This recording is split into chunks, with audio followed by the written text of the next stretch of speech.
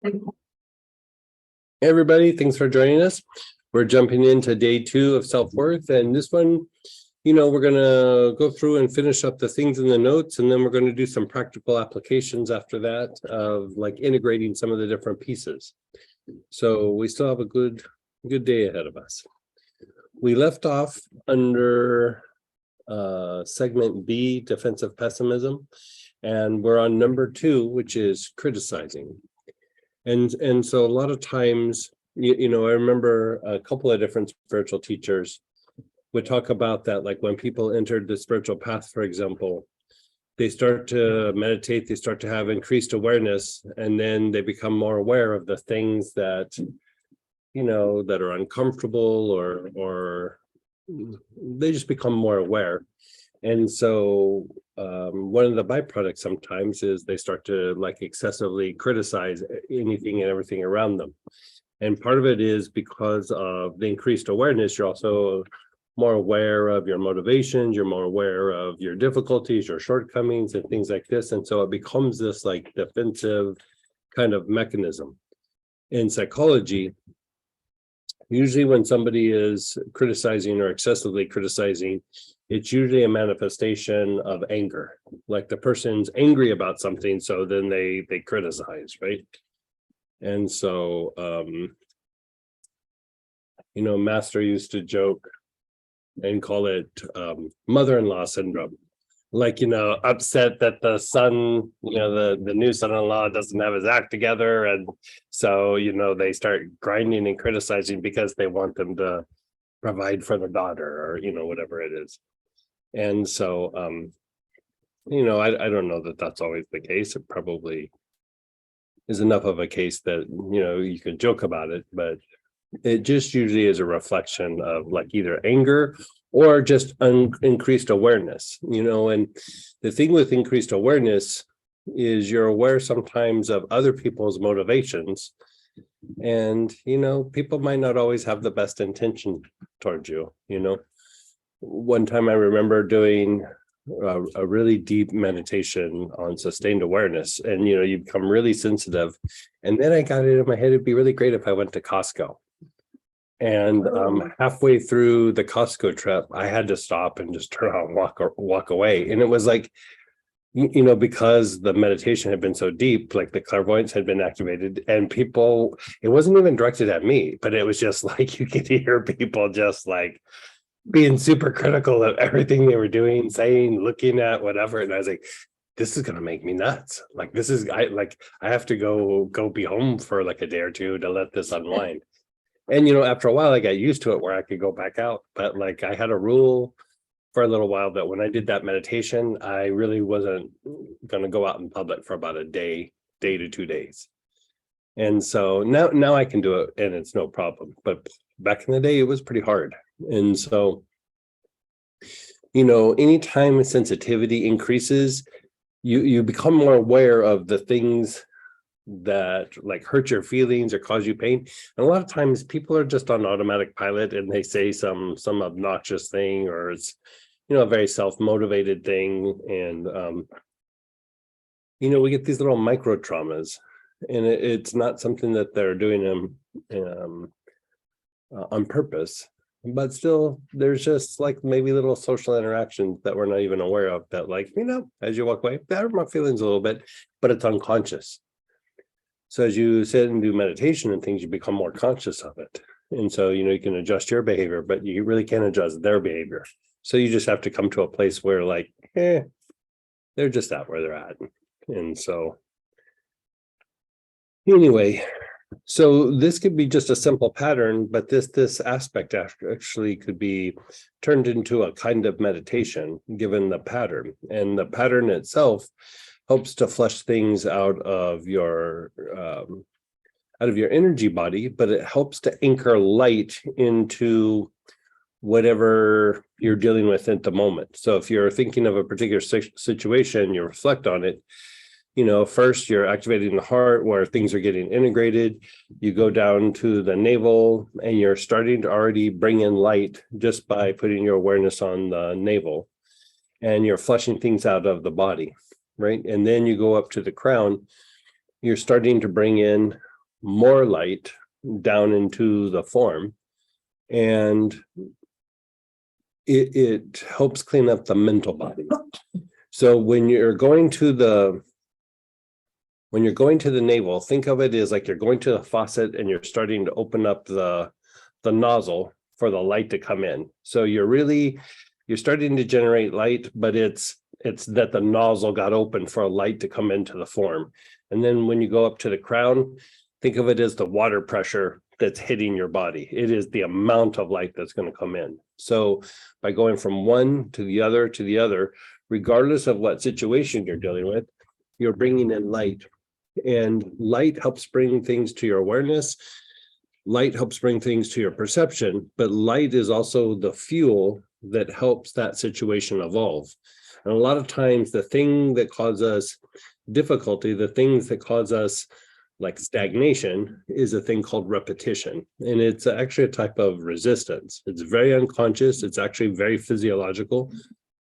But your body, in its drive for comfort, is wanting something repetitive in nature that it can monitor and predict, right? And so your body is constantly going, yeah, I don't really care if this hurts or doesn't hurt. Let's just do this repetitively because it's the devil we know, right? So if you're walking around like this all the time, the body goes, I can make this work, right? If you have some weird interaction or pattern in, like, say, work or with a family member or your partner or something like that, at some point you have these mechanisms within you that goes, whatever this is, regardless if it's good or bad, let's maintain this because I recognize it and I can monitor it and I can predict it.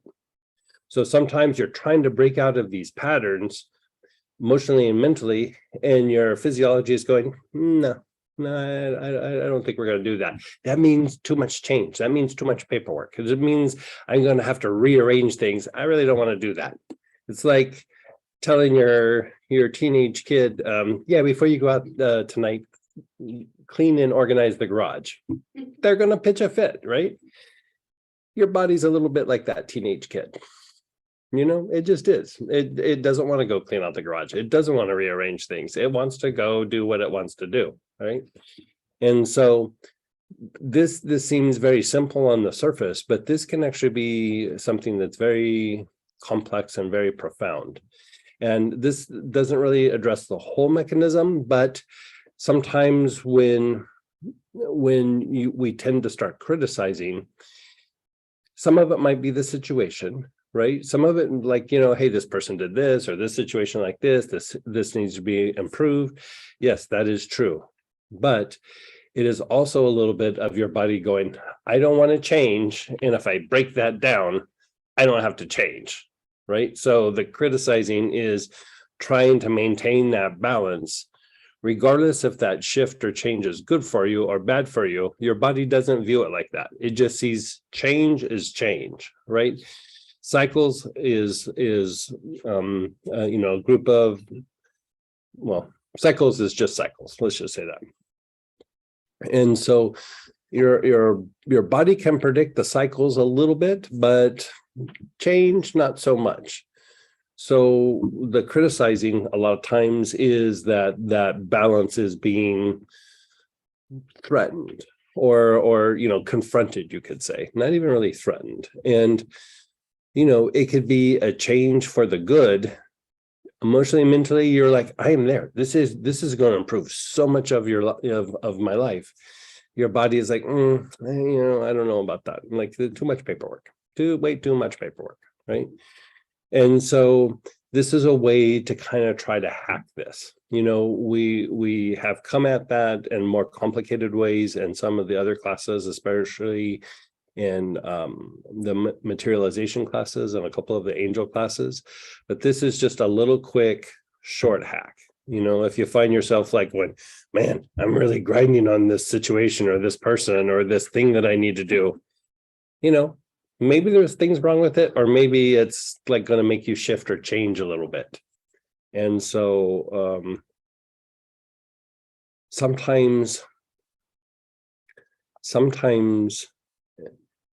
You'll even get little flashes of intuition or premonitions where you'll notice that all of a sudden you start criticizing a situation or a person out of the blue, and there really hasn't been a conflict, but you start like kind of grinding on them a little bit, right? It's because change is coming. Like something's about to happen. Like sometimes all of a sudden, like I'll have something like that happen and I'll go, what is going on? I haven't even talked to this person for a while.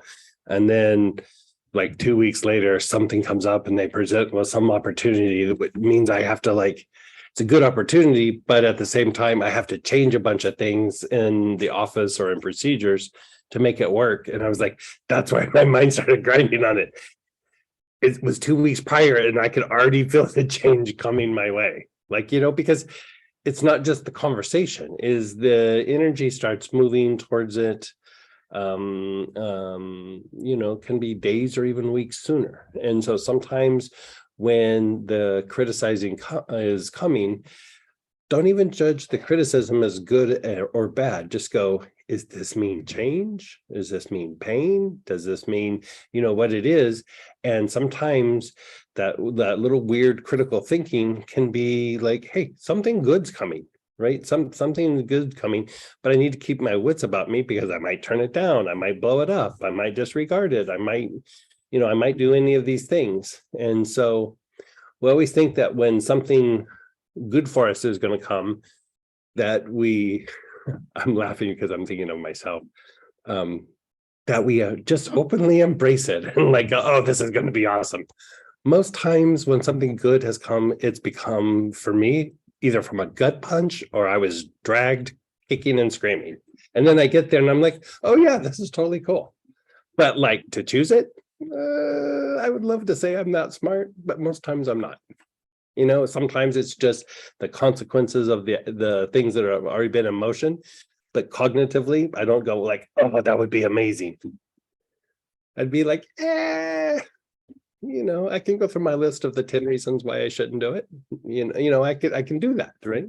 Which we're going to even cover a little bit later. And so when criticizing starts to come up in your mind, just like how we were observing the body, just how we were like doing like body awareness, be aware of why even you're criticizing, because the criticizing usually means change of a perception, change of an action, change of an opportunity. Really, a lot of times what the body is wanting to achieve this state of peace, the state of balance, the state of comfort, right? But really, life is more a process. And so it is, a process would be more essence. The state would be more the form, like, I've reached this place. I've reached a place of success. I've reached a place of comfort. But then life happens and there has to be adjustments to maintain this, right? So a lot of times we just think of like, I've reached this state. I'm good. I don't have to do anything. When a process is always happening, but usually the process is not what we're paying attention to. We're always thinking of the state that I want to be in. I want to be in a place where I don't have to worry about work or my partner or people behave in a particular way or money or whatever it is, right? And then life happens a little bit and you have to make adjustments, right? The criticizing is you trying to protect that state. I don't want to shift out of this. When really it's a process and then a state, a process and a state, a process. There's movement and then there's structure. There's essence and then there's structure, right? So it's more the combination of the two. And in ancient times in the healing modalities, they would have these debates between, is it more about achieving a state or is it more about engaging the process? I say it's both. Like, yes, you're going to wind up in these states. You're going to end up in these places. Like, I've worked really hard. I get to relax on the weekend. That's a state that you get to have over the weekend, but Monday's coming, right? Like Monday is coming. So you get it, but then Monday comes and then you're engaged in a different process. So your ability to step into it, relax into it is good. And then when the process starts to happen and change starts to happen, you go, okay, time to engage the process again. It's not an either or, it's a harmonizing of the two, right? So in this issue, what happens sometimes when we get really over-identified with the place or the state that we're in, we'll start to criticize because we want to try to maintain it, right? So it's more about being able to slip into it and out of it, into it and out of it, into it and out of it, right? This will minimize stress, and this will also minimize the pain and discomfort of the shifts, right? So with this, just think of, just reflect. I mean, if you have a situation now where you feel like there's a little bit of criticizing, you can reflect on that. But if not, think of something in your past where you're like, I don't know about that, whatever it was. Like, you're just like, do I even want this? You know, it's good to question things. We're not saying don't criticize. We're saying recognize criticism for what it is. You know, you're not going to make it go away. Make it an ally, not an adversary. You know, don't let it blow things up in your life or keep you from doing things. Let it be an indicator, like, oh, change is about to come. Do I want this change or do I not want this change? Right? So is the change necessarily, is it specific or similar to what you're criticizing? yeah, so she's asking, is the change usually related to what you're criticizing? You'll notice, like, you know, if you start watching it, you'll go, ugh, like we'll say Uncle Bob. We'll make it a nice, let's not say Uncle Bob because we always say something negative about him.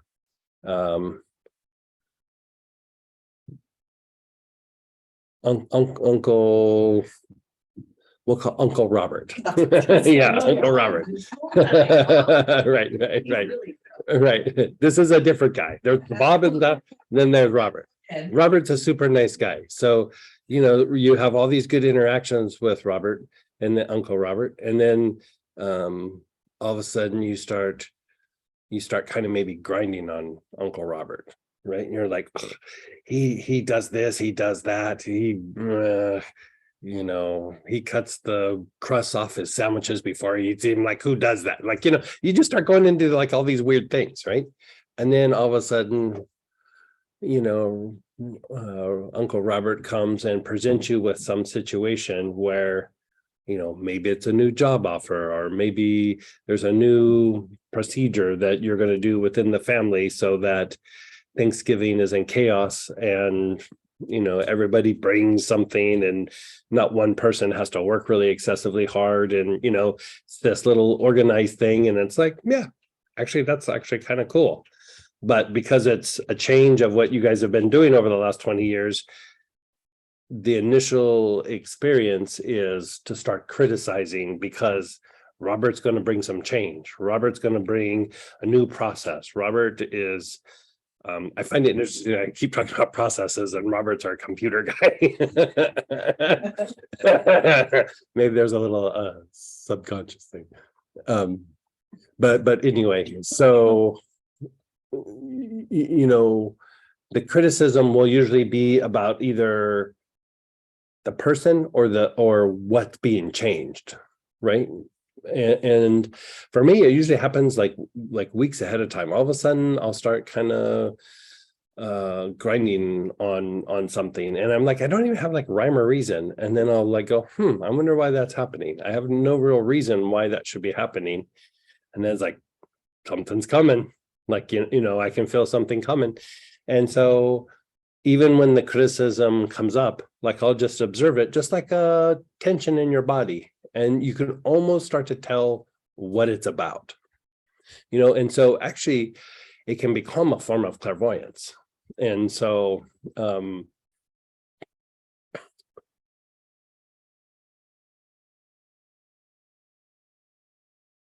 criticism or the tendency to criticize can be a much bigger ally if you recognize it for what it is. Don't like judge it like, oh, I'm thinking bad about this person. Like, a lot of times it's because the bigger the change, the bigger the criticism. So it's like the bigger the opportunity. And again, your body doesn't judge good or bad, it judges change, right? So you still get to have your cognitive functions with this, but if you realize what it is, you're like, wow, things are changing. Like, so it's kind of a weird thing, but like when my mind starts criticizing, sometimes it makes me happy, not because of what I'm criticizing. I'm like, something's about to get better, like something's about to shift, something's about to change. And sometimes it's something goes away. Like it's not always like this great, amazing thing comes in. It's that something maybe goes away and eases discomfort or suffering or makes space for something newer or better to come in, right? But it just makes you like more aware of what the process is. And, you know, a lot of times for a long time, I tried to make like that inner dialogue or that criticism go away. And it got worse. Like, you know, because it is trying to give you information about something that's beyond your senses. So sometimes it's actually an intuitive hit. But your critical mind, you know, your everyday mind is starting to break down all these pieces of information and starting to present its case of why you shouldn't change, right?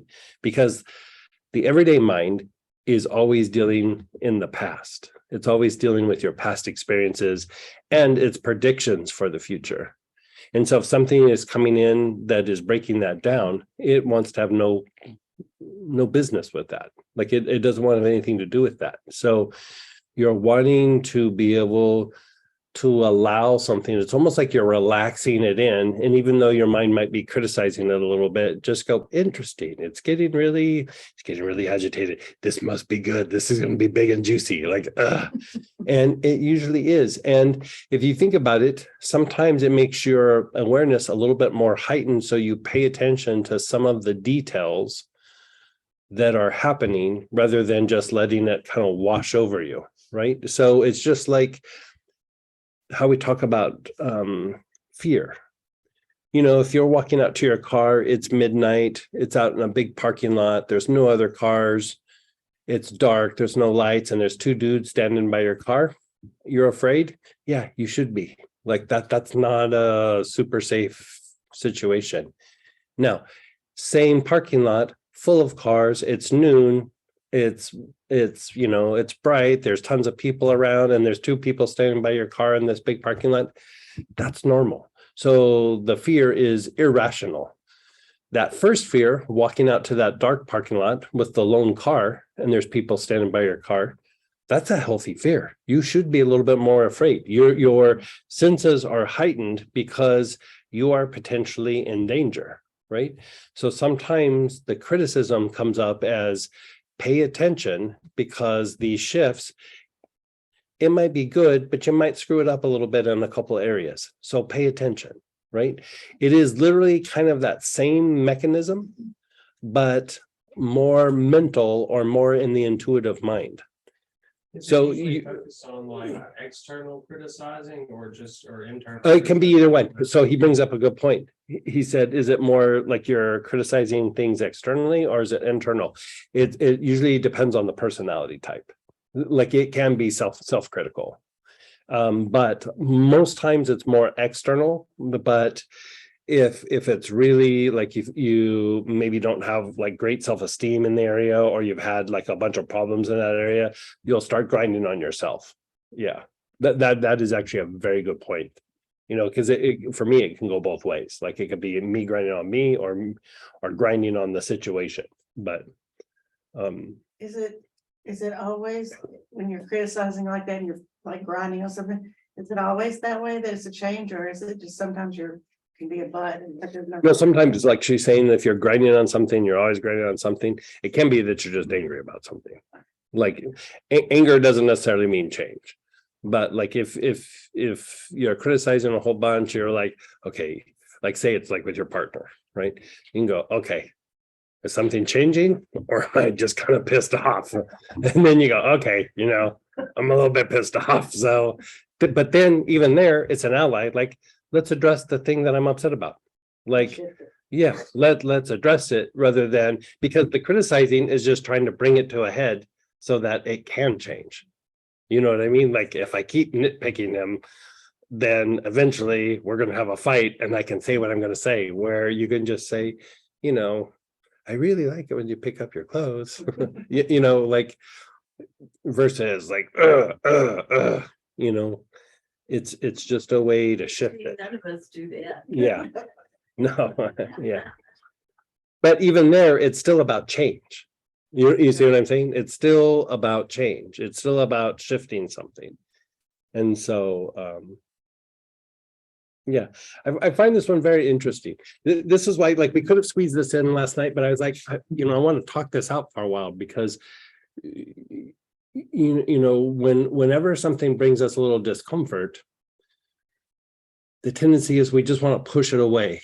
You know, like we had a very dear friend just not too long ago, you know, she was married for a very long time, like over 50 years, like 55 years, I think. And her partner passed away.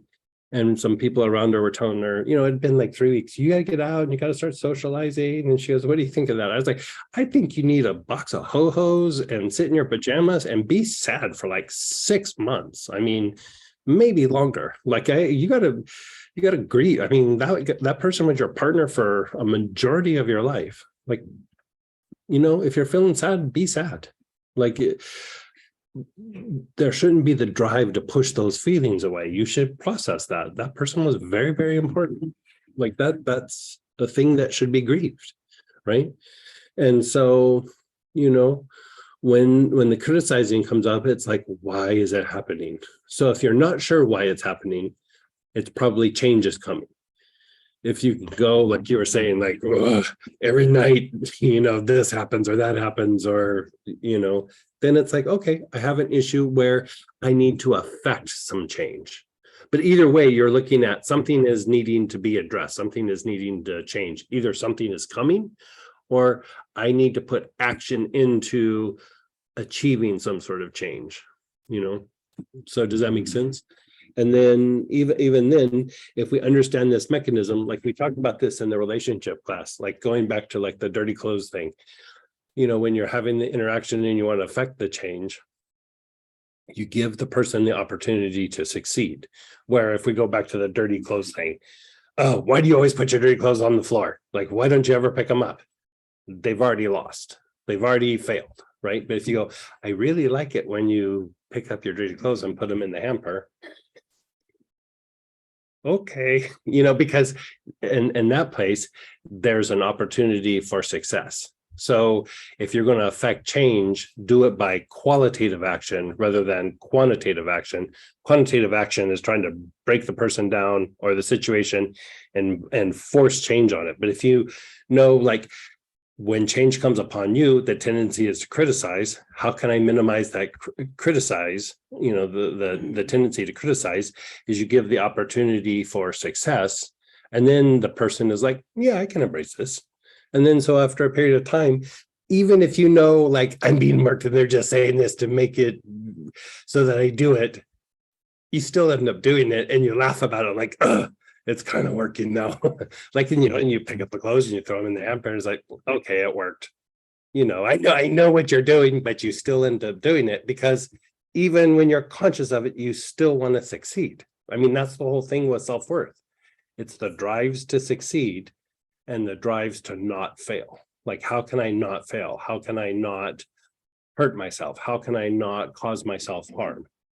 So self-worth is a lot of mechanisms of just past conditioning of how can I be successful? How can I make myself happier? How can I diminish my suffering? Right. And so here, criticizing really is an ally.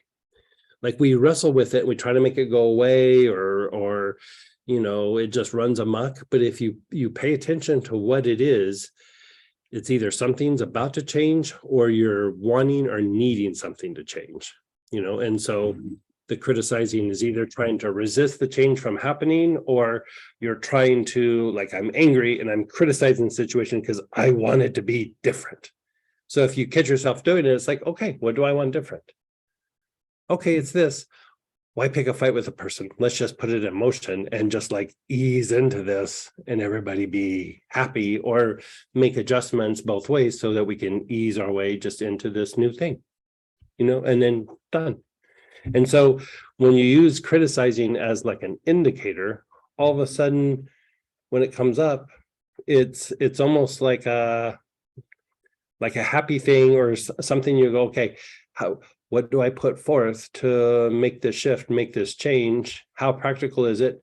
And sometimes I'll catch myself doing it and I'm like, yeah, I actually kind of don't want that, or it's not necessarily better. It's just what I want, but it's not the right thing to do.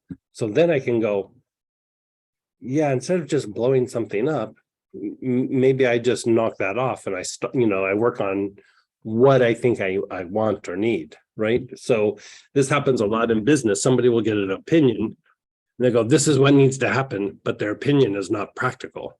But they'll keep pushing and pushing and pushing. And then even when they get their way, and then when it doesn't produce results, it's because everybody didn't embrace it, when really it was a bad choice. Like, simply, it was a bad choice. Like it was not the right thing to do. It was just what the person wanted to do. The more you become conscious of this mechanism, the more that you can think things out rather than react it out. You don't want to just blow things up because you're not getting your way. And so, just like you observe your body, like watch when criticism pops up, just like watch it. Just like, why am I criticizing? And a lot of times, if you can't come up with the reason, it's usually because change is coming. If you sit and contemplate, why am I criticizing? And then you start going, well, he did this, he did that, he did this, he did that. And then No. you go, okay, what's the pattern there? He's not, and then fill in the blank. You know what I mean? And then you go, okay, how do I address that in a way that's not in a fight, but how can I address this in a way that's even just peppered into a conversation with, I really like it when you pick up your dirty clothes, and then walk out of the room. A few times after that, either he gets it or he doesn't. And then if he doesn't get it, then you can have the come to Jesus party.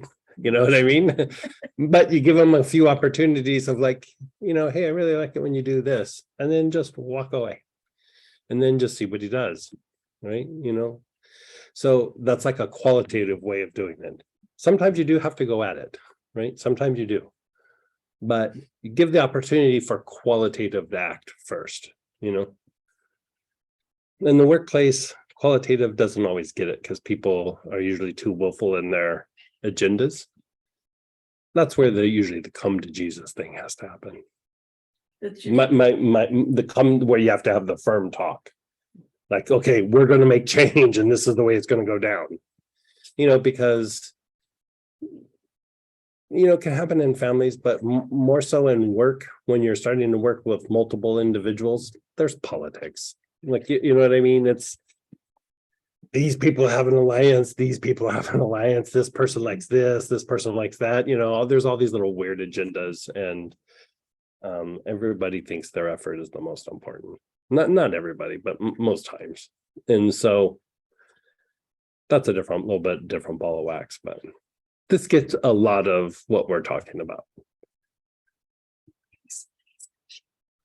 Yeah, sure. Go ahead, Deborah. Hey, Deborah. Hi, Greg. This is really hitting home for me, the whole class. So thank you. And in particular for this one, I've been contemplating criticism, and I have not. Will this address when you're criticizing a situation about, like, say, the way something is run? And I'm specifically thinking about, I walk my dog several times a day, and there are things that go on in this community where I live that could be improved, and there's no way that I can have an effect to make changes. And so I go through this process of noticing and then having to let it go, let it go, let it go. Mhm. But then if I'm tired or in a bad place, it's really hard to let it go. And then it starts to affect everything else in my day and around me. Can this process, so it's really about things you can't, letting go of things I can't control, but constantly being reminded of it. Will this Mhm. process help, or is there a better process? That's a little bit more involved. I mean, there, like you said, like your sphere of influence isn't really over like how the neighborhoods run or anything like that. So then you have to make adjustments, and then you go to that place like, is this a deal breaker or not a deal breaker? Do I walk my dog here, or do I drive 10 minutes or half hour to the dog park, or whatever it is? And so sometimes it is still about a change, but like here, it might not necessarily be a change that is bringing this opportunity to your life, but you're like, okay, I have to adjust and adapt to the things going on here. So it is change. It's just change that I would not prefer, but in this setting, not a whole lot that you can do. And so, you either shift to that particular situation or you find something else. Okay, so Yeah. there's not like a protocol that can provide acceptance in my brain about stuff. A lot of the classes are geared towards that. Okay, so just it would naturally occur if I could pick out one of the protocols and not Doesn't necessarily necessarily. naturally occur. Like so there's some areas where things you could be very rigid about. And so,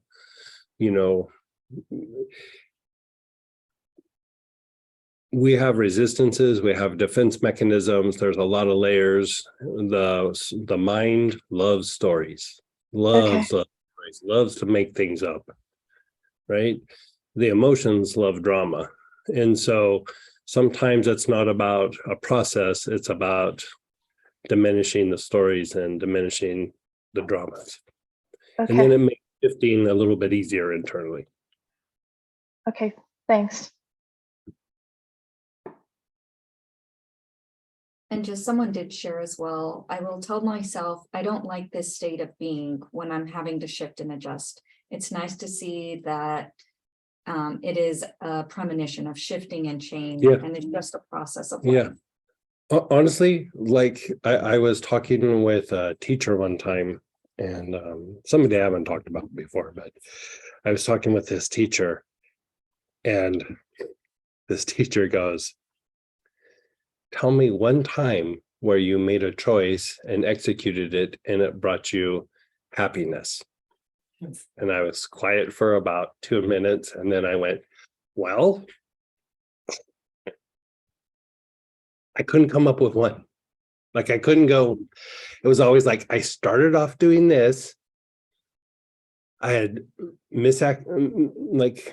inaccurate perception. I adjusted myself, took a couple gut punches, and then pulled something out of myself that I wasn't really willing to do before to produce the result. Like I really had to dig deep and like go, how bad do I really want this? And then through all that suffering, I ended up in the place that I really was. And so I mean, in that moment, I realized all of the things that were good in my life were a byproduct of how I reacted to a difficulty. Not that I was like, I'm going to choose this and it's going to be amazing. I couldn't come up with one situation where I did that. I mean, I even went back to like when I was a little kid, and then I went silent. I was like, I can't think of one. And, after I had a little meltdown talking to the teacher, he said, that's very normal. Like, that's very normal that, you might have like little things that you did, but like a big thing, it's usually a byproduct of how you adjust to the evolution and the difficulties in life. And, those difficulties sometimes are your greatest teachers. They make you dig deeper and they make you more aware of what's on the inside than what your mind does. Your mind's just always going to the past. And again, your mind loves a good story. Like I did it because of this. I'm this, I'm that, whatever it is. I love the story, right? But when you really sit and look at it, like, how much did I shift and adjust? So part of even a certain holy name is to help you shift and adjust to being pushed out of balance or the difficulties in life, right? And then even a deeper form of spiritual development is the ability to bring something from the ethers into form. And even that takes a little bit of a sacrifice. That's not something you go, I'm going to do this because it's going to feel amazing. It's like, I need to sacrifice a little bit of my lower nature to bring this forth, right? To bring in this piece of truth. And even that, you kind of kick and scream doing it, right? You know, there's an actual alchemical process tied to doing it, but the phrasing, like the name of it, is the painful bringing forth of the mother. Like it's like childbirth. Like, and you know, the mom loves the child, but it was not butterflies and rainbows having that child when she was in labor. It was difficult. It was painful. It was a sacrifice to bring that forth. And so the lower nature is always driving for comfort, right? It always wants comfort. Like, given its choice, it always will choose comfort. And so, like in esoteric circles, you could almost say confronted by two majesties, like two great things, the mind or the ego will always pick the lesser majesty because it means lesser displacement, it means lesser shifts, it means lesser change. And so this becomes a thing, like, as you get closer to passing, because in your transition you are presented with, you could say, majesties, and you really kind of get to go where what you can handle. You know what I'm saying? Like, heaven is something that you cultivate. That experience after passing is something you cultivate. If you live a life where you can handle shifts and change, when it comes time for the great transition, you're given what you can handle. If you can't handle it, you can't handle it. You don't just get to go there. You're really cultivating something. So, you know, that's why the letting go of the stories now is important. That's why calming down the dramas is important, because when the time comes, it's going to be your greatest spiritual experience, or not. Yeah. Yeah. Okay. So on that light note, I don't know how we got there, but anyway, so let's go through and do this. And I think we're using Clary Sage. Is that what we're using? Yeah, there's Sage here. Is there an A+ choice of all those choices? A+. Clary Sage is pretty solid. Sacred Blue is probably your A++ choice, just because it's pretty fancy. Neroli is actually pretty fancy here too. So Clary Sage, Neroli, Sacred Blue. Choice? Would you say the cotton?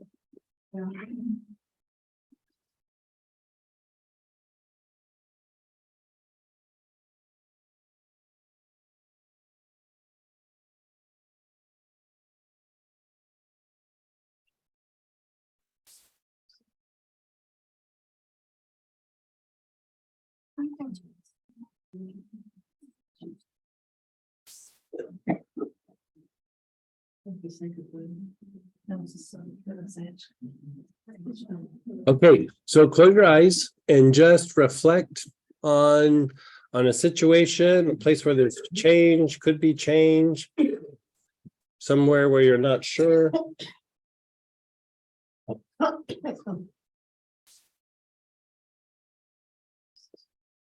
Somewhere where you're criticizing.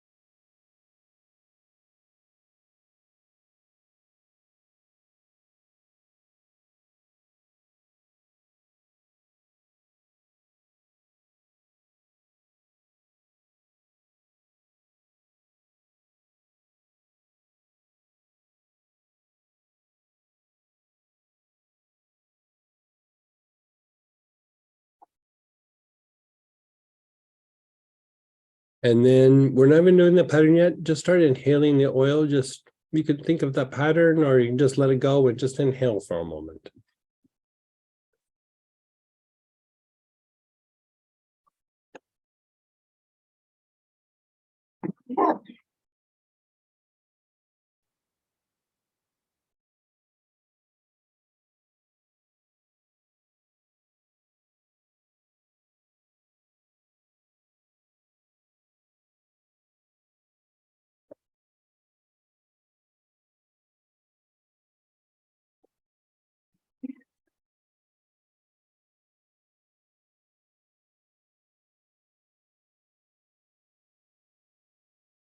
And then just let go for a moment. Just be still.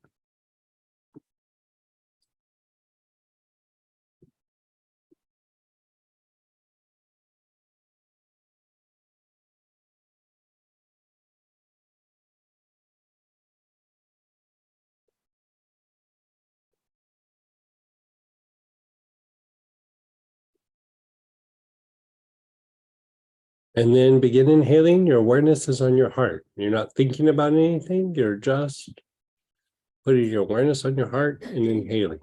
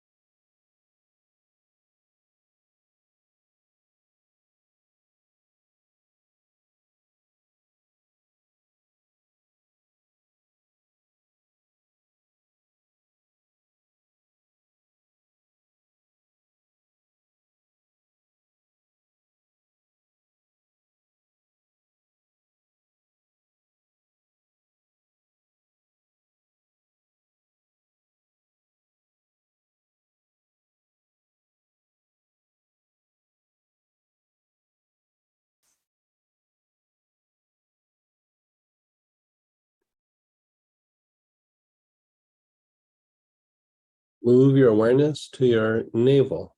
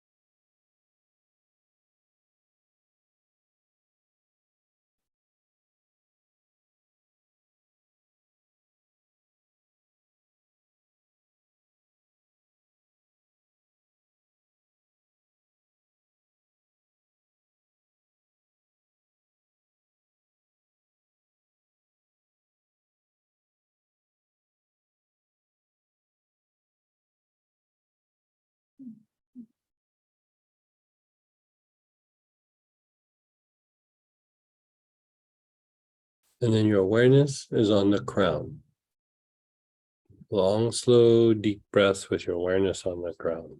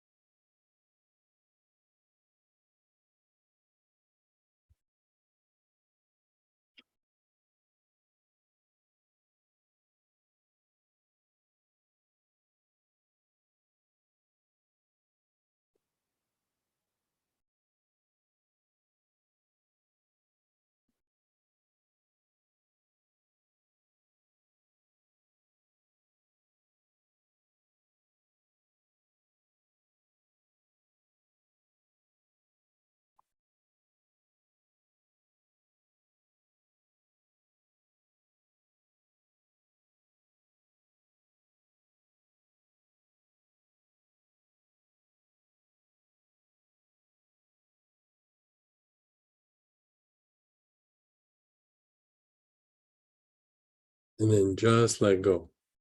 Just let go. Just be still. Keep your eyes closed, just let it incubate.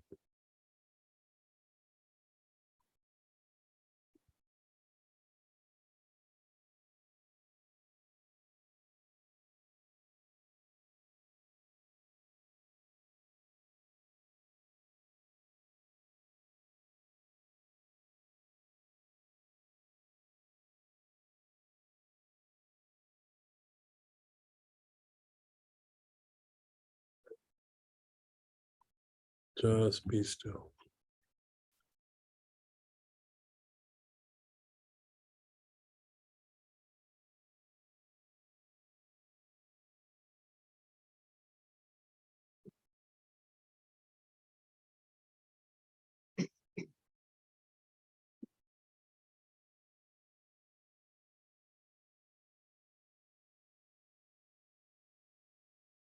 Begin inhaling again. Your awareness is on the front heart.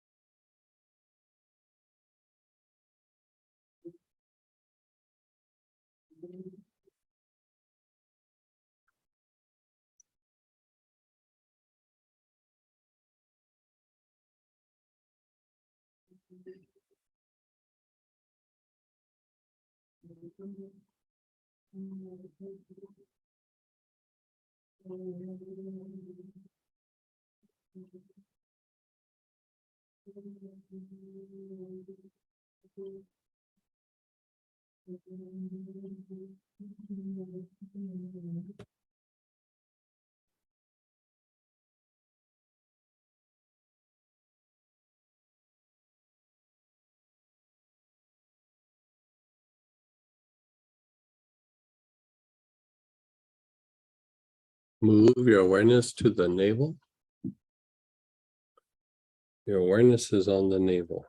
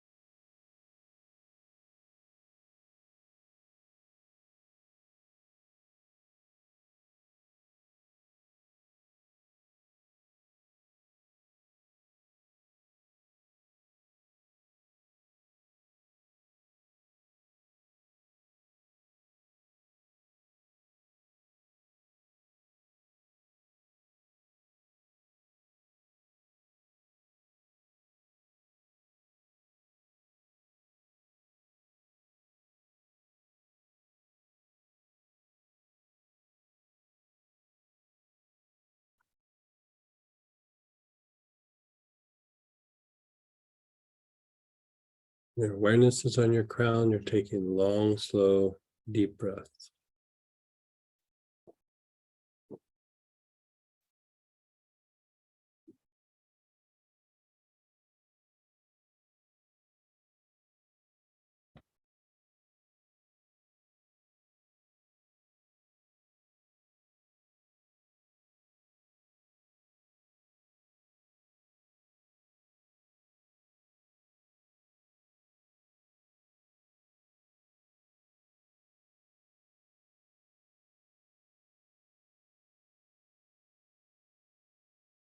And then just be still, be aware.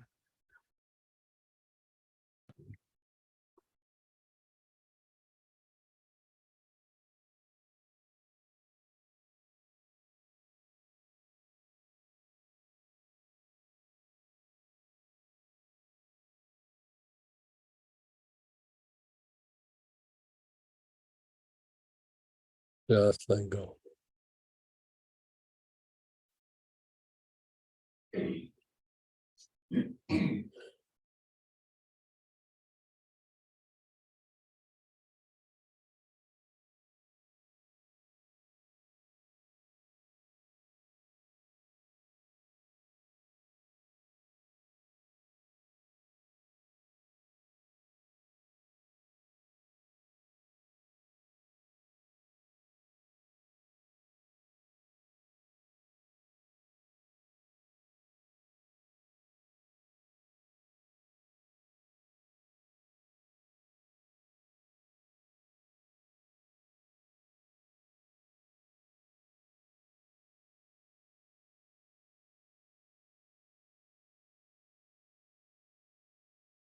Begin inhaling again. Your awareness is on your heart.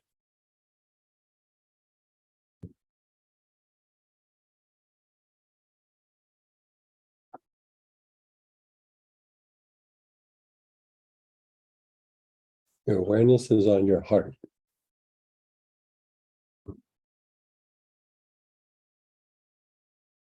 You're taking long, slow, deep breaths.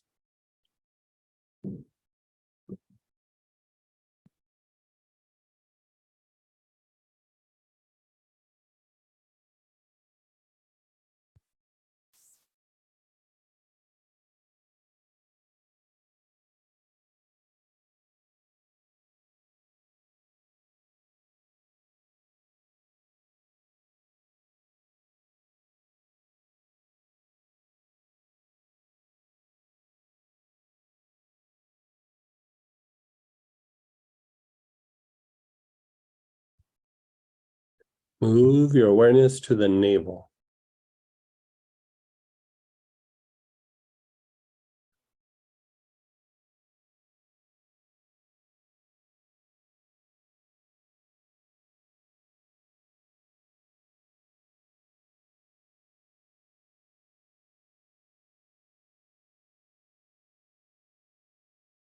Taking long, slow, deep breaths with your awareness on your navel.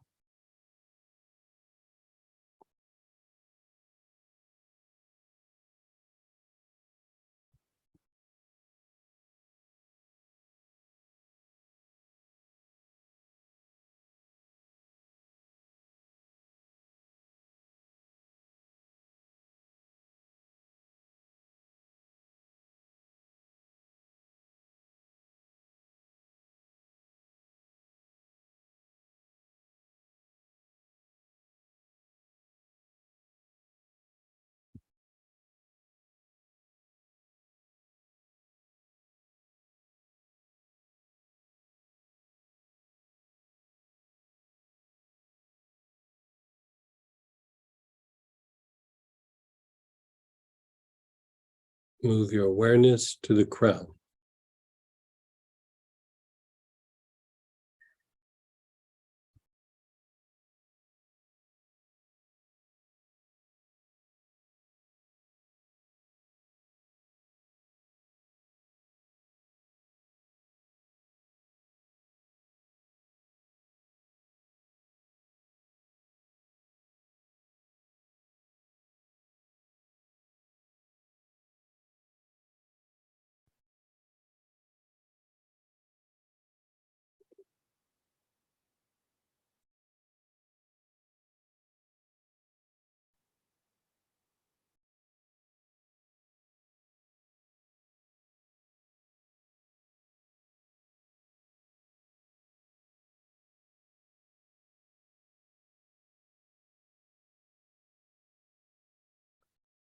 And then just be still. Just be still, be aware. Just let go for a moment.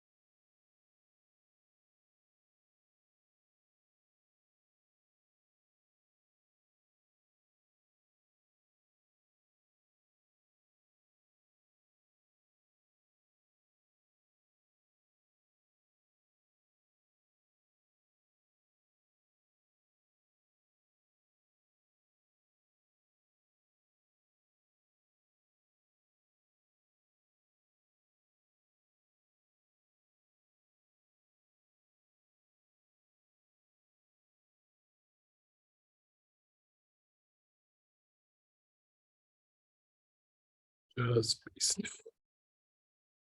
Be still, be aware.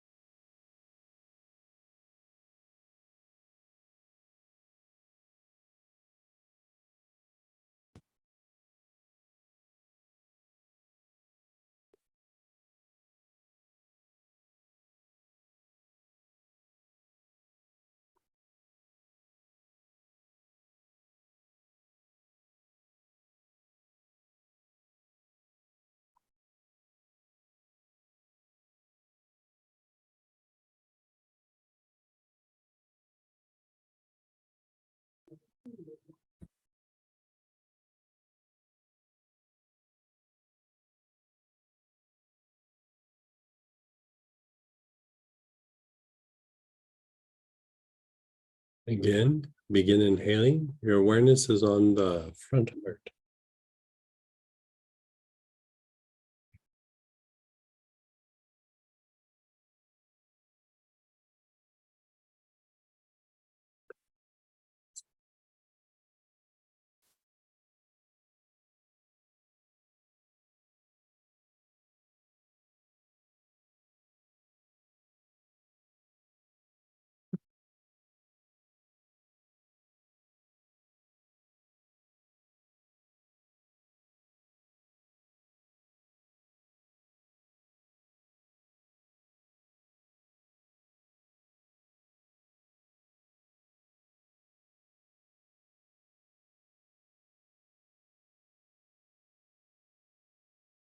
And then your awareness is down on your navel.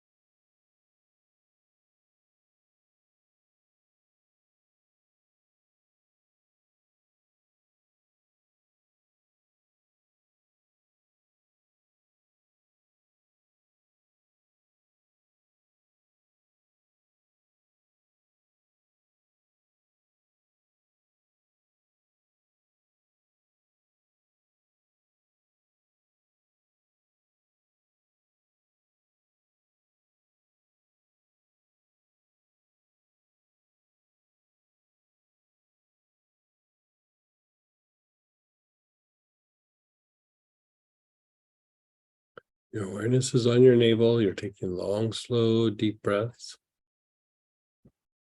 Move your awareness to your crown, the top of your head.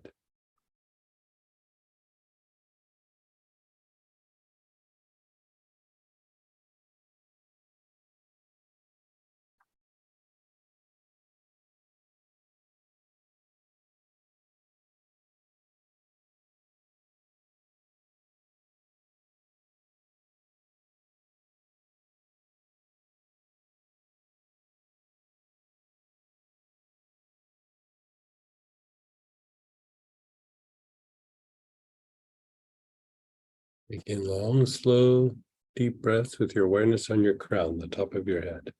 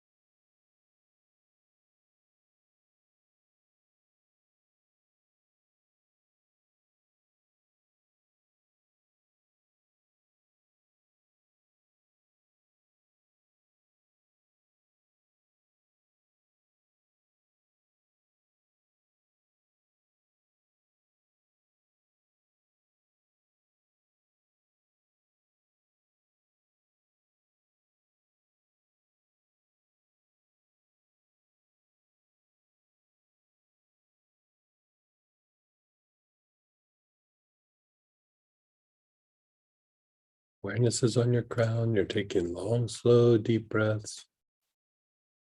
Just let go. Let go of everything. Keep your eyes closed. Just let it wash over you.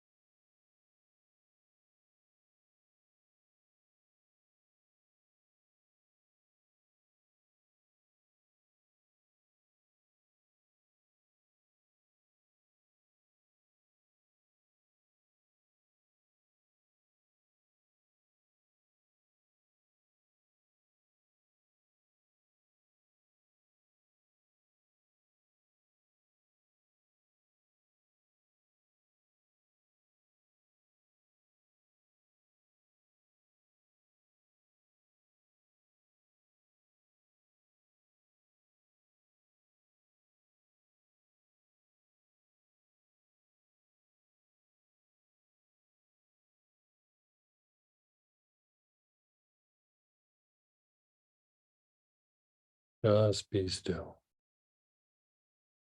If there are certain thoughts that arise, just observe them. If you feel a tension in your body, just observe it. You don't really feel anything, your awareness is on your nostrils. Just monitor the air coming in and out of your nose. Don't control your breath.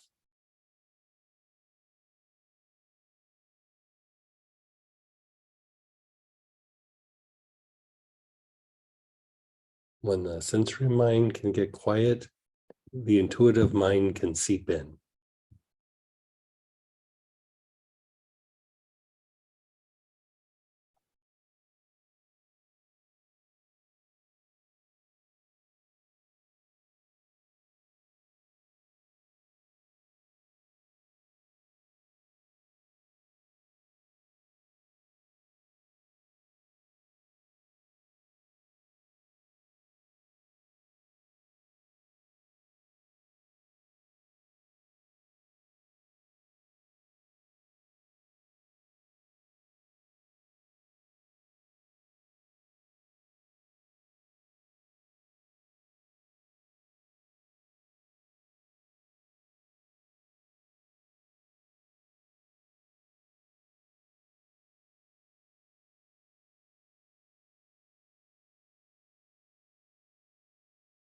To further facilitate this, one of the things that's happening is sometimes you're either breaking down the structure or viewpoint in your mind to allow and facilitate change and inner shift, or something in the way you interact with the environment.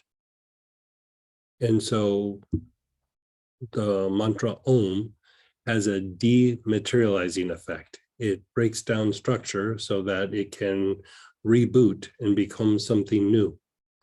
So in between each of the cycles, you can also just simply chant a few ohms in between to deepen the process. So here, I'll do it for you. Keep your eyes closed.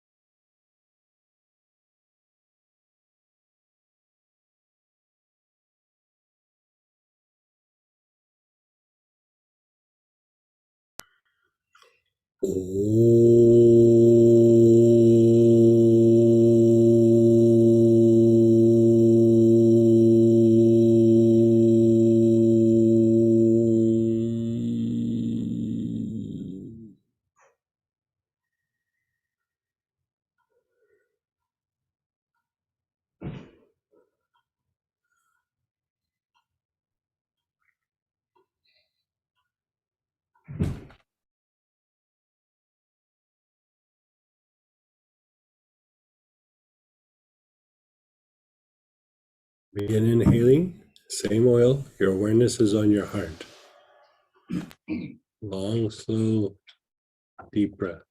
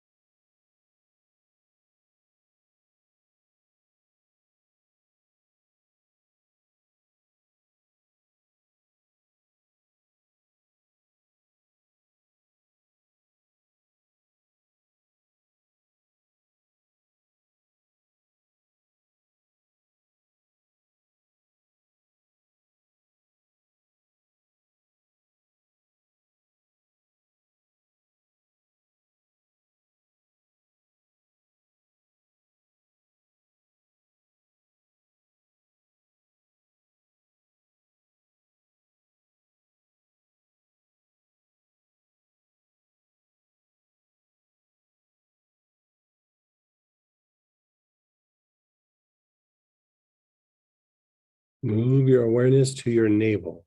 You're taking long, slow, deep breaths with your awareness on your navel.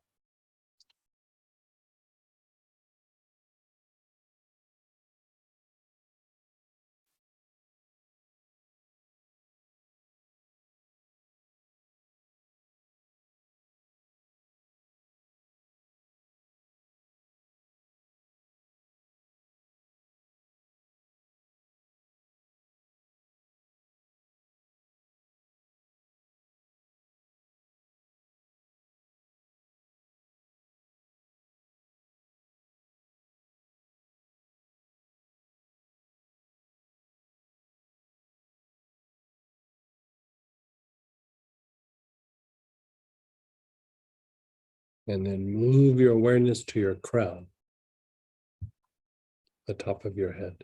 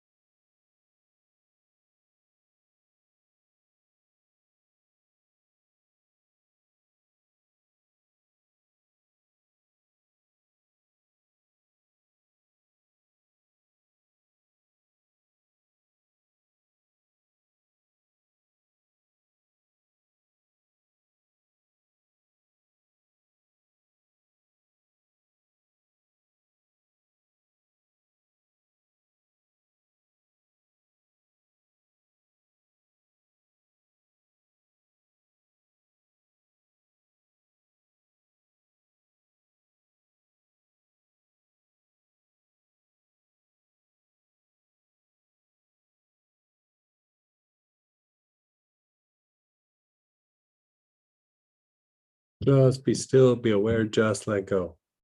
Your eyes are closed. Just be still, be aware, let go.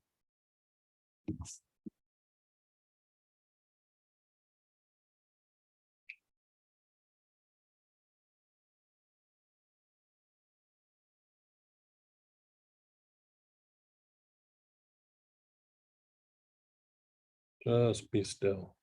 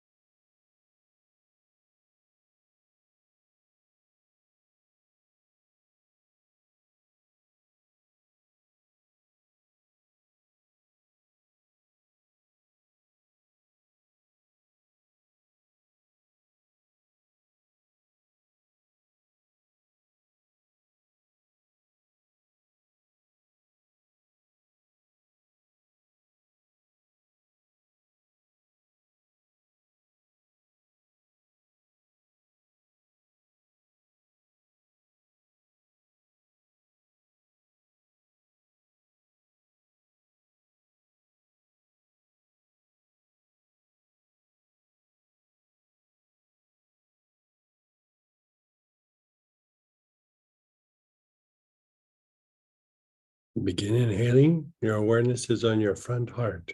You're taking long, slow, deep breaths. Your awareness is on your front heart.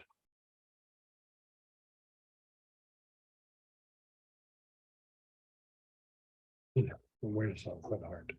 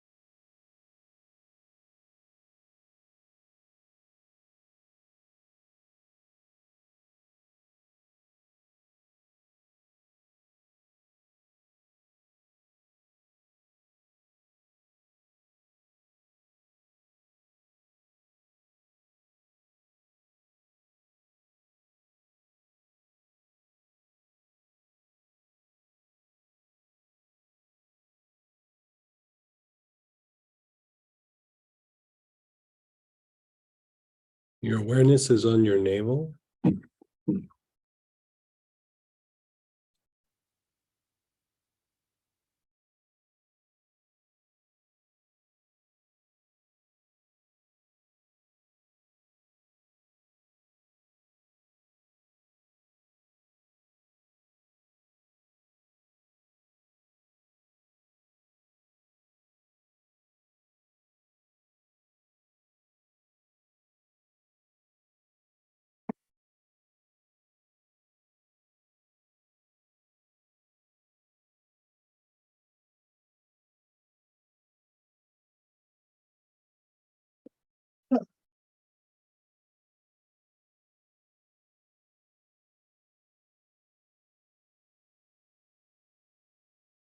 And then your awareness is on your crown.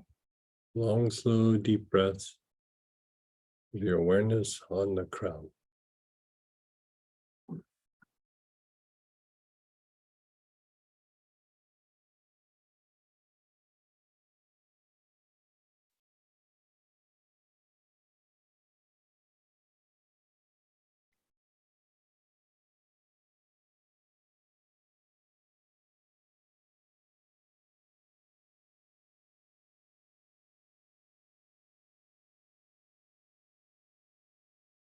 And just let go. Close your eyes. Sit back, just let go.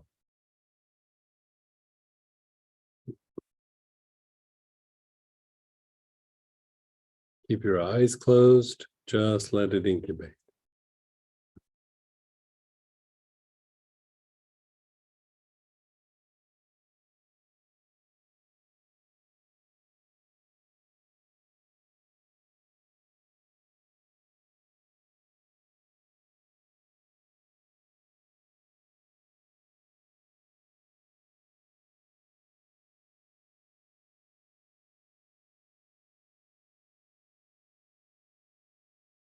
Your eyes are closed, just be still.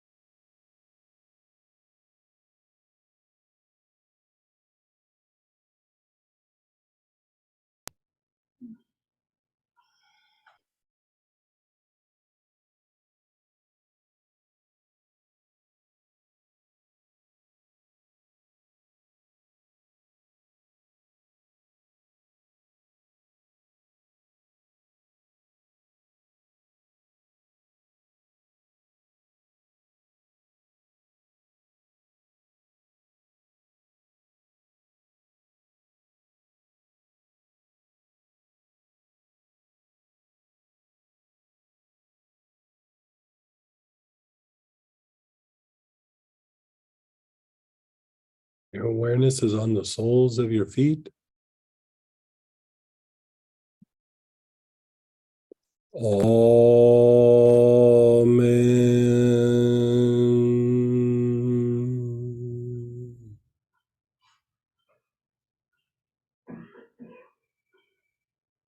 Amen.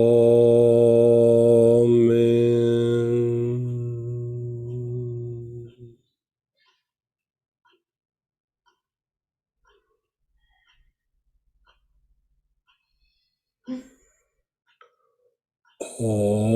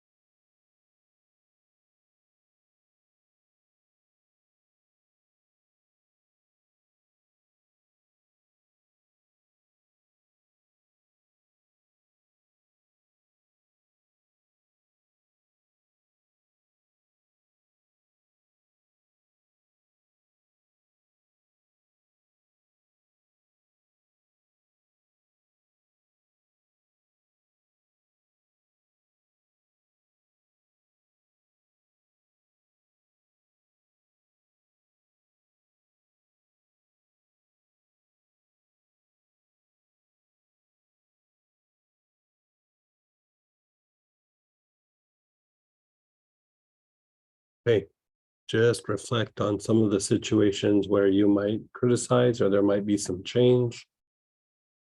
Change could be external, change could be internal, right? Most times the deeper kind of change that we resist is like internally shifting. The criticism could be external or it could be, like Peter was saying, like even an internal criticism. Just reflect.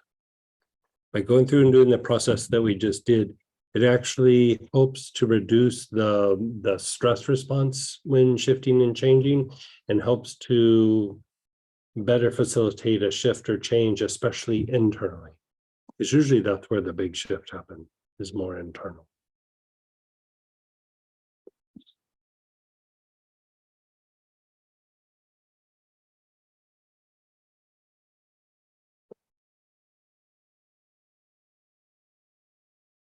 Just reflect. You're not trying to fix anything or problem solve. You're just observing some situations where, like, I criticize myself, or I criticize others, or I criticize this or that, whatever it is. Just sit and just be aware of that situation.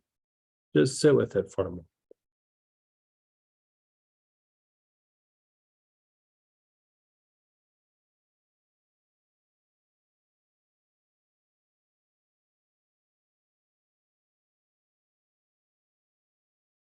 So we have a few minutes before lunch, so let's go ahead and share experiences and ask questions for a little bit. We do need to break a lunch right straight up on the hour, a couple minutes before, but we can always pick up after lunch. And like right now, let's go ahead and post the Astara link. We'll post the Astara link. I'm going to be doing a version of this meditation, but without oils, on Astara today for the Sunday session. Feel free to join us if you want. We'll provide the link right now, but it's usually about 20-25 minutes. So anyway. So last night when I left, I was thinking, no, this is so simple, it was so profound. And like everything that happened last night and this morning, I was like, so, okay. It just everything, like I could see how I was sabotaging myself. Mm-hmm. I was seeing how I was allowing other people to sabotage me. Mm-hmm. Could see my childhood and how I resisted change because I felt like that was the only place I had control, mm-hmm. or I had autonomy over myself. Mm-hmm. It was like every time I turned around, I was being slapped in the face with something, like, oh, this is crazy. And so during this meditation, the second round, David Bowie showed up in front of my face because that song when I was a kid, Changes, was always mm-hmm. profound for me. Yeah, so David Bowie visited me. So she was saying that with everything that we talked about yesterday, like the way that it's laid out, there are these little like hacks, like when you're trying to go through and do something, might have an issue come up or a stumbling block, and it's meant to be a hack. And it seems very simple, but by changing the behavior and the thought process, even if it's temporarily, it starts to affect a change like within you. And so she said she went home last night, and all of a sudden everything we had been talking throughout the day, she was like, during the day, was like, yeah, this is kind of interesting. And then she went home and she was like, I do this, I do that, I do this, I do that. Like, all of a sudden patterns became much clearer. And so things about childhood came up and things like this. And so, what we're doing here is helping to facilitate the change that you see and that you want to establish in your life, or the change that's coming. A lot of times the motivation, the self-worth aspect is what is pushing back on the change. Like, I'm not good enough. I won't be able to integrate it. I don't deserve it. Or there's just habits in place that don't allow it to kind of happen or facilitate it. And so here we went through and we did, the oils that we're using are for like the stress response and helping to kind of cultivate a little bit more of the intuitive mind. and then to be able to allow or facilitate a shift. And this is just a quick little like hack that you can do, with like not a very complicated process, but if you keep doing it over and over again, it can really do it. And so she was saying, was it last night or this morning? She, like, even there's that song by David Bowie, Changes. And she said, David Bowie appeared in front of me and started singing Changes. So I think it was This it was this morning before the process. So, she didn't know that we were going to talk about change, but she could feel the change coming. And so David Bowie gave her a soundtrack. Yeah. One of the most profound, helpful bits of advice raising my two boys Mhm. was catch them being good. Right. Yeah. That's so much more effective than Yeah. scolding. Yeah. Right. And you keep mentioning that emotions want drama and Yeah. Lower emotional mind body. wants a story. Mhm. So change them to something that's good. Yeah. I mean, how does that play into all? Yeah, so she's saying like, like when she was raising her boys that, somebody gave her advice, like catch them doing something good, and it goes back to what I was saying before, like you want to be able to give people the opportunity to succeed, because as you give them the opportunity to succeed, you're like increasing or improving the self-worth, which self-worth is their motivations, right? So going back to like what I was saying before, this is a really simple version of it, but it's still the same idea. And it's what Hilda is saying here about catching the sons doing something good, is like you can say, okay, why did you throw the clothes on the ground? You always do this, da da da da. Basically, you've already failed. Versus the clothes are on the ground and you just say, I really love it when you throw the clothes in the hamper. You're allowing them to succeed and you're allowing them to be good. You're allowing them to not be a failure, not be doing something wrong. And so you're talking about the same action, but you're handling it in a way that is going to produce the result. Like you're going to shift the behavior, if you're going to shift the change. And, change is easier when, think of the mind. It's always trying to predict the outcome, right? You're never going to undo that out of the mind, but you can make it an ally. So like if the mind is always trying to predict the future, you go, look, here's a place where you can succeed. And then they start picking up their clothes and you go, man, good job. Thank you for that. I love it when you do that. All of a sudden you've reinforced this behavior and the self-worth goes up and goes, oh, my motivation is now to throw that, in the hamper because I am going to get positive reinforcement and I can succeed. Negative self-worth is you're managing pain and you're managing failures. Like healthy self-worth is you are cultivating the things that are going to be successful. So if you're doing something where you're not going to be successful, you start diminishing effort, you start criticizing it, you start going, oh, I don't know about this. Clothes on the hamper is stupid. Like, why would people do that? You just put them on the floor. It's an extra motion. You come up with all these stories, right? Sometimes the stories are really, really grand. Sometimes they're really boring, but it's a story, right? And so by cultivating the positive aspect, or not really, like even when you're looking here like at criticizing, you're not judging the criticism as like, oh, this is because they're bad, or I'm bad because I'm criticizing. You're just going, okay, criticizing is coming up. Change either needs to happen, be it in me or in this situation, or change is coming. Like it stops being such a bad thing. It stops being a thing. Like, okay, I'm upset about this situation, and like somebody said before, I don't have the sphere of influence, so I need to change something in myself, or I need to walk away from this situation. And it's the neighborhood, so maybe you don't walk away from it, but you just go, okay, I just have to make my peace that things aren't going to be the way that I would like them to be. Happens all the time. Happens all the time. And so It just allows for greater levels of flow.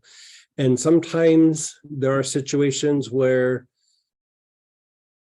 the things that you might need to shift or change aren't that big of a deal. It's easy to do it, but you just out of habit are resisting. And sometimes they might be a big deal, and there might need to be a little bit more planning or strategy, or, you know what, this isn't good for me. I need to step away from this situation, you know.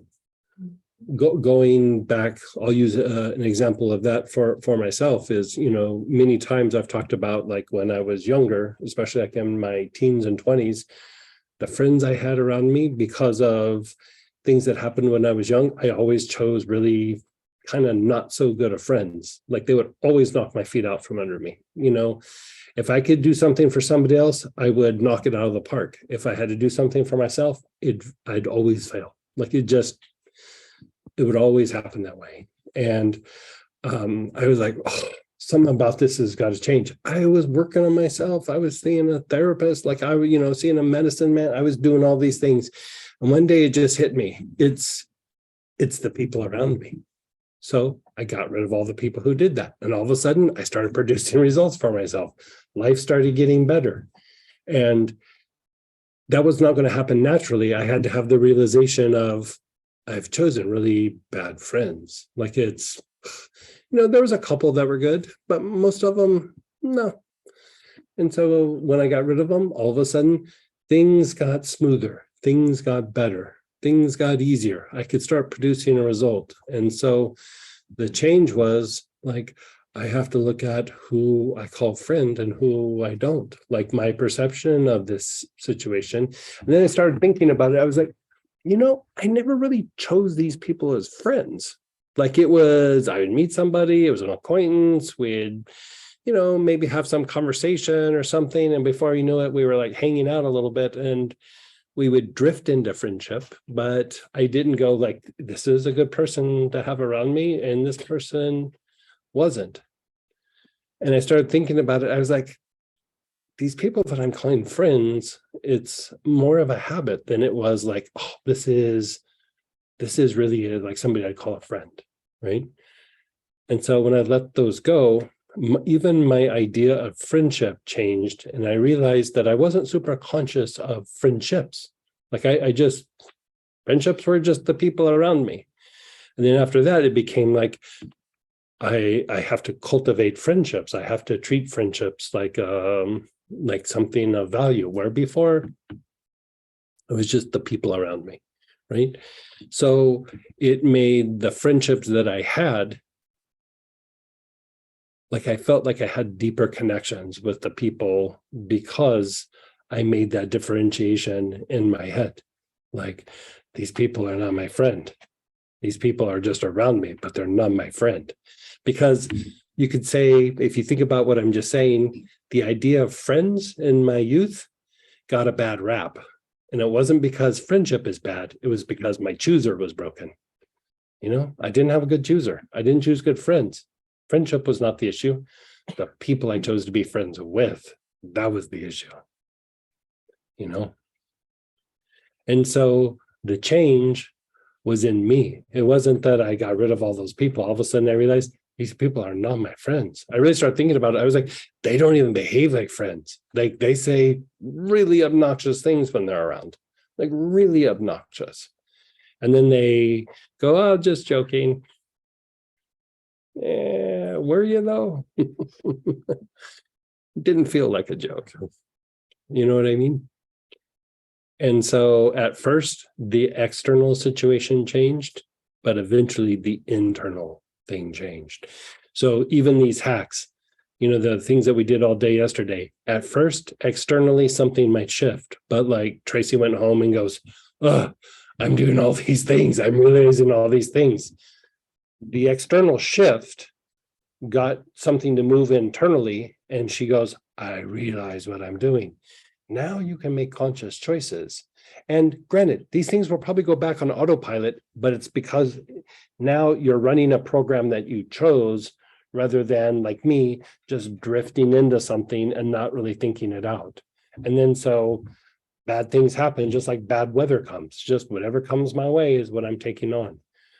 where when you're starting to be more conscious, you become a navigator. Like, I'm going to go around this storm, or I'm choosing the storm, but I'm going to keep my wits about me. Like, I'm not going to take things on. The Right? last- Does that make sense? Last one we just did go real deep. Yeah. down and expansive. Yeah. It should be pretty expansive, because you're kind of breaking down structure. It's going to reform again, but it's almost like a phoenix, like out of the ashes, something new arises, but it's a little bit better, right? So every time you do this meditation, it's kind of like everything breaks down. Something like, we could call it truth, you could call it light, you could call it deeper perception, you could call it intuition, kind of just different ways of saying the same thing, but something comes in, and then all of a sudden you go, okay, I'm gonna shift this, that, or I'll allow change to happen and not fight it tooth and nail. I still might fight it, but I might not be tooth and nail. It might just be nail. You know what I mean? And then eventually you can kind of see it coming, and you can kind of just relax into it sometimes. Not every time, but sometimes.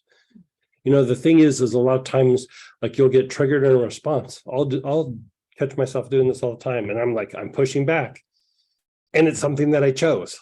Like, it's something that I want, but there's part of me that's like, and so it's like, okay, I have to relax into this. I have to, yes, it's gonna cause change. Yes, I'll start like going, I don't know about that. I don't know about this. When if I just really relax, I'm like, I'm just not wanting to change. Like, and in the world these days, it is the things that happen externally in the world are happening at such a pace.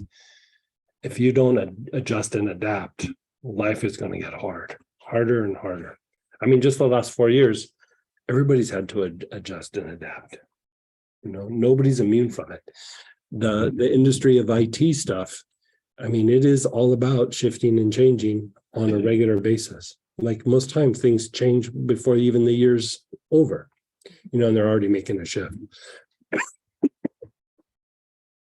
So let's start getting ready to shift over, and we can do more questions. Yeah, so we'll get your guys' shares and questions when we come back from lunch. And Letty, will you just repost it again really quick? So it's the last thing here on the chat.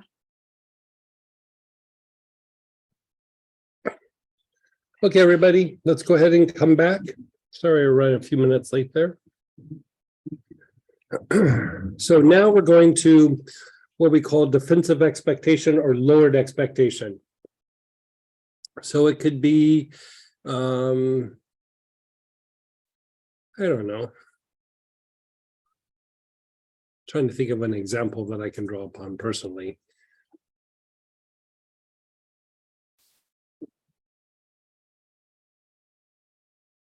Boy, what would be a good example? Lowered expectation. Basically, it's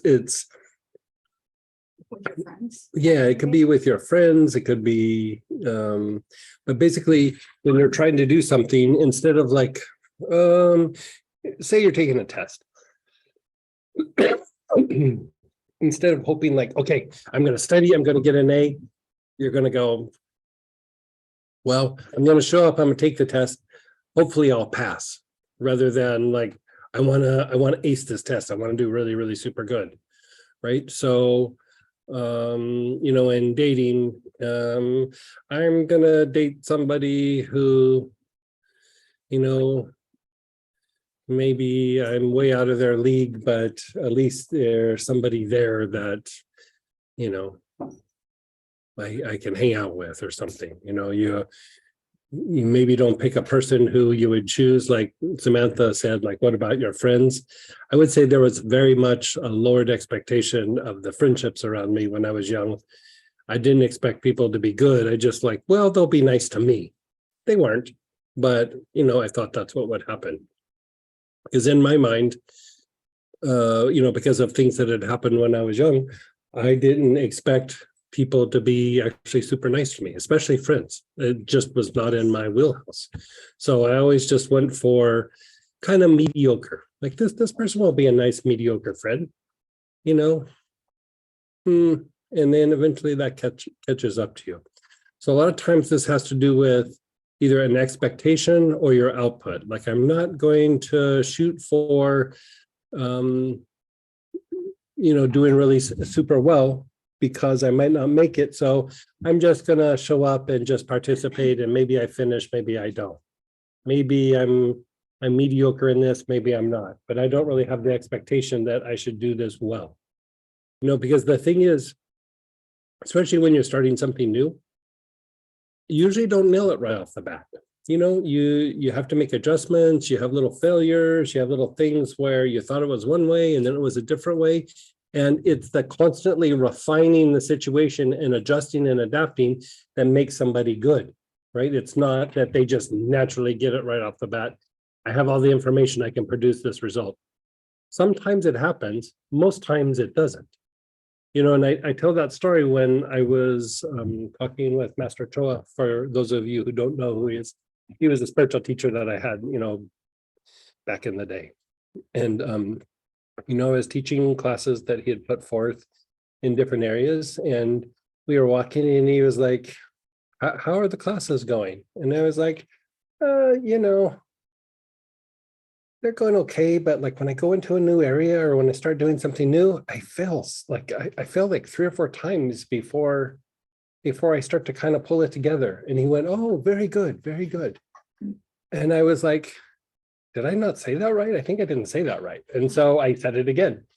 And I went, no, Master, like Master Choa, like when I do something, like right off the bat, like I failed like 3 or 4 times. And then even then, I'm like kind of mediocre. And then eventually I kind of pull it together, but it takes me a while. And he went, oh, very good, very good. I was like, he is not hearing me. Like I was really clear about that. And I was like, no, like I when I start, I fail. Like right off the bat, I just start failing. I don't start succeeding.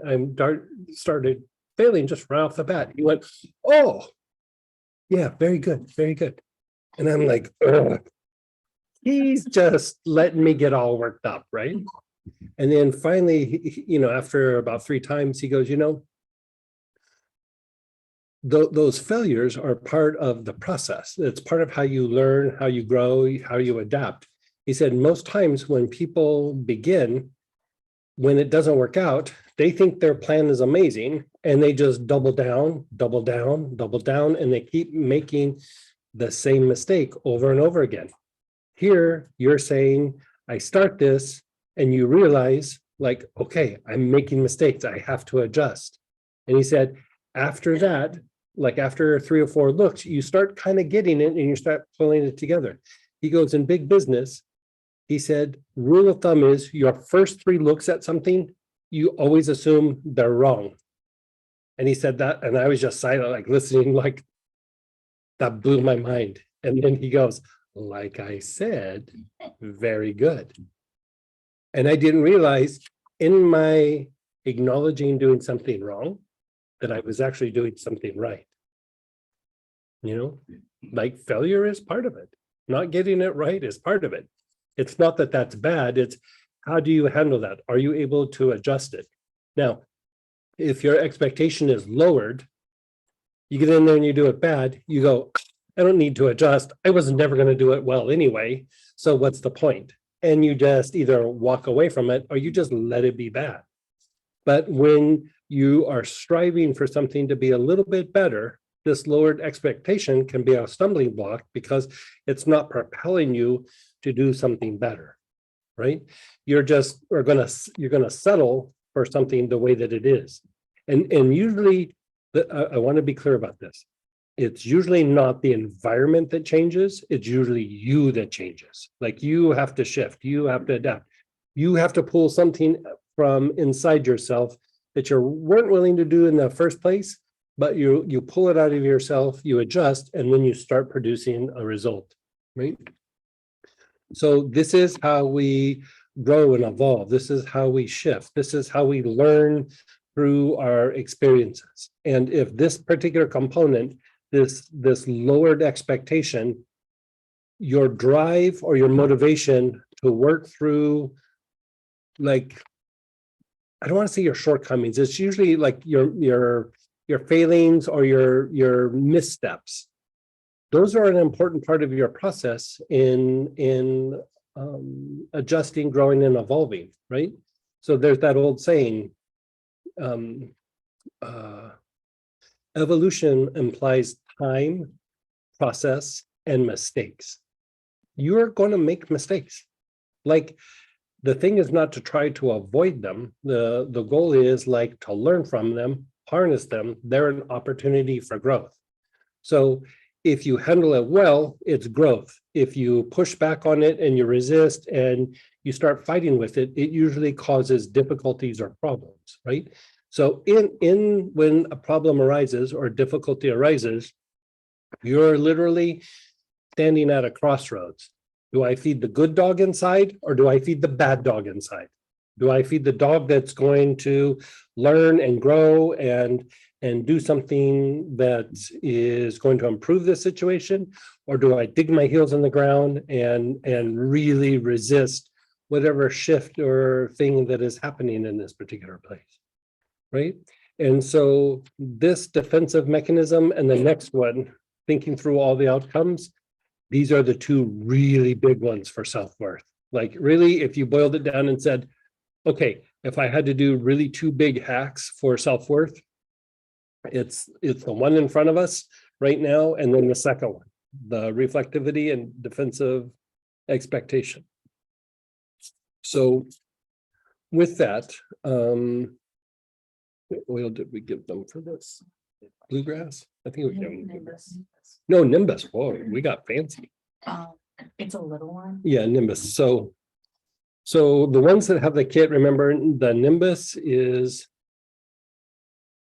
it's got a little flap on it. So open it up like that so that you see a hole, and then you can either inhale like that or turn it upside down, raise your finger and then tap it, and then a little drop comes out.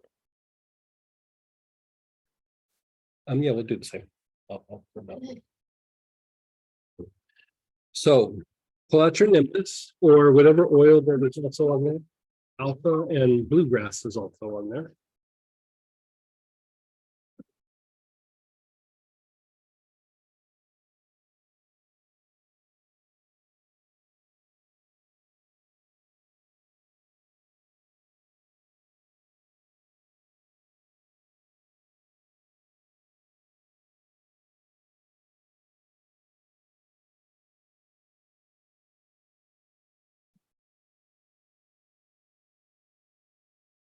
So what I'd like you to do is just contemplate a situation right now, like something where you're performing, could be a relationship, could be a friendship, could be something at work, could be your spiritual practice.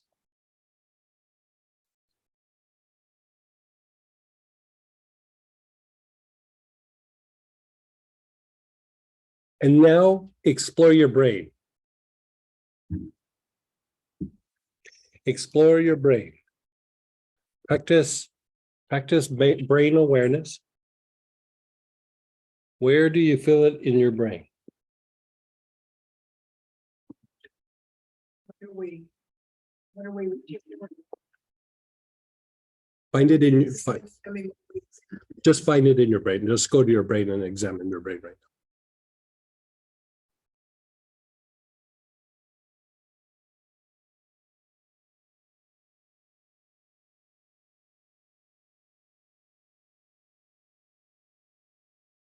Find whatever little spot is going on in the brain. And then begin inhaling the oil with your awareness on that part of your brain.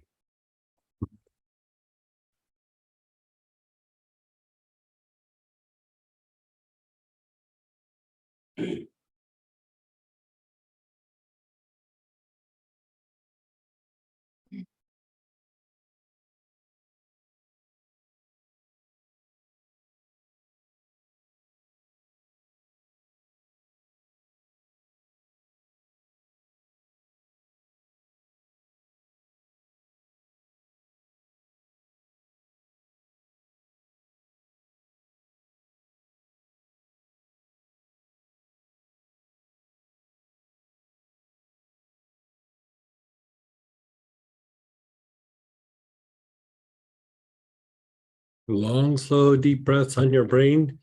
Now your whole brain, not just that spot, but your whole brain.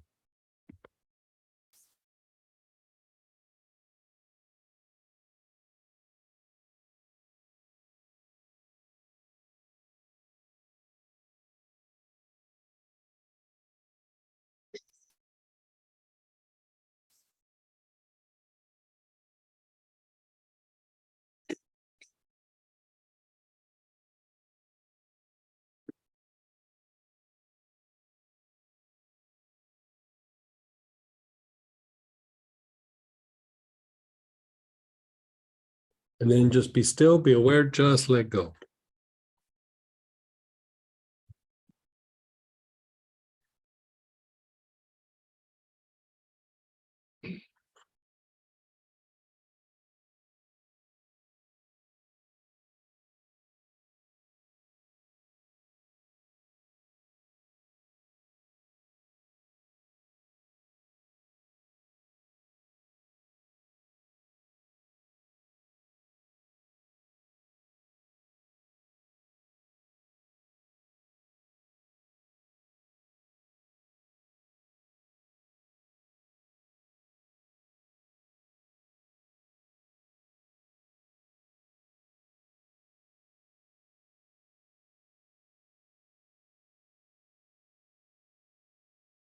Your awareness is on your brain again.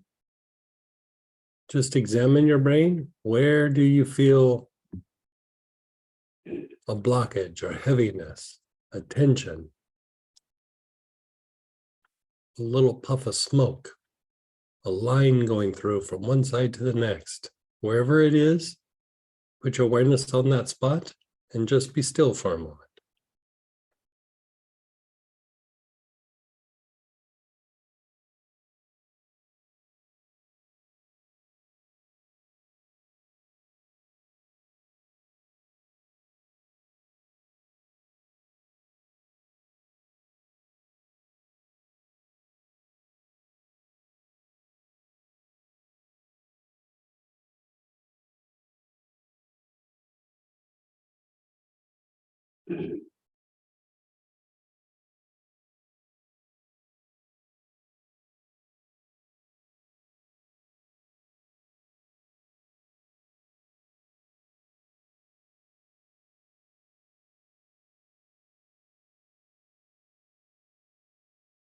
Begin inhaling. You're inhaling your oil.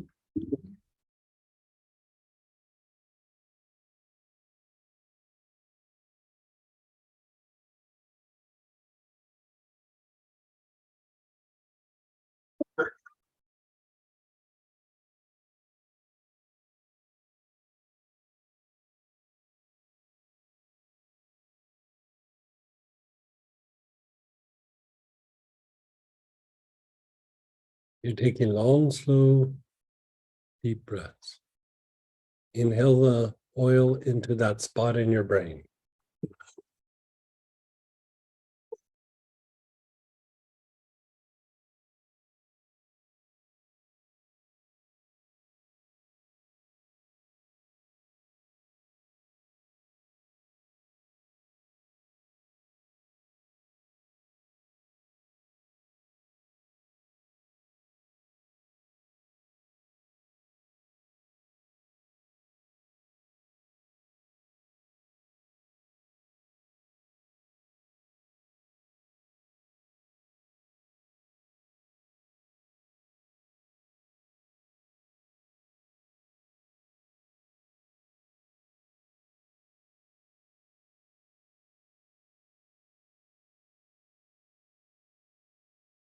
Your awareness is on your whole brain.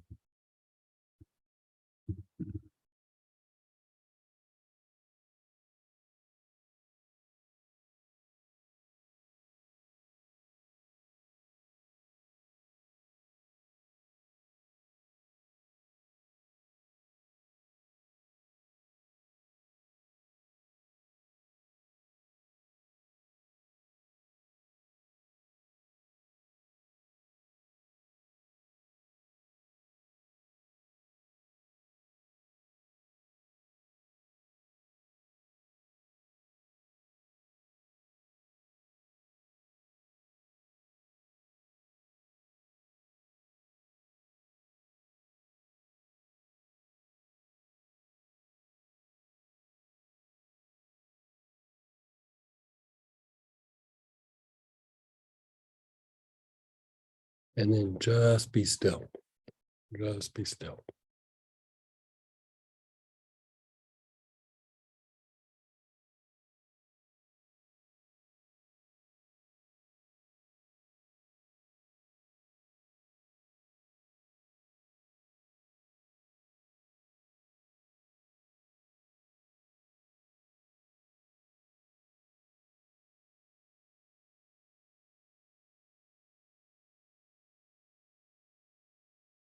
Again, check in with your brain.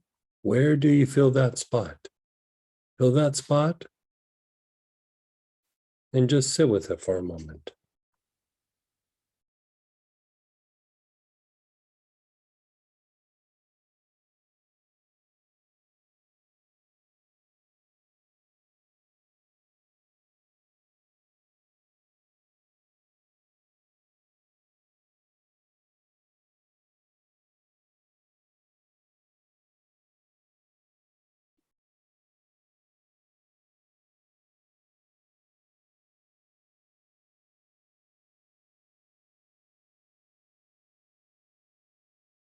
Begin inhaling the oil into that area.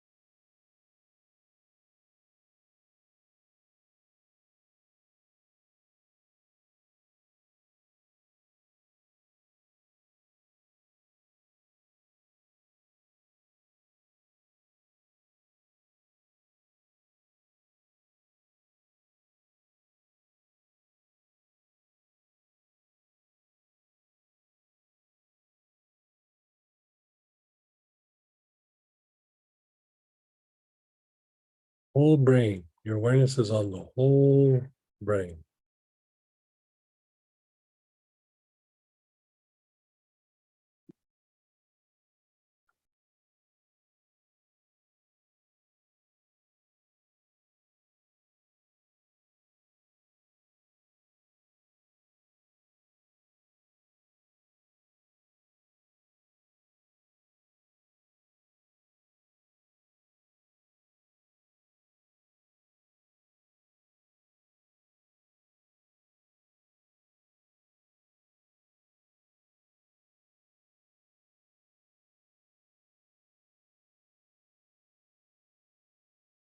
And then just let go of everything, just let go.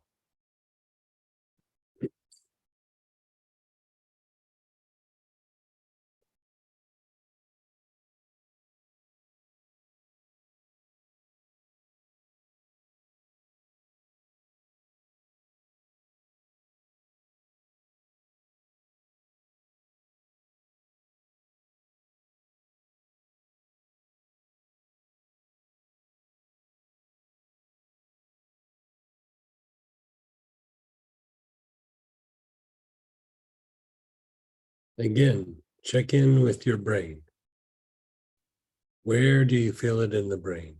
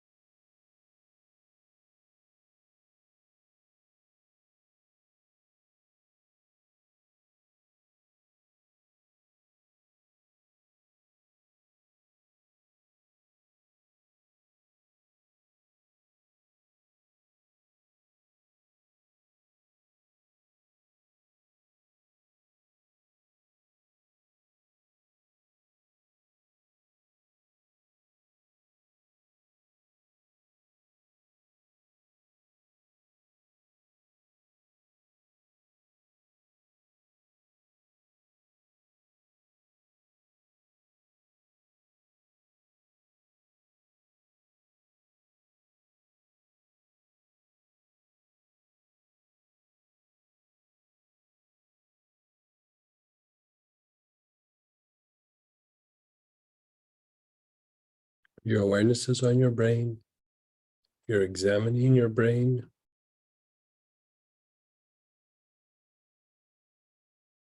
Where do you feel it? Just put your attention on that spot and just be still for a moment.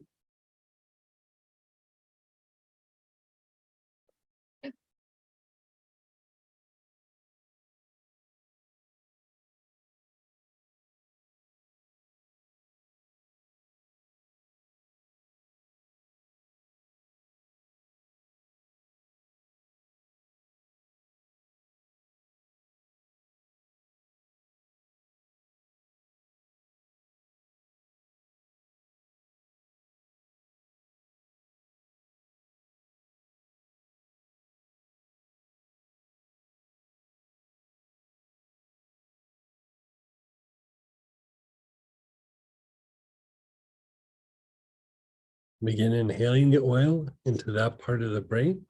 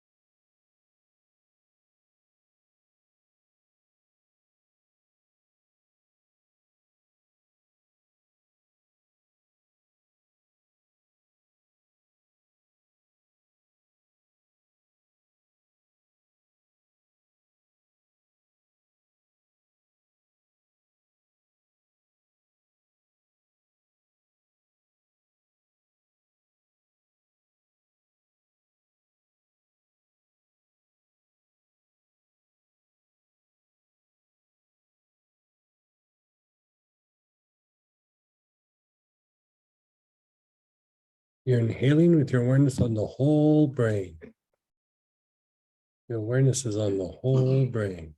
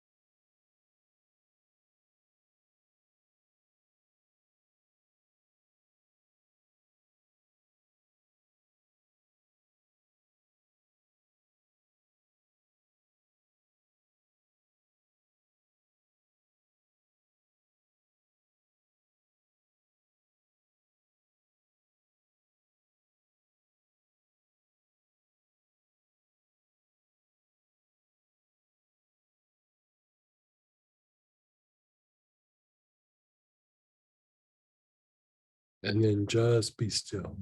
Let it all go. Just be still.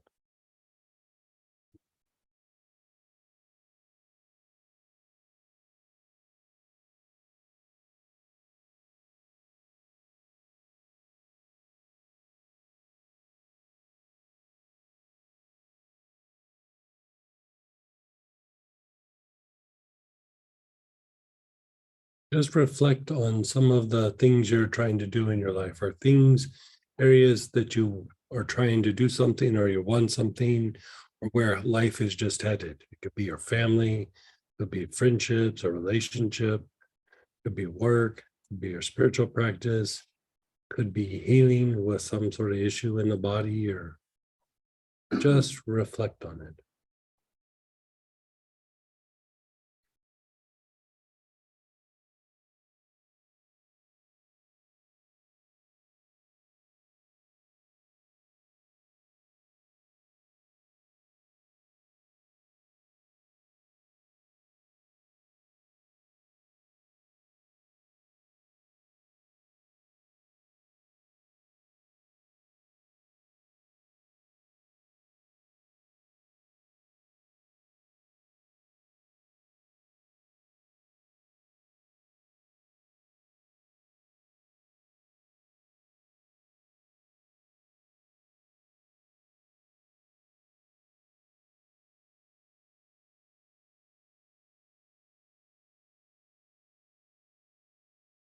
Let go of the reflection and just be still.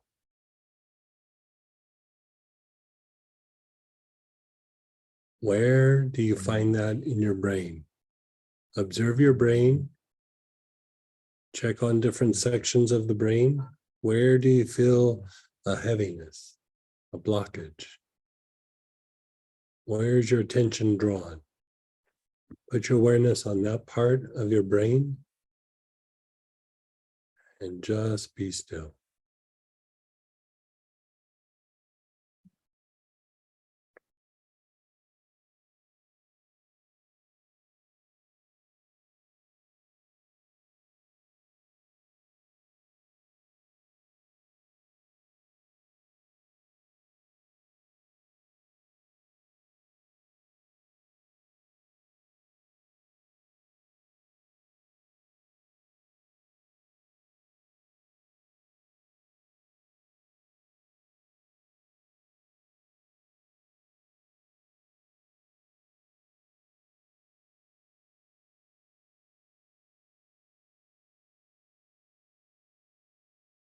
Your awareness is on that part of your brain, and take some long, slow, deep breaths.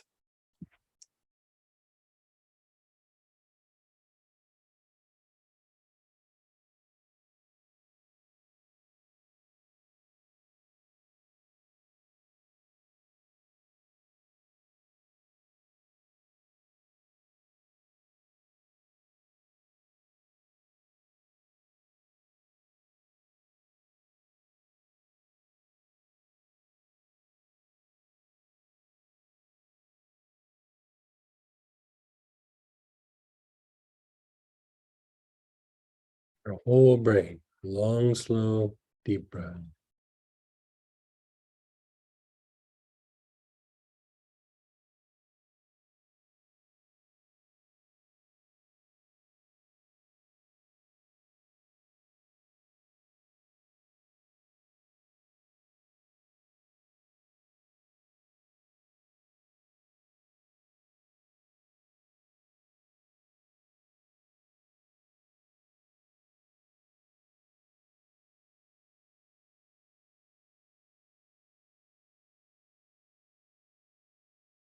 And then just let go.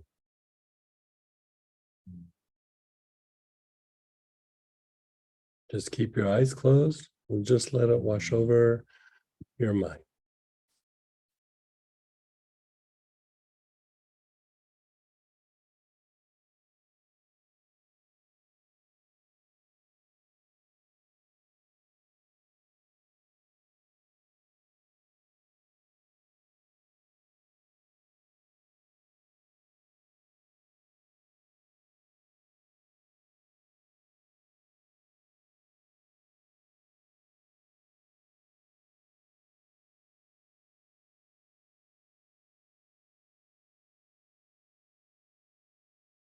So I know this has been a short little session here, but whenever we do stuff on the brain, it's intense.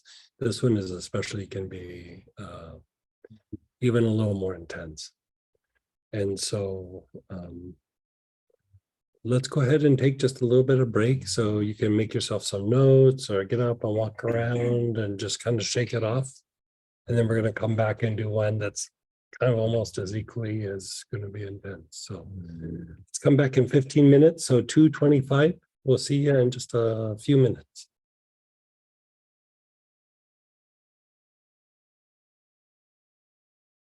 Hey, everybody. So we're going to come on back and we're going to do number 2, which is about thinking through all outcomes, all negative outcomes. And so, you know, if you think about the first one, where it's lowered expectation or defensive expectation, thinking through all outcomes is basically a way to minimize your effort or to not even take any information in so that you have to make effort. I would say this was my very first form of meditation, was like if you said, hey, could you go to the store, I could tell you 10 reasons why that wasn't a good idea, or what was going to go wrong, or why you shouldn't go to that store, or I could just nail you the list like that. Like I was like divinely guided, I would like make that joke and I could come up with like 12 things, like these are going to be wrong, right? And so it really is tied to your ability to take information in to produce a result, but more importantly, about your expression of that information, right? Like if you are thinking through all the outcomes, you're really coming up with reasons and excuses not to make effort. Really, if you think about it, like when I sit and think about like when I was doing that, I was like, yeah, I was always coming up with a reason why it should fail or why I shouldn't do it. Like, and then I was like, nah, I shouldn't do it because these 17 things. Like I wouldn't just come up with one. I'm like, my mind would go through and like, I can come up with a whole list. Now, there are times when you're looking at things where you make if you're a type that does your decision tree where good and bad, and you weigh the outcomes, that is part of a decision process. But if your mind has the tendency of anytime something new or anytime there's a task, you start coming up with like reasons of like, well, if I do this, then this is going to happen. And if I do that, that's going to happen. You're just coming up with reasons for not taking action. And if you go back to what we were talking about, evolution implies time, process, and mistakes. If you engage something, you're going to make mistakes. I mean, it's going to happen, but you also learn from them. But if you never take action, or if you're always like, well, I'm not going to do this because there's mistakes, you just never take action. You never do anything. You never evolve out of anything because you're constantly dealing with that. But now sometimes you'll go, okay, there's these 5 or 6 things that are possibly goes wrong. I'll take action. Like I'll try to prevent or put remedies in place so that this goes as smooth as possible. But even within that way of thinking, you're engaging the process and you're already putting remedies in place for potential problems. So you're not trying to minimize your effort, right? So a lot of times if you're like, well, do I do that or do I not do that? Remember, self-worth is about motivation. So am I trying to minimize my effort? Am I trying to hold back? Am I coming up with reasons not to do it? Then it's this. But if you're just making your decision tree and you're going, okay, these are the eight potential problems, but I'm going to take action. How do I make adjustments or how do I make decisions based on these things? Or maybe this is just a situation I decide not to do. That's also a possibility, but you're doing it not because you're trying to avoid something. You're doing it because it's a good choice, right? There's a difference. The choice, like the effort might look the same. The motivation can be very, very different, right? If you're doing it because of a good choice, fine, good choice. If you're doing it because you're trying to avoid taking action, avoid like effort, avoid even having to do it, avoid the responsibility, that is a self-worth struggle that needs to go through and be addressed. So looking back for me, in the early days, it was a way to minimize effort, a way to justify my procrastination. As I got older, it was still there. Like I could come up with like the 8 or 10 things wrong, but I was like, okay, so let's put remedies in place. Let's resolve this issue. Or I go into it knowing there's going to be some difficulties. You start a project and you think it's all going to be amazing. It's wonderful when it works out that way. I've heard, never had it happen myself. Not once, right? You start and then you start getting a little bit more reality settles in. And then you do a little bit more reality sets in. And then you're like, okay, this is going to be a lot harder than I thought, or it's going to take a lot longer than I thought. Doesn't mean you stop. You just are a little bit more realistic about it, right? And so with this, just because you see negative things in a situation, that's not a bad thing. But if those negative things start to be an excuse, well, this person did this person did that, this is going on, that person said that, this person's not going to be helpful. If it needs to be done, it just needs to be done. Right? So you're looking more at the motivation, not necessarily the action itself, right? It's okay to say no. It's okay to say, no, this is a bad choice. Nothing wrong with that. But make sure it's for the right reasons, not because I don't want to have to make an effort. You know, this is, I mean, we literally have a joke about this around the office. And it's like in the morning, I'm usually going, I don't want to go to school today. Like I say it almost just like that because like I'm tired. There's a test. My bike has a flat. I didn't do my laundry last, whenever it is, you start going down the list. And it's basically you're trying to justify not doing something that needs to be done or that is going to be hard or you potentially might fail. And so, we kind of joke about it, but I can feel it stir up, like, especially tasks that, I'll say this for me, tasks that are not the thing that I'm really good at. I have that feeling all the time. I don't want to go to school today. Like, maybe I should go do some other things first. Like, I come up with reasons why not to do it. And then I'm like, okay, I just have to sit down and make myself do it. I just have to do it. And then usually I'm fine in about 15 minutes. But that motion to get myself to do it, it's like how Hilda said, I'll sit there for an hour to not do the dishes that only took me 5 minutes. Like, I have several versions of that happened to me. Notice I said that happened to me, not that I do, it just happens. No, I choose it, I do it. I catch myself doing it and then I laugh about it and I was like, boy, I really don't want to do this. So I make myself do it. Like, even if it's like, I'm going to do it for 10 minutes and then I'll settle down. As soon as I get going, I'm fine. It was worse in my head than the actual task. But getting myself to do it, that's another story sometimes. Yeah. So with that, which one did we give women the kid? Backhart. So you have a couple of choices here. Etheric cords, I think a lot of you have. Backhart is an oil that's in an upcoming class that has been floating around for a little bit, and ginger lily is super good for this. It smells like it. Yeah. What's that? Because we only have a little pot. Oh, what is it? They said a card card. Okay. Hold on.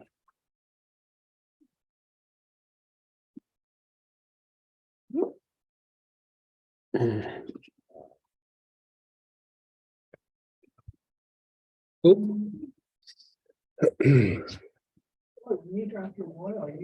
Okay, so what I'd like you to do is think of things that like you really don't want to do right now. Some chore, some task, something that is just like, I don't want to go to school today. Your version of that.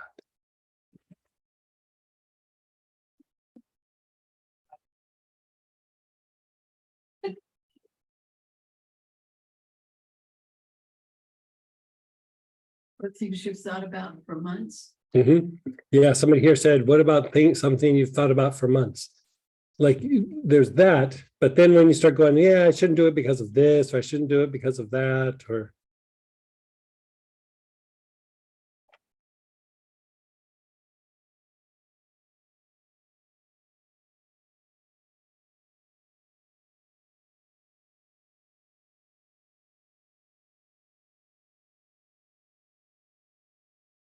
okay, so you're reflecting on your situation or situations and let that go. And now find it in your spine. Where do you feel a heaviness or a blockage in your spine? Do you feel it in the low back? Do you feel it in the neck? The area between your shoulder blades, your mid back? Where do you feel it?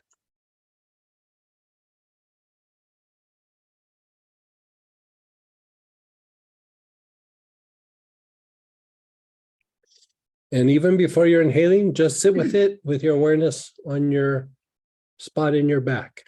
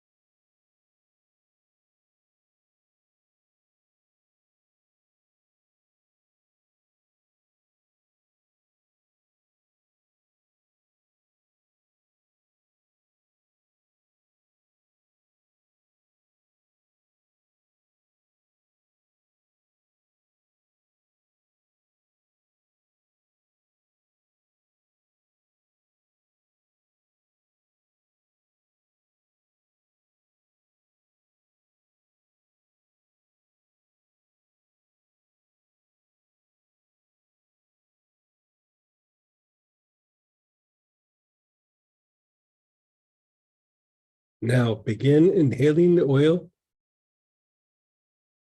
Whatever oil you're using, you're inhaling it with your awareness on that spot in your spine.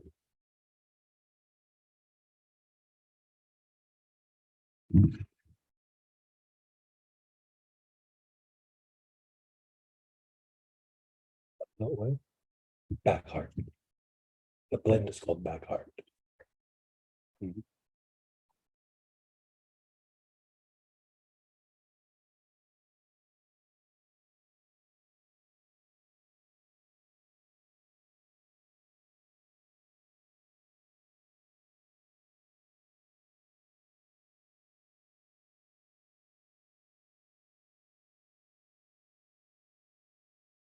Now check in with your whole spine. Breathe it into the whole spine, either section by section or all at once, but your whole spine.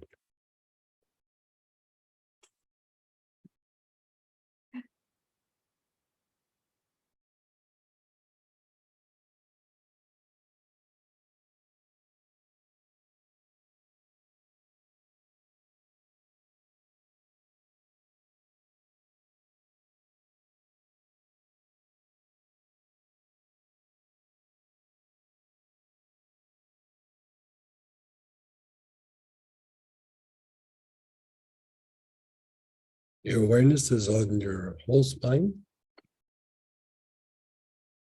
And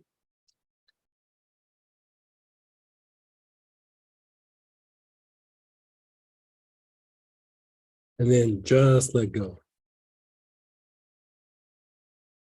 Just let go.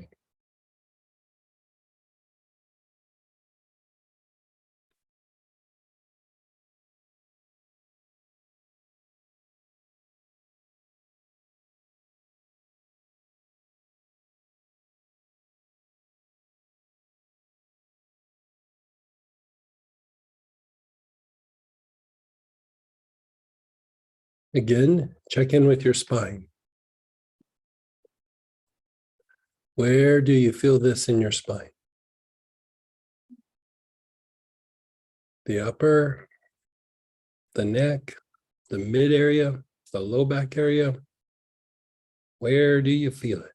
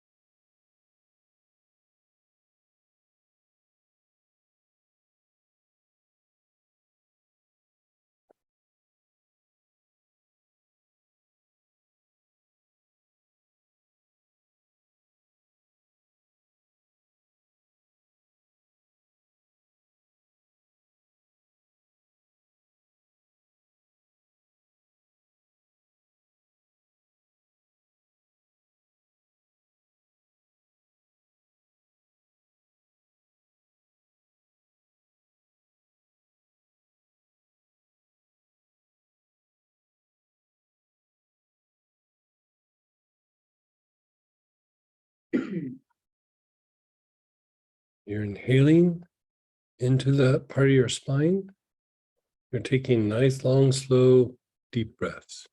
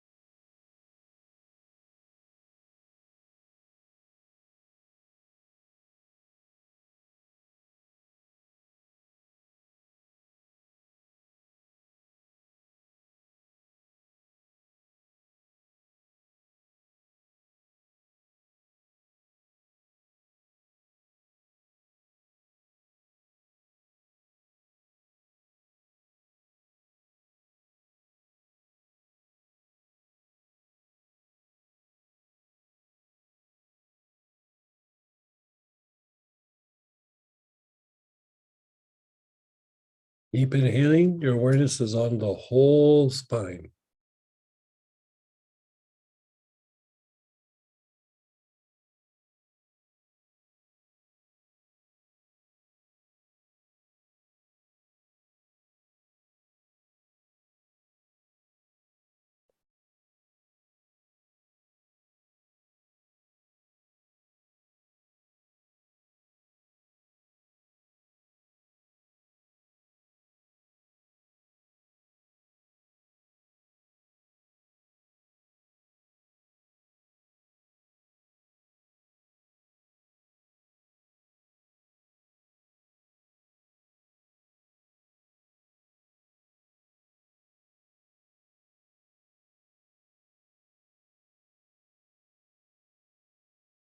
And then just let go. Let go of everything. Just let go.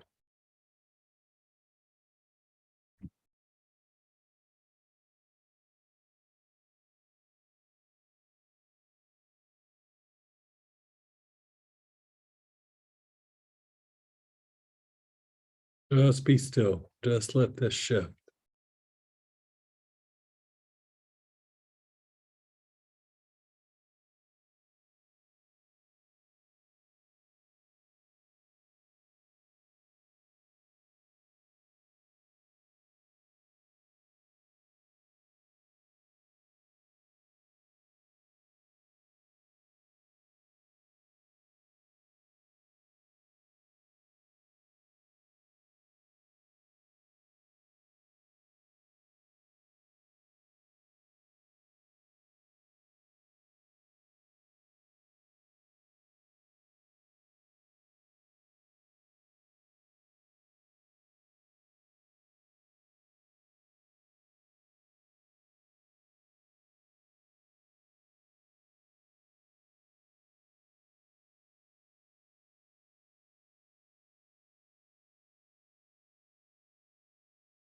Again, check in with your spine. You're not inhaling yet. You're just checking in with your spine. Where do you feel it?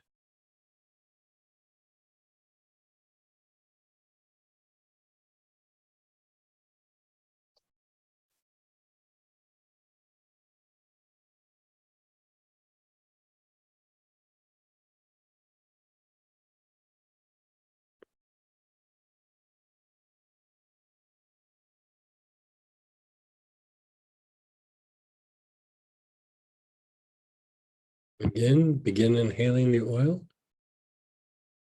Inhale it into that area. Into that area in your spine. Inhale.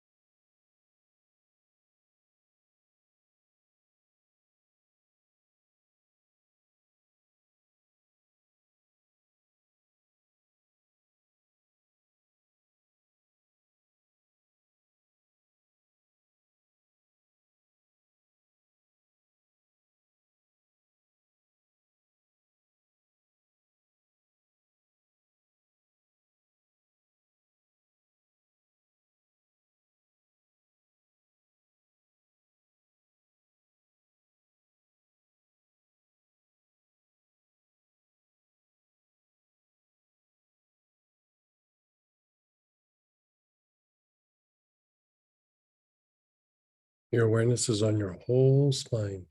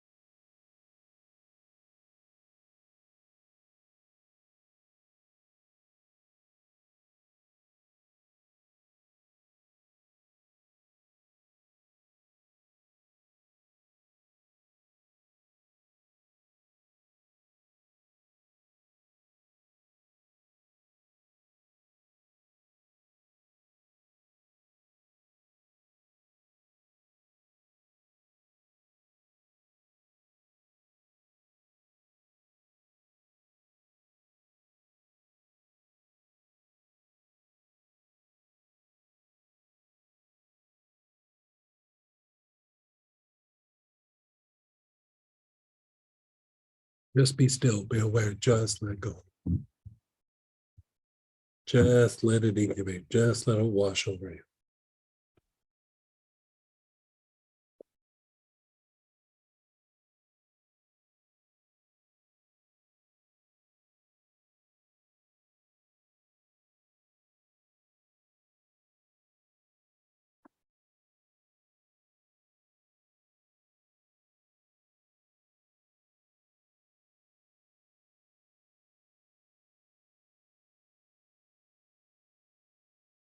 Notice how you feel. Notice your body, your emotions, your mind. Notice your thoughts.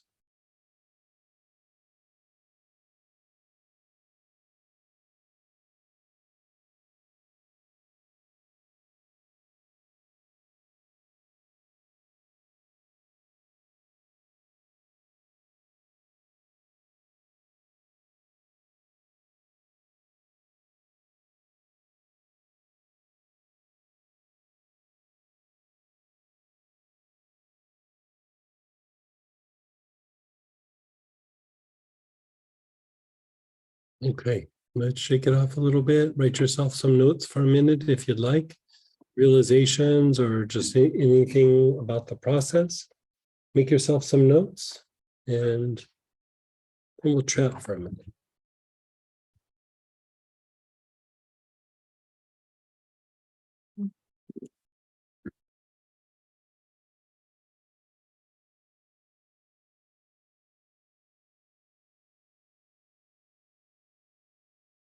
I know we had some questions before lunch as well. So let's share experiences about this and the processes we just did, and then we'll go back and we'll hit the questions from before lunch. So you can unmute yourself or you can type in. You can't make a mistake, you can't make anything. What's that? Oh, so somebody here says, if you can't make a mistake, then you can't make anything. You know, like I was watching even like some old school comics talking about, like, if you're always afraid you're going to bomb, you're never going to get up on stage and be funny.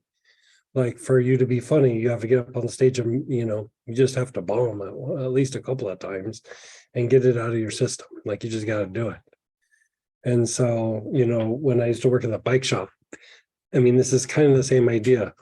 Somebody would get a really expensive new bike that, you know, they had been waiting for a while, and then it got custom built and yada, yada, yada.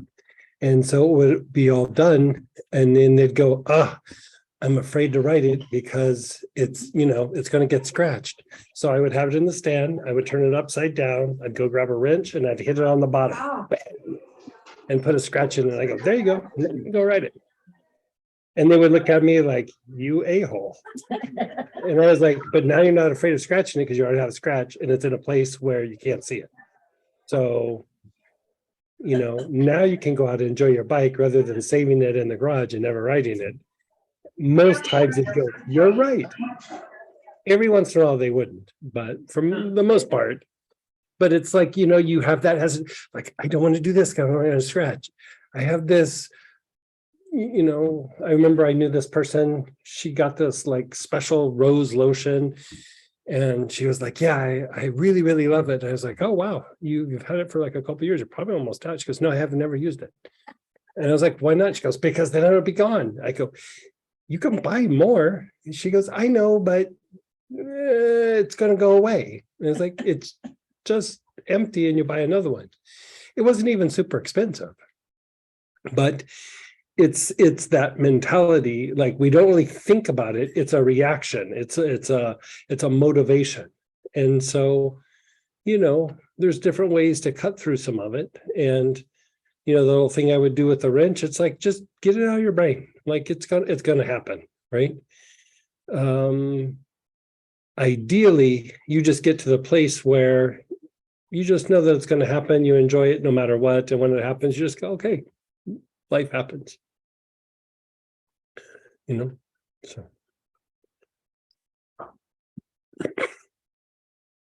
Go ahead, Denise. Hey, Denise. Hi, boy, this is really a great class. It's Oh, excellent. Glad you're enjoying. I felt it really low on my back this last session, and it just really wasn't breaking up. Even when I finally got to the point I kind of said to it, low back, break up, Right. just, and I kept breathing. And went up and down the spine. But one of the things it came to, because it would go from there to my head, up into my head. Sure. And it's hard for me to make a decision. I think that comes from the head injuries I've had. Okay. But that's what's bogging things down a lot too. So, is life happens, can you help me with that? Or any ideas on that? Yeah. I mean, the spikenard I think is going to work. But it's still early on, but I think it's going to break some things loose, and then we'll go to the next steps with it. But any insight or thought there? Well, like some of like the byproduct of this is like even this like little second place of like thinking through all the outcomes. Like sometimes like the difficulty in making a decision is still like, if I do this, this might go wrong, or I might like I would always explain this to because I used to work with a bunch of engineers, and they're very detail oriented, and as far as like running the business, it needed to be somebody not so detail oriented but could see the big picture and could like delegate and direct the business. But what would happen is they would hire from within, and everybody would just be in that critical mind, which is great for being an engineer, not great for being like the CEO of a business. And so one of the things, like, I would kind of joke with them about it, but it's like, okay, you have to choose between left and right. And if you go left, something bad might be over there, but you'll miss out on what's right. And then you go, well, but if I go right, then all that stuff over there on the left, I'm going to miss out on. What do I do? Do I go left or do I go right? And literally, like sometimes like the decision is either the fear that you're going to miss out on something or the fear that you're going to do something wrong. Where if you come at it from the abstract point of view, from the ajna, it kind of doesn't matter if you make a right or wrong choice, because if you make a wrong choice, you go, oh, look, I'm wrong. This is why I'm wrong. I can make adjustments, right? Yeah. But the critical mind doesn't see it like that. It's all or nothing. Like I either do it right or I do it wrong, right? So the goal is to kind of keep transmuting the mental processes, like you're doing the thing from the 4 levels of bliss class a few weeks ago. You change how the mind works so that it doesn't become an either or thing. That kind of thinking is really important for certain parts, but for when you're trying to make a decision, you have to be able to make a decision and go, okay, if it's not the right decision, I'll adjust. Like I'll adjust, and so, there's the whole left, do I go left or do I go right? And then the thing that I would usually follow up with these guys was that I'd say, like, look at NASA. Back in the old days, they were launching space shuttles. And I was like, you pull all that information together, you pull that strategy together, you get the shuttle all ready to go, and you have this whole strategy. We're going to go up, we're going to go to the space station, we're going to spend 2 weeks up there, then we're going to come back, we're going to land in Houston, we're going to do all these things. I go, then it launches, they're watching it leave, and they're already adjusting and adapting because things are going wrong, right? It's not like, oh, it's going to go right, and maybe there'll be a little hiccup or something. soon as it leaves, it's 30 seconds in the air and they're like, okay, got to make an adjustment, got to make an adjustment, got to make another adjustment, got to make another adjustment, right? So you see the thing that needs to happen, you see the strategy, you put it in motion and you go, okay, how do I make the adjustments? Where do I need to make the adjustments? The critical mind can go, there's this, there's that, there's this, there's that. But the critical mind is not a good decision maker. It's a good breaking down the details, sees everything in pieces, like sees the good things and the bad things, right? But when it comes to a decision, it's not that great. Yeah. Ajna doesn't see the details, but can see the big picture and go, this is what we need to do. This is what we need to do. This is how we're going to do it. This is the resources we're going to allocate for it. And if I need to adjust and adapt, I'll adjust and adapt. And then it tells the throat, like, okay, look out for the good things, look out for the bad things, report back to me, right? So you're wanting to just engage like other pieces of the mind, really. Like you're not necessarily going to make that go away. You're just going to change how it's getting used. Because a lot of times it's not that we're doing something wrong. We're doing something almost like out of order. Like, it's like the order got shifted somehow, and then we didn't make the adjustments. And so almost everybody's mental body is like, if you just put it like in like a proper like functioning order, it does what it does. Thank you. For most of us, we get stuck in a spot. Like almost everybody, we get stuck in a spot. It's our default kind of, and we kind of have to Yeah. get rid of It's that, like right? what you So do, kinda like go back and work with it. detail-oriented thinking. I mean, it's probably what you do better. Like, so then it's like it becomes easier to just go to that as a default. Thank you. Yeah. I appreciate that. Thank you. So like we were saying before, it's not a thing you're trying to overcome. It's an ally. We just are trying to become more familiar with it and then allocate it when it is going to benefit us.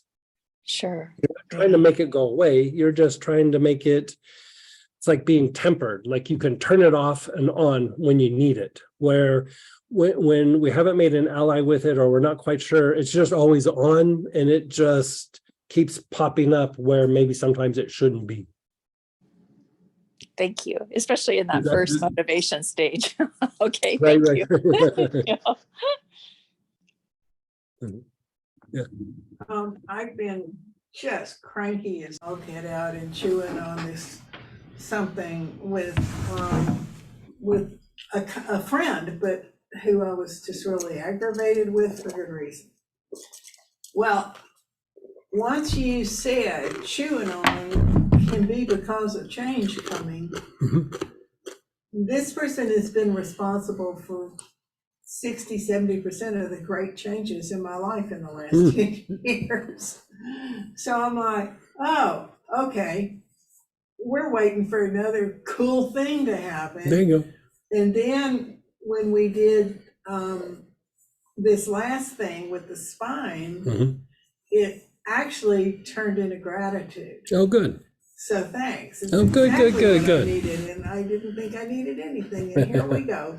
It was perfect. So she was saying that there's a person in her life that is responsible for a lot of the change that has happened in her life, and that in this process she's been grinding on that person, and then she realized, oh, it's because that person, brings change, and maybe there's a big change coming, and or some sort of shift. And so and then doing this last little piece, it shifted from being cranky about it to like gratitude. So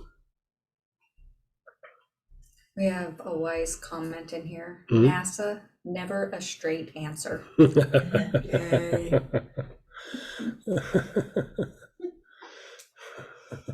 And then for shares for this process, if you want to type in or unmute yourself. And then otherwise, I am going to go back to some earlier processes here, shares. I could not sleep last night. In the wee hours, I could feel/hear a part of me screaming, just one long continual scream. I think it's associated with PTSD and trauma. I got still and found where it hurt and sat with it. I'm doing so with the oils. It's getting better, I think. I'm not sure. Any thoughts appreciated.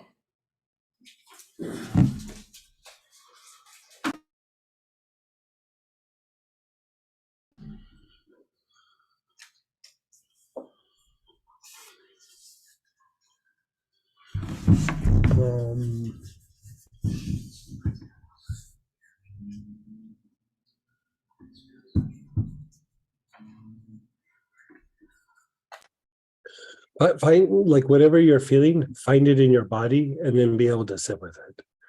Like don't even worry about spine, don't even worry about brain. Just go to the body, and wherever you're feeling that feeling, like you said you were feeling in the middle of the night, tap into that feeling. Or if you're having, visuals, sit and just observe them and then feel it in the body, and then go back and forth between the feeling or the visuals and then your body. So the first step is always like go through and do with your body.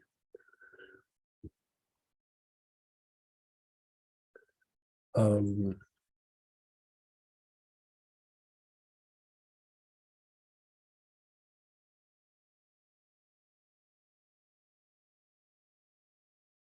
could use the clary sage, or if you have tuberose would be good, but if not, use the clary sage as you do that process for the person. Yeah. This was a question again earlier. Mhm. Can this last protocol, so that first protocol we did in the morning, can this last protocol be used with depressed clients? I work with many people with this issue and they tend to be very hard on themselves. You can, it wouldn't be the complete process. The thing with depression is it's too much introverted activity. They're turned inward too much. So a lot of times with depression, you can use something like sage to treat depression, but a lot of times I go right to cinnamon. And the reason being that cinnamon helps a person be more outgoing. It helps a person to be more expressive, and it makes the person a little bit more thin-skinned. And if you think about when somebody's very introverted, their skin is also very thin. Like, so if you even say something a little bit like, oh, probably shouldn't do that, but well, I can't do anything right. Where if you say that to somebody who has a thick skin or is a little bit outgoing, you go, probably wouldn't do that. And then they'll just go to the next person. My example would be like if you watch somebody super extroverted, super outgoing, like say you're sitting in a room like in a circle and everybody was supposed to bring a pen and paper, they'll go, oh, I didn't bring a pen. And they'll just start going from person to person. Can I borrow a pen? Can I borrow a pen? Can I borrow a pen? And people will tell them no, and people will get upset and like, no, you're supposed to bring your own pen. They'll just shrug it off and go to the next person. They won't stop until they get their pen. And then they'll sit down and like, oh, I got a pen. Tell an introverted person, go ask somebody for a pen. They're like, no, I'm not going to do that. Like, I'm just going to be quiet. Like, they won't do it, right? The person who was extroverted, like even when people told them no or got upset, it doesn't even like go in because they're thinking of the outward expression, right? And it doesn't mean that it's right or wrong, but we are a combination of being introverted and extroverted, right? People who are not aware of their surroundings or other people's feelings are too extroverted, right? People who are usually tend to be depressed and super sensitive are too introverted, right? And so it's just in that scale of going back and forth between being introverted and extroverted, we tend to get stuck in one of those places. And so a lot of times you just try to help facilitate that ability to slide back and forth on the spectrum. So if somebody is too introverted, the tendency is depression or at least melancholy, then you help them to be more outward, moving or more extroverted, right? If somebody is too extroverted and doesn't spend a lot of time with self-reflection or paying attention to how their words and actions impact people around them, then you help that person become more introverted, right? So it helps to balance the person out. And so, in therapy, that one protocol, it can be helpful, but it will help them adjust to change. But really the thing that's going to help them is to be a little bit more extroverted. And, a lot of times they might be upset or angry about something, but haven't been able to vocalize it. And if they're thick skin, they can vocalize it. A lot of times they're not vocalizing because they're afraid of what people are going to say back to them, right? And so, there's times where you go, okay, let's create a safe space and you'll be able to express yourself and the person gets heard. Great. In a perfect world, that's great. But a lot of times the person is having a little bit of issue with depression because that's probably not going to happen, right? It might happen in therapy, but it might not happen like at home or at work or whatever. So the goal is you thicken up their skin so that they say it and somebody pushes back and you're like, no, I'm going to say my piece, right? And if you disagree with me, that's okay. But it's not going to send me running where I have to hide and, become all introverted again. And so that's what I would do with somebody who's depressed. So here's the second piece of that. Sometimes the depression is actually body fatigue, right? Some of the body's processes aren't functioning properly, and sometimes the body is just worn out. So again, cinnamon is a way to strengthen the body quickly.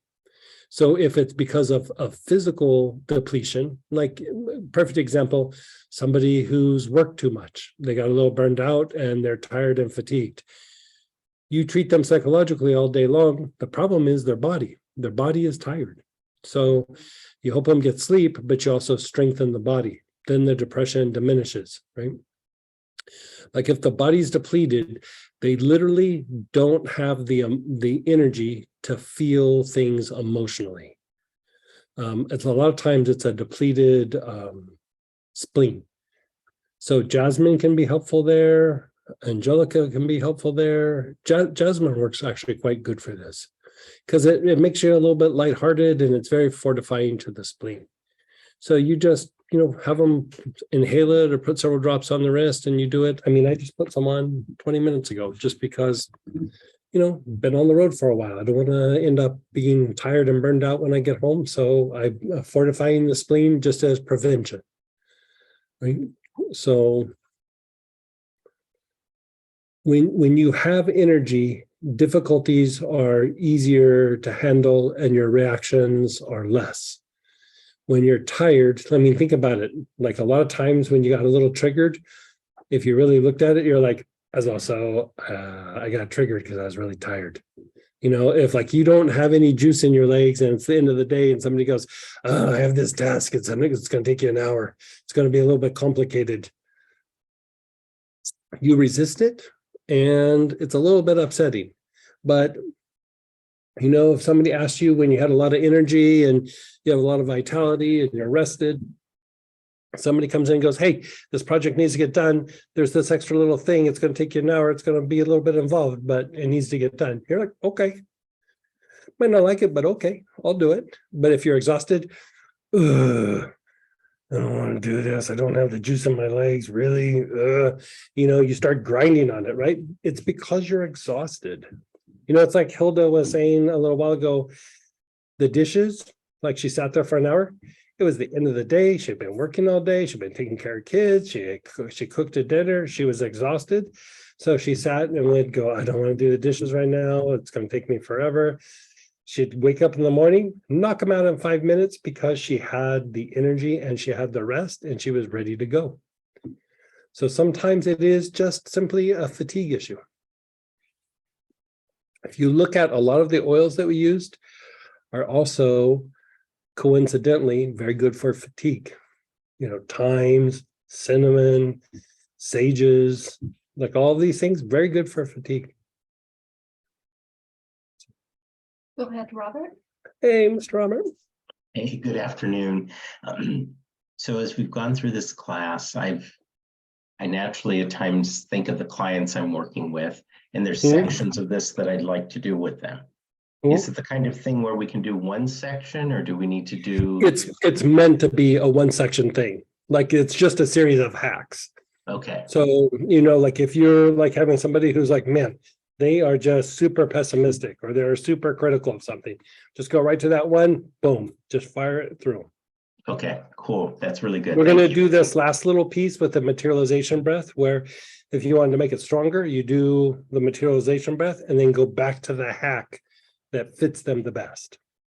So hack, materialization hack. You could do the hack afterwards. Okay. Yeah. Great. Thank you. Yeah. Here's a share. I thought I was pretty good with self-motivation and getting things done. This class really snaps off that thinking. Didn't realize how much I was in my own way, especially the unwilling to prepare, exaggeration of obstacles, Yeah. criticizing. We all segments know it. were very clarifying for me. Yeah, we good for you to having that realization. And honestly, when I was working with pro athletes,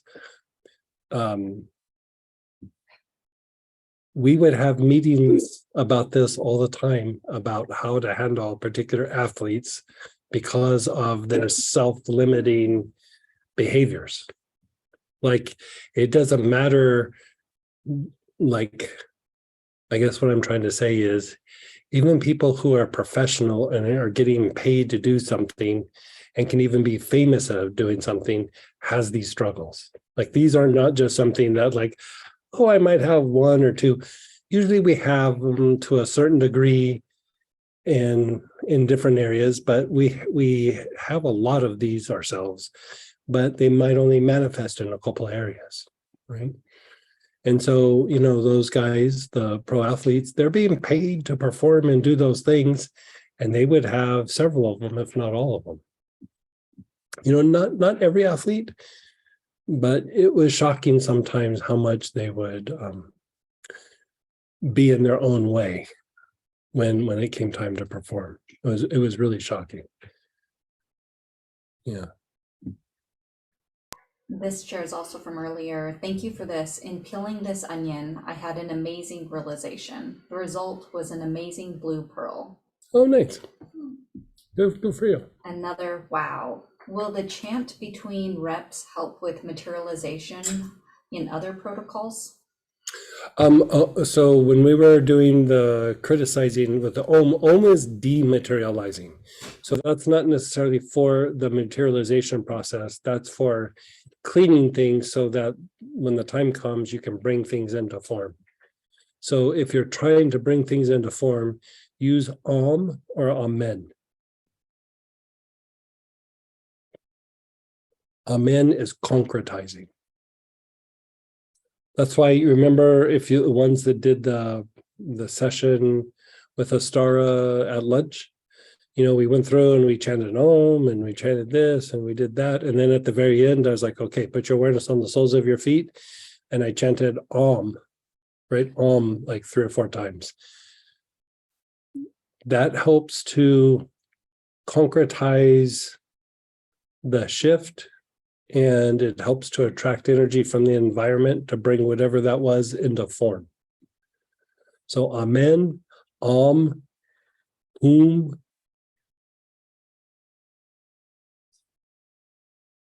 there's other words too, but let's maybe just stick with those. Question. When we did the last segment on the spine, the stuckness for me was in the back neck. Would continuing to do this segment help break down the constriction in the neck? I used Ginger Lily.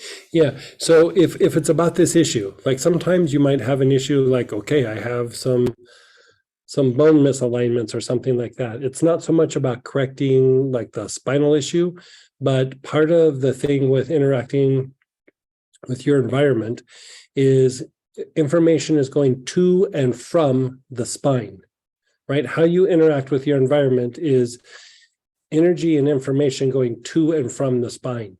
And so when you're having difficulties with something in the environment or processing information from the environment, a lot of times that issue is somewhere lodged in the spine. You can have emotions impacted in the spine. You can even have like an accumulation of elementals, which are energies from the environment in the spine. You know, there's issues, even thought forms can get like locked in the spine. And so it's specific to what's happening. Like if you don't have a blockage in the neck, and then when you think of this situation, there's that blockage, it will help with that. It will help break that up, right? But if no matter what you're doing, you always have like a little bit of a blockage there, that's probably a little bit more of a physical thing, and you want to treat that a little bit more like it's a physical thing. You know, open up the spine, put a little marjoram on it, you know, some things to maybe reduce nerve inflammation, like, you know, the pain relief neuropathic or some peppermint, you know, something like that, like opening it up in that way. But if it's, you feel it when you reflect on this situation, then that's a blockage in the spine. It makes total sense. Self-motivation issues for me are jammed into my back neck at the C1 to C5 area. Yeah. Yeah. Also, thank you. I'm going to go get my pepper.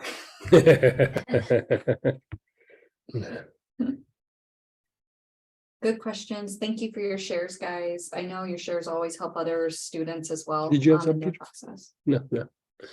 Okay, so how about this? We'll take a break and then we're going to come back and we're going to do materialization for a goal, and also, well, we'll explore it when we get back. So let's take a 15-minute break. We'll come back at 35 after the hour and we'll get busy again.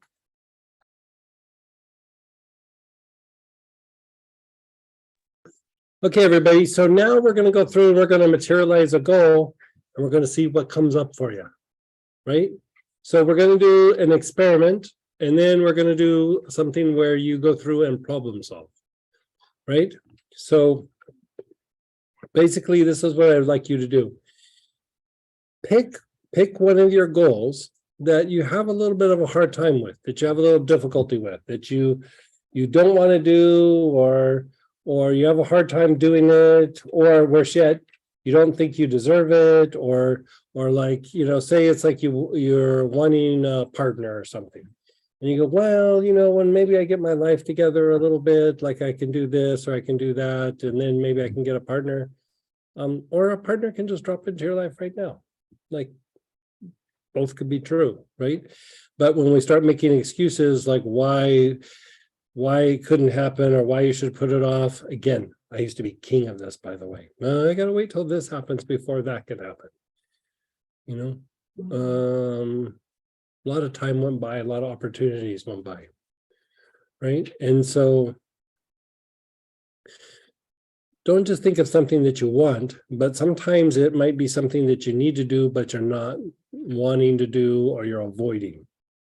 You know, we can always come back and do something that you're really trying to bring in your life, but look at something where it's like, I have a hard time interacting with certain relatives, or going to Thanksgiving, or I don't know why I'm always picking on Thanksgiving, but it's like, it's probably subconsciously because of my past Thanksgiving. But like, you know, fill in the blank of whatever it is. Like, I have a hard time going to a certain store. I have a hard time organizing the garage. I have a hard time, whatever it is. Like, think of what it is, define it. And it doesn't have to be detailed, define like where you're going to write it down. Just observe the situation. Okay, when I go to organize the garage, what do? I come up with things to do instead, or reasons why I can't do it, when it's probably only going to take me an hour, you know, or half a day, or whatever it is. Think of a situation and just reflect on it. Just observe it, just like you were observing your body, your mind, your brain. Just observe the situation, and then I'll guide you through it. So first, visualize your goal or observe your goal.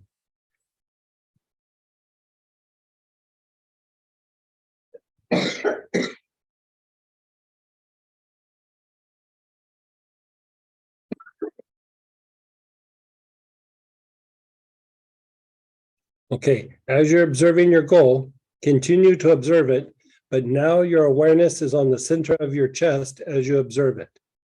This helps to integrate something. So as you're observing, you're still contemplating it, but your awareness is just on the center of your chest.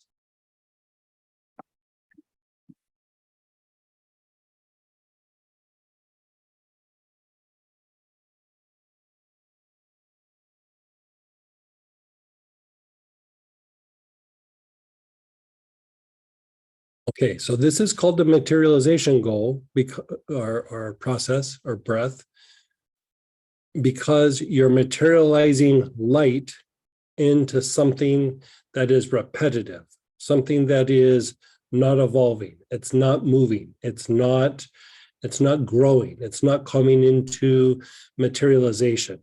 So the light changes the structure and helps it evolve into form, right? So even if you go, because this is a common thing, somebody will go, I think so many negative things of myself or of this situation, I don't want to materialize that into the situation.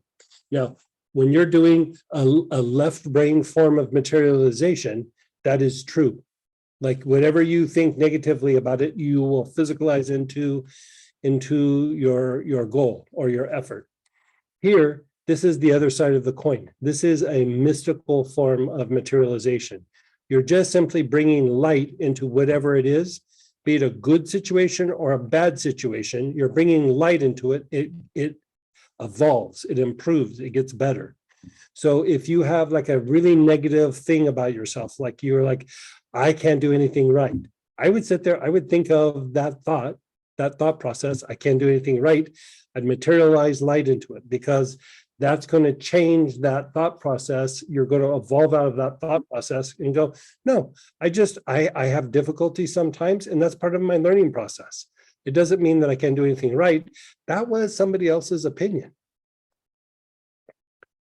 You might be a student when you're a little kid, and the principal tells you you're never going to amount to anything.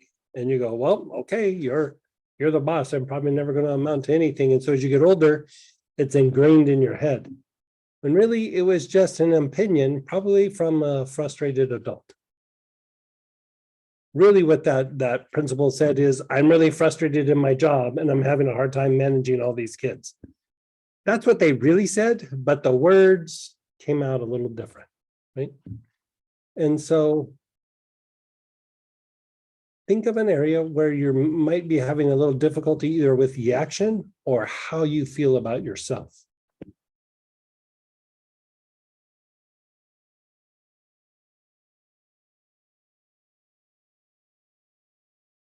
Your awareness is on your heart as you're thinking about it.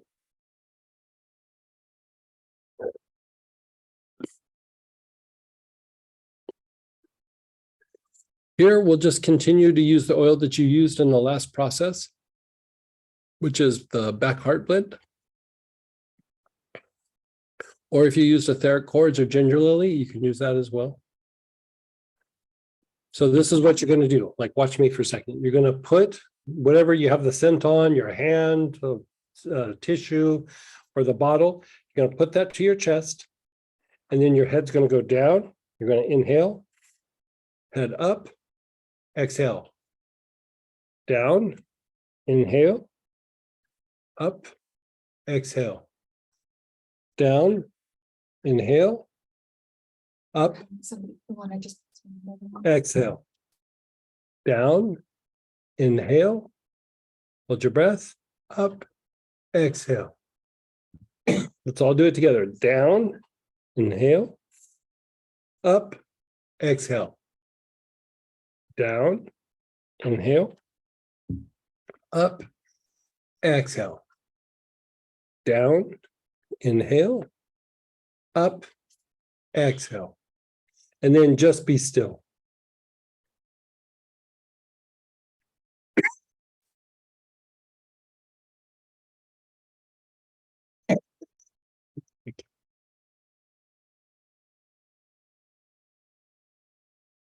And just be still. So with the head motion in this process, you're basically breaking down a thought pattern and thought forms to create something new. Reflect on your goal or reflect on the pattern. Just observe it. As you observe it, your awareness is on the center of your chest, the heart.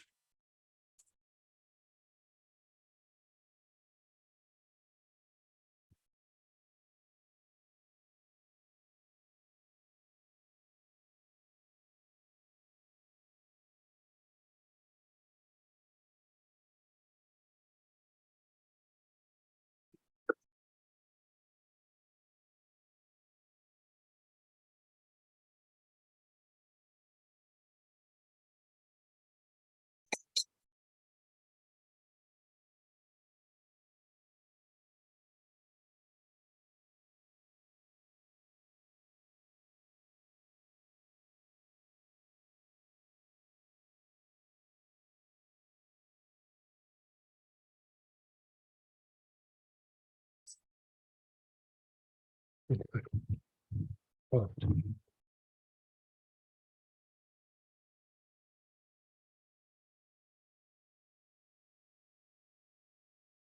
okay, let the goal go. Bottle to your chest. Chin down and do about 8 or 9 of the materialization breaths.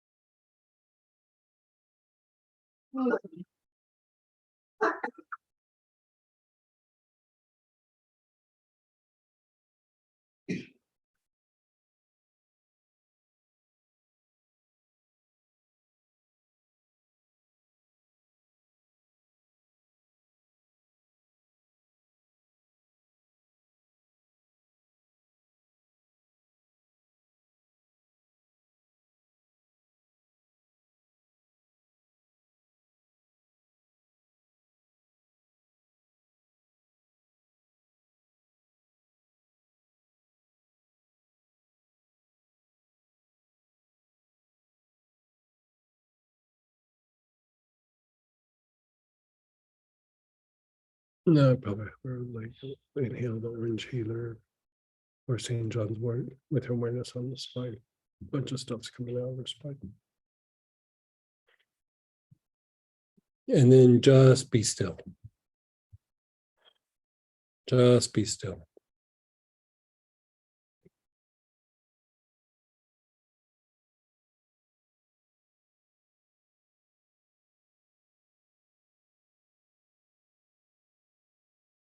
And as you're being still, observe that same pattern, that same goal, that same issue, whatever it is you're addressing, observe it. And then eventually put your awareness on your front heart, the center of your chest.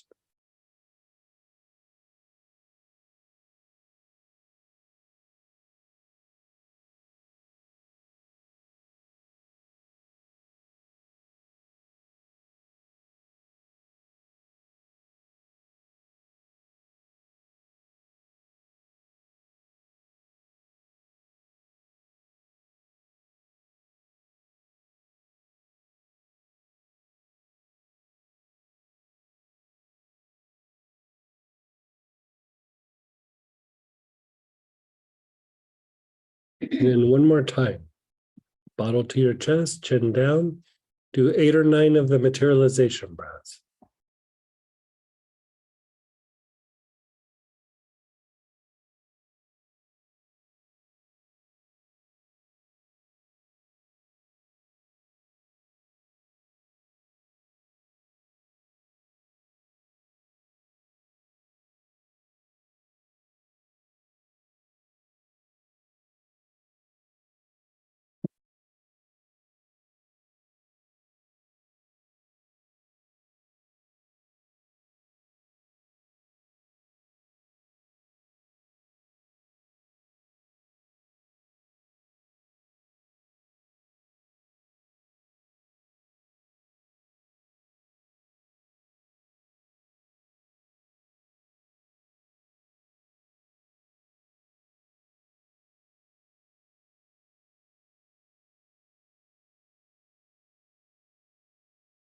And then you can just put everything down and just be still. Just let it incubate for a moment.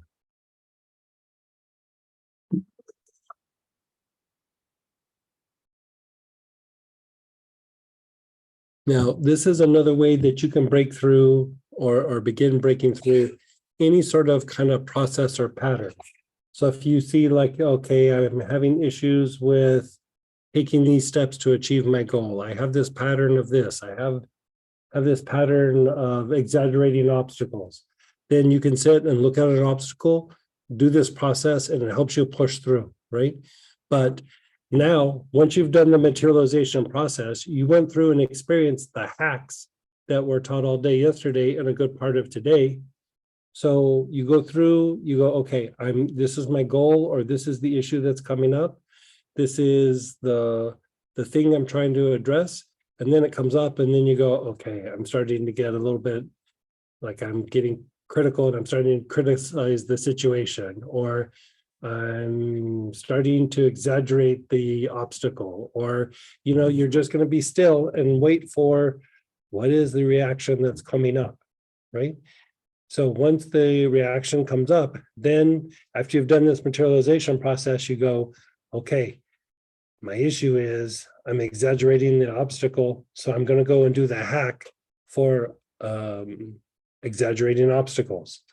Or I'm thinking like, oh, I'm going to diminish my expectation in this, and I'm going to do a test. Hopefully I pass, versus I'm going to get a good grade. I'm going to get an A, right? So whatever it is, go back and address the issue that pops up as the hack so that you can take action and act on this, right? So one of the things is right off the bat, this is a very common one, is the change that's going to come when you do this. You bring something in, it's something new, it's got to displace something for it to come into fruition. It displaces something for it to come into form. So if it's something new, that means things have to shift and move around. So right off the bat, how about this? You went and you did your materialization. Notice how you feel about your goal, whatever it was. We're going to go back and do the hack for criticizing, which is really tied to shifting and changing, right? So I think we used Clary Sage for that. It was number 2 under B, defensive pessimism.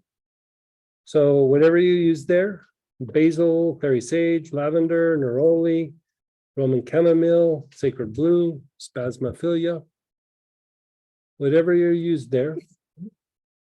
Here we're choosing, in the kit, we chose clary sage, but any of these will work.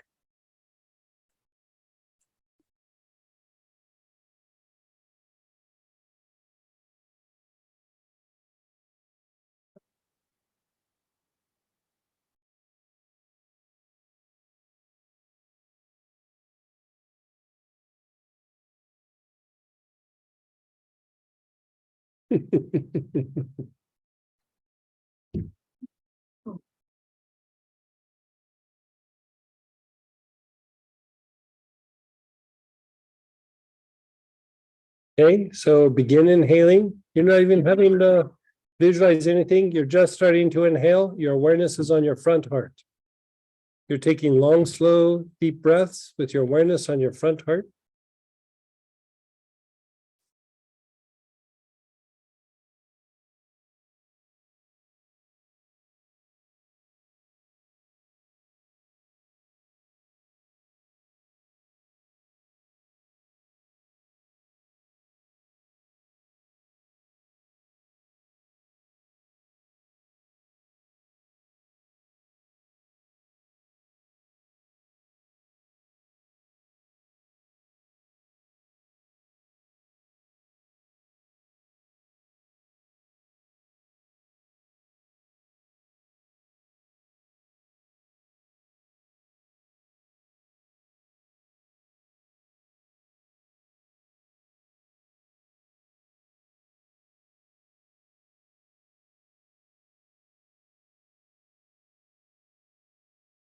You're taking long, slow, deep breaths with your awareness on the front heart.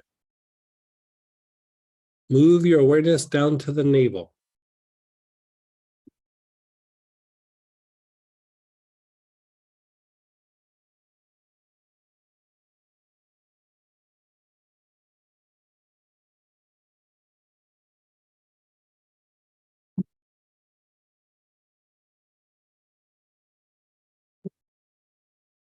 Move your awareness to the crown. Your awareness is on the top of your head.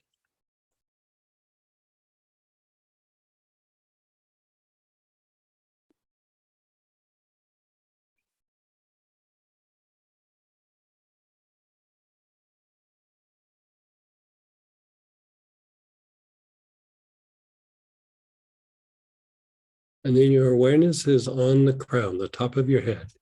You're taking long, slow, deep breaths.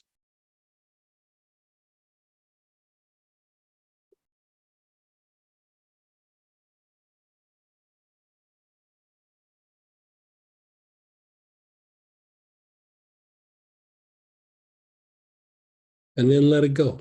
Just let it go.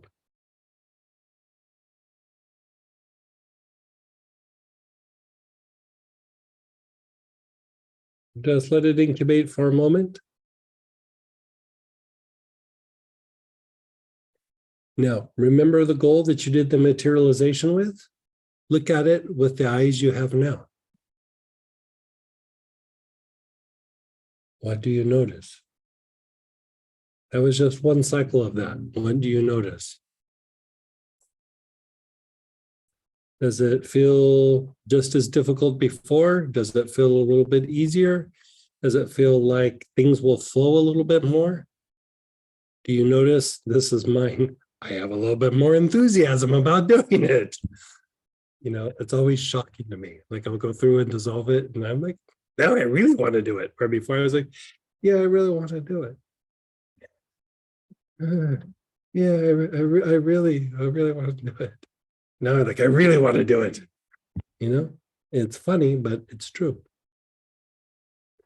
So let's just do one more cycle of this. You're not thinking about anything in particular. You're just going to do this cycle. So same oil, same process. You're inhaling. Your awareness is on the heart.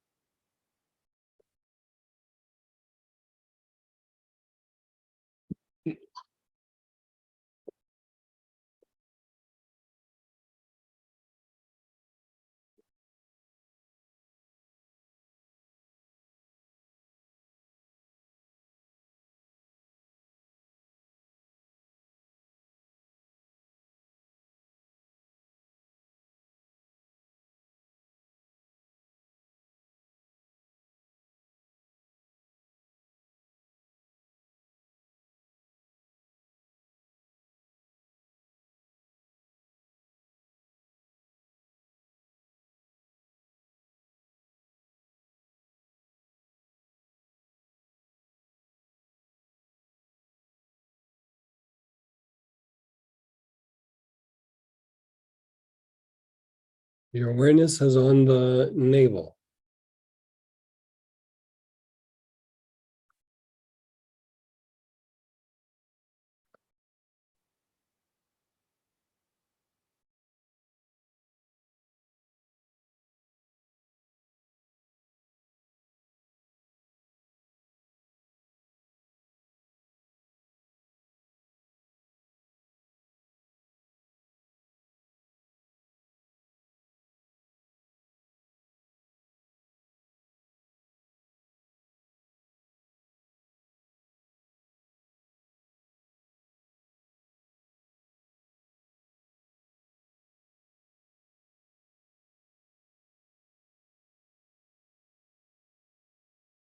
And your crown. Your awareness is on your crown.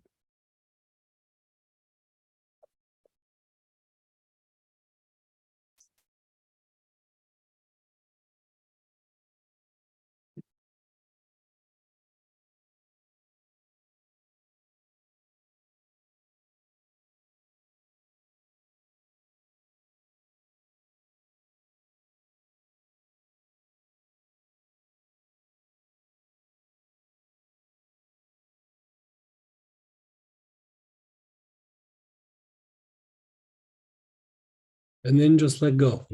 Just let go, be aware, and just observe. Just let the process happen.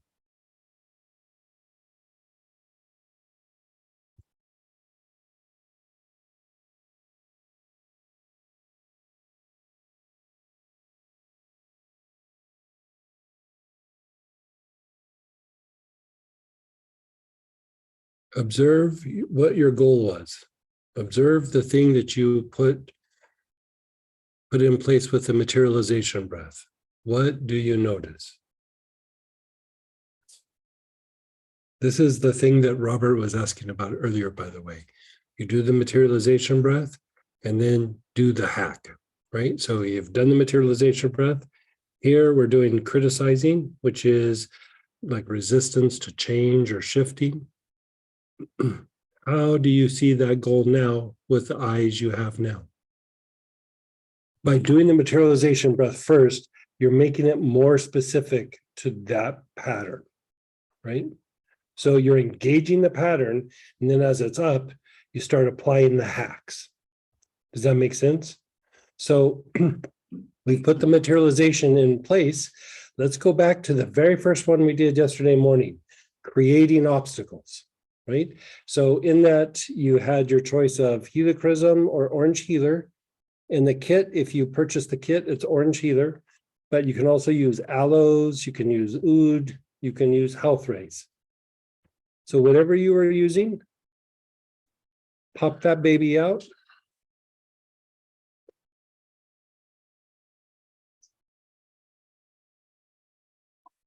Not bad.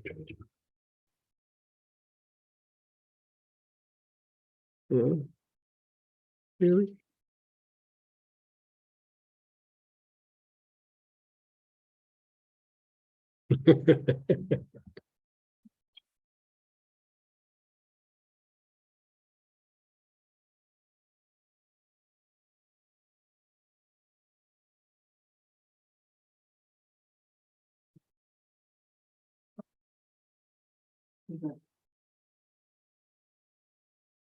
Okay, so all you're doing here is you're checking in with your brain. You don't need to think about anything, just check in with your brain. Where do you feel this right now in your brain? Do you feel it in the front, in the middle, in the back?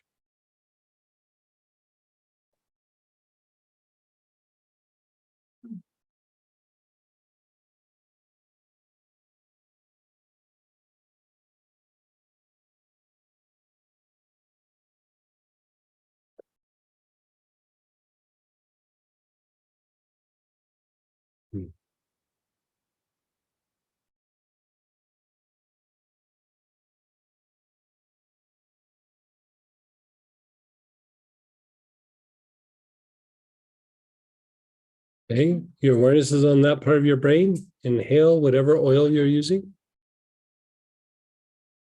You're focused on that part of your brain.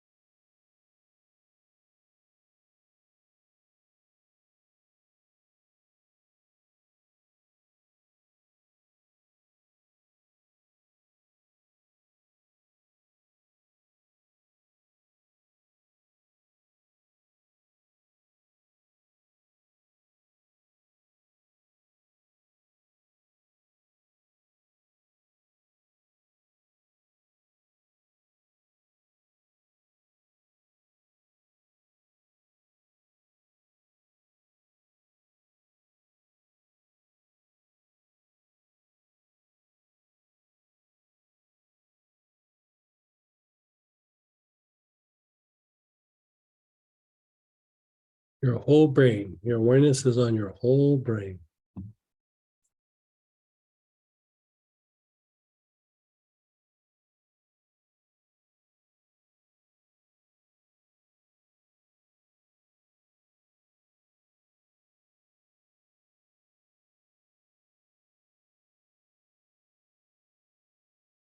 And then just let go.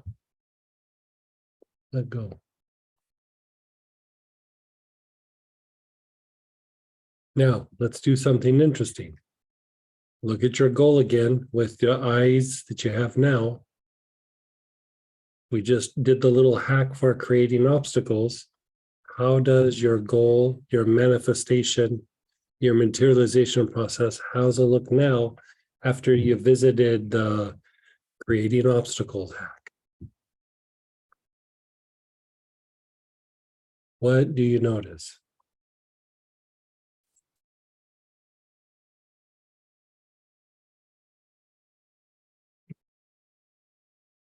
You know, so if you had one tendency where you're like, I might not create obstacles, but I like to exaggerate them. You know, I really like to exaggerate them. You go to the exaggeration obstacle hack, you do that, right? So let's share experiences and talk this out. We are going to do it again, but I want to make sure you guys get the theory. So go ahead and either share your experience or ask a question. Unmute yourself, type in. After doing this, and when I thought of my goal again, it felt really heavy and hard. But then doing the second one, Orange Healer, it felt like easier pathway. Okay, so he was saying after he did the materialization, he did the criticizing hack, and he said it felt really heavy. And then he went and did the obstacle part, the creating the obstacle, and he said very light, and it felt easier, right? So It was like the goal was sitting in my heart, and it was like almost of like more importance in a sense. right. So both will probably play a role. The first one was probably a bigger issue, but like still, like if the first one or the second one made you feel a little bit lighter and a little bit easier, work that one for a little bit, and then you can always go back. You know what I mean? Like I would say at some point, if you picked out 3 or 4 goals, pretty much every one of these hacks is going to play a role in a piece of one of those. Maybe not all of them, but there's going to be like in this area I do this, but in this area I do that, right? And so it almost like kind of teaches you to recognize it and then go, oh, I'm doing that thing where I create obstacles. So like that heavy feelings. Yeah, it's probably like, so he's saying, is the heavy thing a sign of it probably means something's coming out? Like a lot of times old pain or old trauma is coming out, you know, and you don't have to relive it. It's just, it's coming out. Like it made an impression on the nervous system that you're shedding, right? You know, so you would call it conditioning, right? And so you're not necessarily processing the trauma itself, you're processing the byproduct of the trauma. You know, the trauma might be gone, but the reaction in your body or your physiology is still there. So you're kind of undoing that or rewiring that. So if something feels like, oh, it's really heavy, that's probably a bigger issue, but you don't have to do it all at once. You know, you just do a little something, get something moving, and then just over a period of time, keep working it. Somebody else? There you go. So when I did the first hack after the materialization breath, I saw my goal and it was spinning around and had glitter on it. Nice. Good. So She basically said she had a bedazzled goal.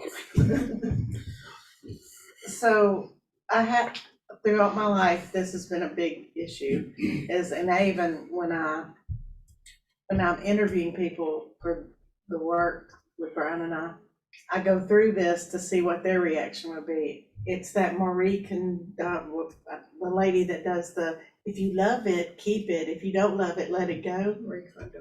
Yeah, Marie Kondo, okay. So if you have a blanket in the middle of the floor and you have a dresser that's got drawers in it that's got junk, and somebody takes all the drawers out and piles the stuff in the middle of the floor, what do you do? And the way in my whole life I've approached that is it just freaks me out. It's like I get shut down, I can't move forward, there's just too much, it's overwhelming. Mhm. I saw that and I'm like, oh, so maybe there's something I can do about it. And maybe that was just keeping me from having to do it. And maybe I was really angry at Brian for doing that because he did that to me one day. Yeah, like I created all this story in my head. So So she was just, she was just saying like how like she's realizing more of the pattern by going through and doing this process. And yeah. It was interesting. We did the materialization breath. And the goal that I had when we went back and did it the second time, Mhm. all of a sudden the goal had leapfrogged to like truly an end result Mhm. that I had not even thought about Mhm. Mhm. as an end result, like as a. Nice. So what she was saying is like when she did the materialization goal, like at first she's focused on the goal, and then at the end, after the last one, the materialization leapfrogged into like coming to fruition in a way that she didn't see happening. So part of what's happening when you're doing the materialization breath, the motion of this, right? You're going back and forth between the right brain and the left brain. And then you're also going back and forth between the forehead and the back head.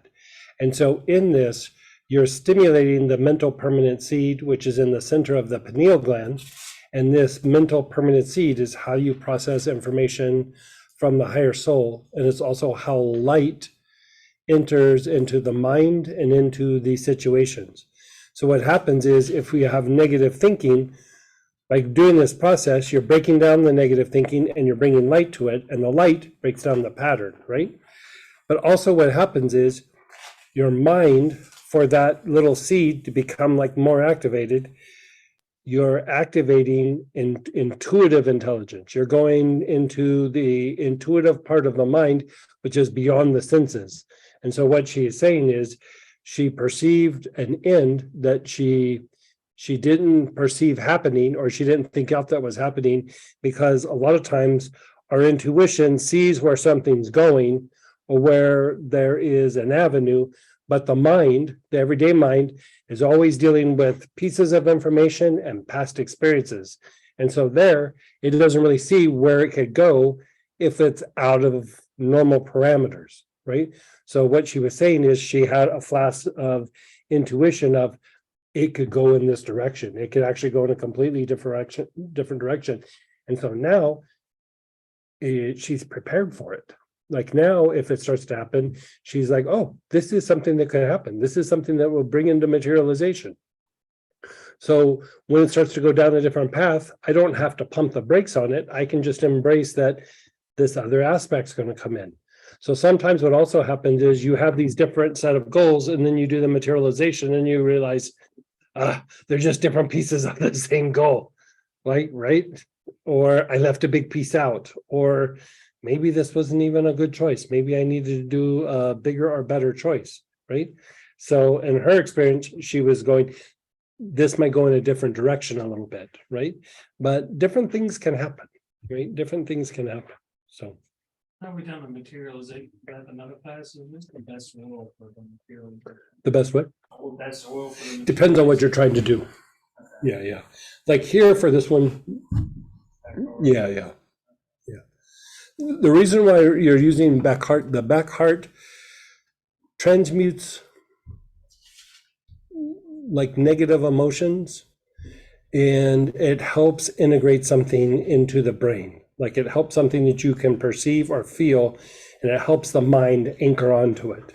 So it's a kind of a natural choice for this, but other kinds of goals or things, some different things like hyssop or cinnamon, something like that. You go ahead, Brenda. Hey, Brenda. I just want to give a little bit background here. When we started with the defensive expectations, and we focused on the brain awareness, there was a lot going on behind my eyes and sphenoid temple area. Okay. And when we got to the reflective thinking and focused on the spine, I felt it mostly in my lumbars, the low spine, but there was a spiral staircase-like lighting up sensation in my throat that continued. And then when I got to the goal, the materialization, it was very peaceful. Then when I got to the creating obstacles hack with the brain awareness, it came back behind my eyes and was so intense. It was like a thick wall, like all of a sudden got thicker and thicker behind my eyes and turned into like something solid. And I had to quickly, glance out. And then when I checked back in, it was like a glass wall. And I'm not sure where I'm headed or what's happening. Right. So a lot of times, especially when you see in the temples or behind the eyes, you're dealing with the prefrontal cortex. And the prefrontal cortex has to do with not just like taking action and decision making, but taking action and then also monitoring effort to produce a desired result. So this is a very conditioned part of the mind. And so when you're going through and doing this, you are shifting a little bit of the action and activity in the prefrontal cortex. And so one of the ways that if it's feeling a little much, so let's just maybe put a little bit of a remedy in place for this if it's happening to somebody. You could use the oil that you use for the materialization process, or let's have you use whatever you used in the materialization process. So blackheart, ginger lily, or what was the other one that was that? Blackheart, ginger lily, or etheric quartz. Yeah. Okay. So whatever you used, begin inhaling and your awareness is on your temples. Like it's on both temples. Okay. What's it? That's interesting to me because I was finding temples and behind one of my eyes. Oh, somebody else was saying they were feeling temples and behind one of the eyes as well. Right. Okay. So your awareness is on your temples. You're taking long, slow, deep breaths. Your awareness is on the temples.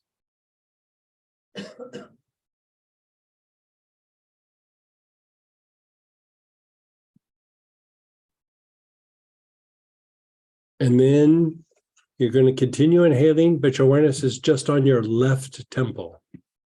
Just your left temple.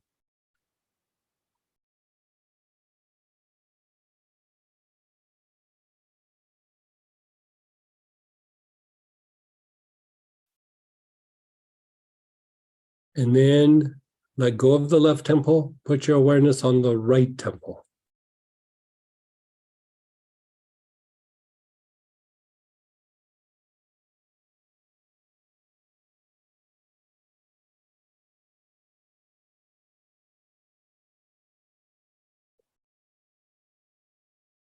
Let go of the right temple, your awareness is on the left temple.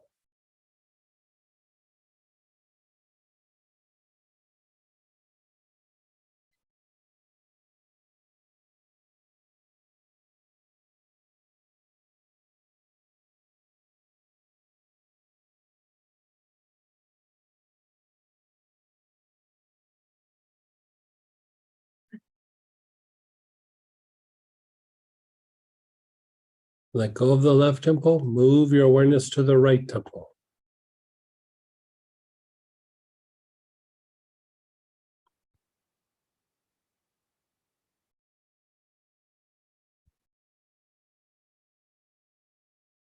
Put your awareness on both your temples again.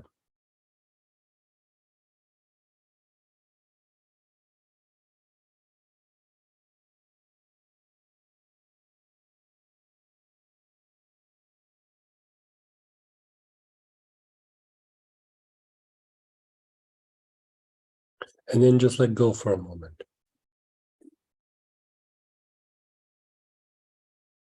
And then Cynthia, how did it feel on your temples and behind your eyes? It diminished it? Yeah. Yeah. And Brenda, how about for you? Like how do you feel? The sensation has gone to underneath my eyes and it's less. Okay. It's like evaporating. Right. So here's what's happening. Like one of the hardest parts in the brain to shift is the prefrontal cortex, right? So we all have this issue, right? It's to different degrees. And you could almost say like, here, even not just negative experiences will impact this, but even the positive experiences will also begin to actually impact this in a negative way, because your brain also wants to re-experience that and then can get kind of rigid about like, no, I want to have that good time, or I want to have that comfortable feeling. And, sometimes they're just a thing that happens once or twice and then things pass and, you're open for other experiences, but your brain gets fixated on that piece, right? And so it's trying to reproduce this particular area. So you could say this part of your brain kind of has a hard time with spontaneity, right? It has a hard time doing new things, has a hard time doing abstract things. It has a hard time doing something spontaneous, like everybody's does, right? And so when you start to shift, you'll actually feel like heaviness in that area. Or in the old days, when I would try to do it energetically, I would, like, if I did it on myself, I would give myself a headache if I worked on it for longer than 15 or 20 minutes, right? It wasn't a bad headache, but it was like uncomfortable and I'd have to stop, right? So now by using oils, you can actually kind of shift the process so that you're able to have a new action or activity and monitor for something different, even if it's not something you've experienced before.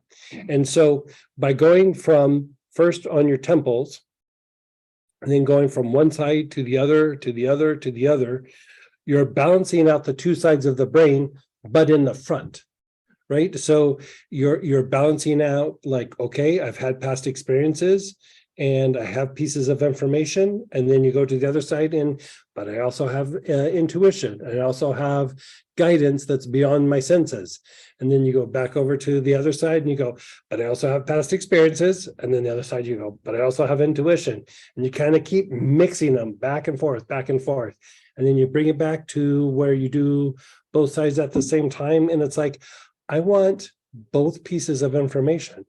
I want to learn from my past, but I also want to have intuition to possibly do something different in the future that is beyond my past experiences. I might have intuition to do something completely different and not really even have a reason to do it other than I'm feeling guided to do it, right? And so it's kind of like mixing the past, the present, and the future at the same time. So you are changing how you're able to view these situations, if that makes sense. And so you can always go back and do this with, like, ginger lily works really good, tuberose works really good, aloes works really good. Even like chamomiles and helichrysum will work really good. But here we used like back heart or the etheric cord blend or ginger lily. Any of that will also work good. Yeah. Thank you so much. You're so welcome. Go ahead, Robert. Hey, Robert. Hello again. Hey. As we went through this class this week, and I've been looking to see what resonated with me, what was my nature. And one of mine is thinking through all the outcomes, especially the negative possibilities. Yeah, you're a computer guy. That's exactly. Kind of how you make your living. Like, you know what I mean? Right. Yeah. And when I started in the computer industry, I was in software quality assurance. We had to test and find all the problems. Right. So it was even reinforced in that manner. And so it was enlightening as we did these last couple pieces that after the manifestation and doing the two other sections, having me look at the goal, it was like, okay, well, this goal is going to be easy. I didn't make it tough enough. It needs to be upgraded. And yet I still got some, I wouldn't call it an obstacle or a criticism or even worrying about the outcomes, but it was like, oh yeah, you got to do these things. And before I would have interpreted them as negative possible outcomes, but now it's like, oh yeah, just go do these things. Right. Take action and see what happens and just do it again. Because I think you bring up a good point. Like, even if you go through and you go like, okay, these are the 8 or 10 things that are possibly that could go wrong. Like you said, maybe they go wrong because they're not getting attention. Right. Like, so like you're looking at it from, it's like going through and making sure that everything gets resolved so that you create, that you're able to manifest the goal. You're kind of problem solving. So like that same thought process becomes an ally.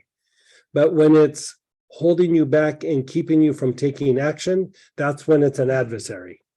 So like you can have that same action, but it's like, no, this actually helps me problem solve. So boom, then it's something good for you. But if you're like, I'm going through all the reasons and really this is why I don't want to take action because of this or that, you know, making a solid decision and deciding to walk away, you do it because you see it for what it is, but just holding back. If you're not sure, I would say treat it, but you're really looking at the motivation behind the action, not so much the action itself, right? So like going back to the criticizing can be an ally or it can be an adversary, right? It's not the action, it's the motivation behind the criticizing. So even here where you're going, okay, I'm thinking out all possible outcomes. What's the motivation? Is it to problem solve or is it to say, because I really don't want to do this?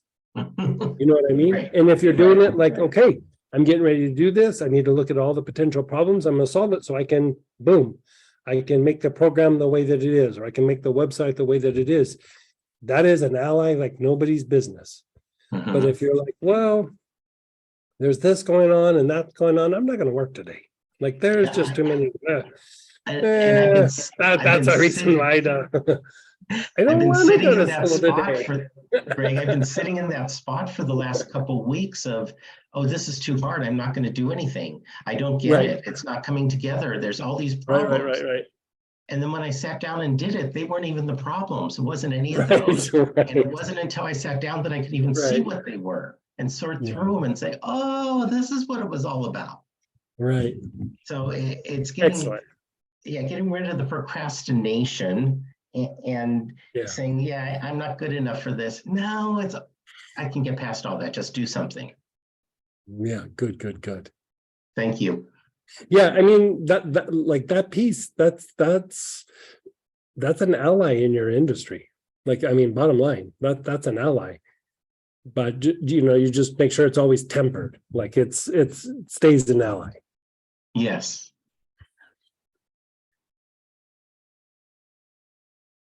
Some shares and questions. Mm-hmm. Color changed on my goal. Oh, good. I noticed that it is only a matter of time until my goal comes to life. How many hacks can you do before repeating the materialization process? It can be very individual. Like, you know, I would say if it's a really big goal and you're really having a hard time with it, I'd go materialization and then hack, and then materialization and hack. But, you know, most goals are probably mild to moderate and probably already a little bit of motion. So I would do the materialization goal and then do a few of the hacks. Yeah. And go ahead, Jake. Hey, Jake. Let's get you unmuted. Hey guys, sorry. Hey. So I did the materialization breath for my goal, and it's something that I've been like really wanting for a long time, very strongly. And I noticed that on the third cycle that I like didn't care about it anymore. Like I didn't, like it just felt, I don't know if like it felt okay is the right word, or it just felt like that strong, like yearning for it just like wasn't there anymore. And it was sort of like surprised me and sort of like threw me off balance a little bit because I was like so used to that. Is that normal? Is that okay? Is that like part of the process? That is okay. That is okay. Okay. Oh, maybe. Jake, sorry, mute Greg while he answers. Yeah. Go ahead, because he has two on. Okay, gotcha. So that can happen. The goal can go away, the goal can shift. A lot of times what's happening is, you know, there might be motivation that is like based out of like maybe managing something uncomfortable or avoiding pain or something like that. But when you get clearer about something, like something becomes a little bit more real and you're just making motion towards it. There's not the franticness or the anxiety that would be associated with it. And so a lot of times the goal might shift or change, or like sometimes it disappears. And, you know, I tell that story where there was a CEO friend of mine that was in class, and he's a co-owner of this like huge huge company. And, they were in the middle of trying to sell it. And, he would visualize the selling of the business and he would do the materialization breath like we're doing, he's, closing his eyes and doing that. And every time we'd get done with it, he'd open up his eyes and it was like sheer terror in his eyes. I mean, he just looked like he was just upset. And like, you could see like, he was like, and then go do it again. And you could see him like, I don't know about that. And then he would do it again. And he had sheer terror, like 3 or 4 times in a row. And then we did it the last time and he opened up his eyes and he was smiling and like there was peace in his eyes and he was just like kind of nodding. And he went like this to me, he went. And so, the class was done. And so him and I were talking. I was like, what was that all about? And he goes, I was visualizing selling the business. And when I was doing it, it disappeared. And he goes, I thought I was dematerializing the goal. And then he goes, every time I did it, it would disappear. And I'd work really hard. He's got a strong mind. I was working really hard to hold on to it. And every time I do the materialization goal, it slipped away. And then he goes, then the last time he goes, I was just beside myself and I just didn't know what to do. So I just kind of relaxed and I did it. And then he goes, I realized when we were pricing out the company, there was this dormant part of the company that's worth almost $200 million. I didn't include it in the pricing of the company. He goes, I almost made a $200 million mistake. And I was like, my brain doesn't even know what that means, but like, I get it. But in the materialization process, all of a sudden there was a comfort because all of it was coming together. Like he was avoiding a mistake that unconsciously he was kind of aware of, but until he did the process, he really wasn't aware of it. So it could be that the goal is changing. It could be that other pieces are coming in, but usually when it is filled with light, you calm down, right? Because you're not having to defend like the story of what it was, like the thought process or the viewpoint.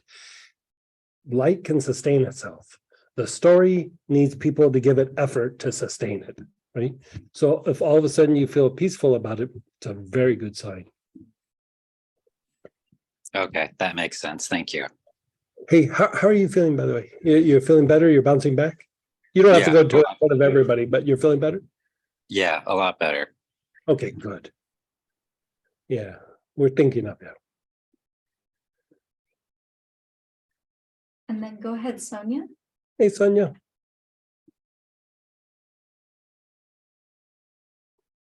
Let's get you unmuted. Do you hear me? Yeah. Okay. What's your definition for hacks again? What is your just breaking in to shift your behavior? And so when your motivation. Do those hacks, what does it you mean to do that? I'm not sure what you mean. Trying those hacks. Uh-huh. What are you? I don't. You're shifting your motivations, so it's shifting some of the actions and behaviors. So when you say, well, you do the thing, and then if there's this or that, you do the hacks. I don't know where to go. I'm not sure what you're saying. Say it again. Definition of hack. When you're doing stuff and then you say, if this or that happens, then you do the hacks. All the processes were not in. What does that mean that you do? You understand that like there's the motivation behind an action, right? So you could take an action and there could be a good motivation behind it or a bad motivation. So, like going back to like the criticizing, for example, there could be criticizing to avoid taking action or avoid change, or the criticizing is coming because you're wanting to make sure that the change can happen. So you're moving it from being something that is automatic and doing something negative to shifting it to something that is an ally and helps you to move through and produce a result. So you're shifting the motivation to improve the action or behavior to produce the result. Does that make sense? And I think that's what you're asking. what is the hack in that? What? She doesn't understand hack, meaning going back. You're hacking through your behavior. You're hacking through your motivations. Don't get too caught up on the word. Just like look at what we're talking about. Like you're trying to shift your motivation and align your motivation to produce your result. And so when you say try the hacks, what hacks? I mean, I just. The things we've been doing the last 2 days. The steps. So Yeah, all the the steps things we were in doing there are hacks. A hack is a shortcut. Yeah, a hack is a shortcut. Like it's a way to break through the behavior. I think she's. And so are you saying that all those sections in the Sonia, hold on. Sonia, hold on. Take a long, slow, deep breath. Like take just a couple long, slow, deep breaths. Okay. So sorry. It sounded like you were getting agitated with it. So a hack, you're going to have these different shifts or different issues that potentially might come up. It might not necessarily be all of them, but it could just be like one of them, right? And so you're starting to do something, you realize like, oh, I'm fixated on an obstacle. I'm exaggerating an obstacle. Then you would go to that, work that so that you can shift your motivation to take your action or produce your result. Right. And then if you go, well, okay, I'm doing that, but maybe now I'm having a hard time with change and I'm criticizing the process, or I'm criticizing myself, whatever it is. Then you would go to the criticizing shortcut and you'd go, okay, let's shift the motivation, let's shift the behavior so we make this more of an ally versus a problem. Does that make sense? Is what you're saying that all the sections in this class, each section is a hack? Yes, perfect. Okay. Yeah, you got it. Perfect. Yeah, perfect. Yeah. Does that make sense? Yeah, I understand what it means now. Okay, sorry that was so agitating. Well, my C1 gets torqued and it stops my sympathetic nervous system from turning off. Yeah, no, I get that. Yeah. No. Good. Yeah, see, there's normal, Sonia, right there. Yeah. Like it's like almost talking about all the hacks that kind of stirred something up a little bit. And so like, because we're talking about the motivations like underneath. And so, yeah. I mean, these are the things that usually sidetrack us. And like when I go through and I look at all these, I practically have all of them, but they're not always in the same area, right? So one area might be this one, another area it's another one area might have 3 of them. And so here you just kind of pick the shortcut that helps you to bust through whatever that is to produce the result and keep moving forward. Does that make sense? Oh, interesting. Yeah. It goes along with the stuff that you know about your neuropsychology and all that. It's just a different way of doing it.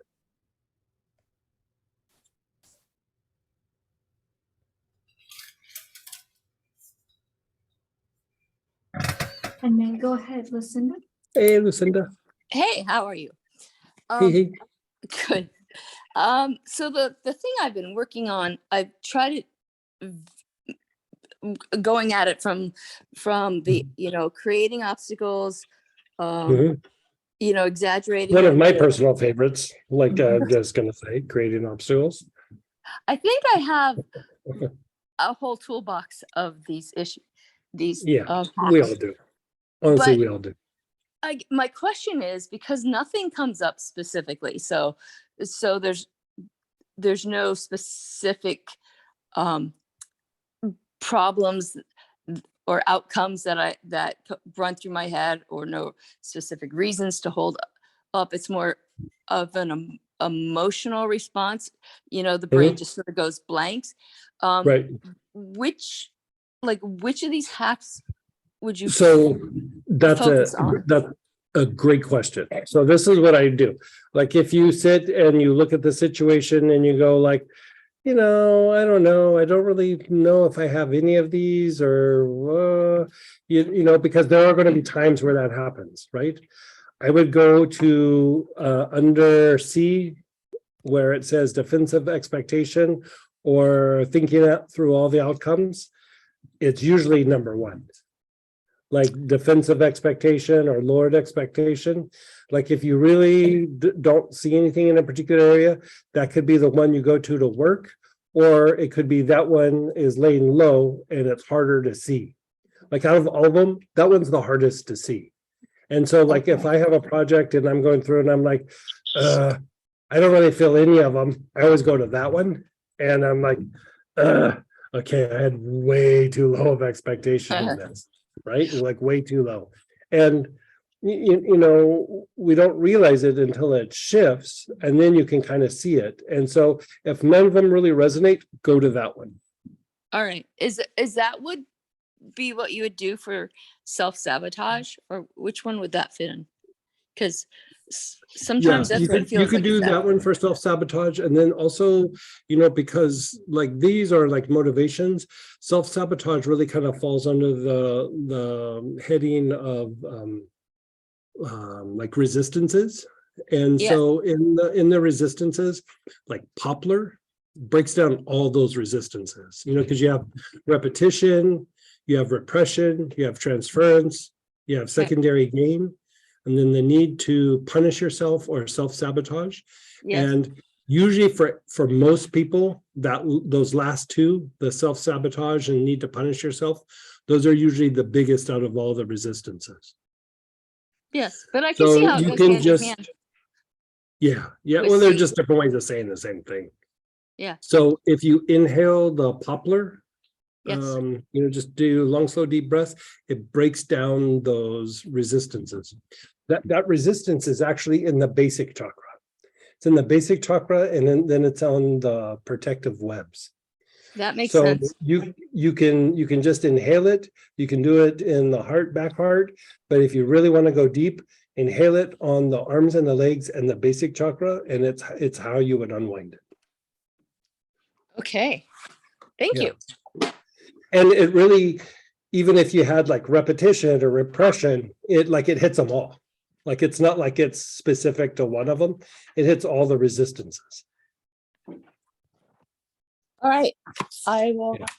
That's why Poplar was one of the anointing oils back in the day.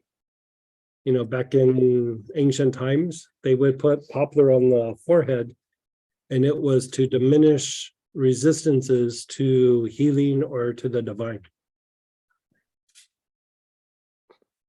Thanks. Yeah, you're so welcome. It says African bluegrass. Are you talking about for lowered expectations? Mhm. Is that what? We used Nimbus, but And then go ahead, Vicky. Which one? Ironic. Thank you. Hey. Hey. Wonderful. You guys are awesome. Thank you, Samantha. Thank you, Letty and Robert, and you, of course. I don't really remember all the processes that I thought about talking about before we went to lunch. But then when you did the Astara one, my brain had shifted to the point where generally I see this or that or the other when my eyes are closed, but it was a whole new pattern. It was a white wave pattern with my eyes closed. It was completely different than I can ever remember it being before. So I'm aware that there are shifts and changes in my brain. I'm not going to go driving because I've done that before and got lost. But the point is, it's a subtle shift and change. And all of the oils, and I still have some more now, I'm going to have to order some new ones, but I have enough that are very powerful oils that this is just amazing. I'm so grateful for everybody and the community sharing. But I look forward to my goal. It actually looked closer and bigger and brighter, more light on the deal. So it'll be interesting to tell, but I remember asking you about the goal a couple of years ago, and I don't remember what your answer was, but it actually looks like it's manifesting now. And Oh, so I don't yay. know, I'm just profoundly grateful and loving all the oils and the processing. And yes, each of the little quote unquote hacks, the going back, and if it is that how I sabotage myself kind of, but it's all very. We all do that, I look by the way. forward to getting the recording too. So like, that's the thing, like, you know, Lucinda, Cindy said that, and then like you're saying that, I mean, like, I want everybody to know, like, self-sabotage is a natural thing that we all do. Right. So when you catch yourself doing it, do not be hard on yourself, just recognize it for what it is, and then go, okay, I need to address it. Yeah, laugh Don't at beat yourself. yourself up about it, don't whatever, because everybody has to work through that particular piece, like everybody. Well, it's working through. It's exciting. And so I just Yeah. thank all of you guys. Thank you, thank you, thank you. Great classes. Yeah, good. And go ahead, Ralph, then Denise, and then we still have a lot of good shares and questions in the chat too. Hey, Ralph. Hey, Greg, you say use poplar. Can we use poplar balsam? Is that the same thing? Yeah, poplar balsam, that's what it is. Yeah, Cool, thank you. yeah, you're so welcome. Go ahead, Denise. Hey, Denise. Thank you for taking my call again. All right, so I got everything on the resistances, but I didn't get the protocol. I wanted to ask you, I knew you said basic. Oh, sure. levels, and- Yeah. Could you repeat that? Do the basic probably last. So do the palms, the wrists, the elbows, the armpits, and then the sides of your hips, the back of your knees, the ankles, the soles of your feet, and then you do the basic. Basic last, okay. Yeah. And one last question. So sometimes, like, this might be a little too much information, but sometimes when you go directly at the basic, especially for resistances, it actually will get agitated and push back. And so, like, going to the arms and legs are extensions of the basic chakra. It's like, it's a slow roll to the basic, and you've unwound it a bunch so that by the time you get to the basic, it's already diminished somewhat and it doesn't push back like it would. And so, like, if you think the resistances are kind of strong, do the arms and legs, and then do the basic at the end. I mean, there's been times where I didn't even do the basic. I would just do the arms and legs, just because I was like, I don't want pushback from, the basic is tied to the will to survive. So if you really push at it really hard, it pushes back. All the other chakras don't do that. The basic is kind of a unique thing. So going through the arms and legs is like kind of going in through the back door, you could say. Oh, that makes sense. And I did feel that, because that's where I had a lot of stuff was down there. Took me many years to learn that lesson. I would just go after the basic, and I was like, whenever I go to like purify and release, it keeps getting worse. It's because I was so aggressive at the basic. Talk about resistance there. That was for sure. Okay. And then the Just muted. I don't know what happened. okay, better there. Yeah, there you go. Protective web, you mentioned that, as well as the poplar, balsam poplar. Protective webs, what is that one about? Because that certain essential oil. So that's an essential oil, but when we're talking about resistances, you would still actually use the poplar for that. The blend is like kind of cleaning and relaxing the protective webs, but the web is between the surface of the chakra and your body. And it's like a filter to keep things out of the environment, right? But it also holds things in. So if they're real tight, it's hard to release things, right? And we tend to like hold them inward. But when you go through and you do the pattern that we were just talking about, you're changing the basic chakra, but all the protective webs are also a byproduct of the basic chakra. And so they're just like outer manifestations of the basic chakra.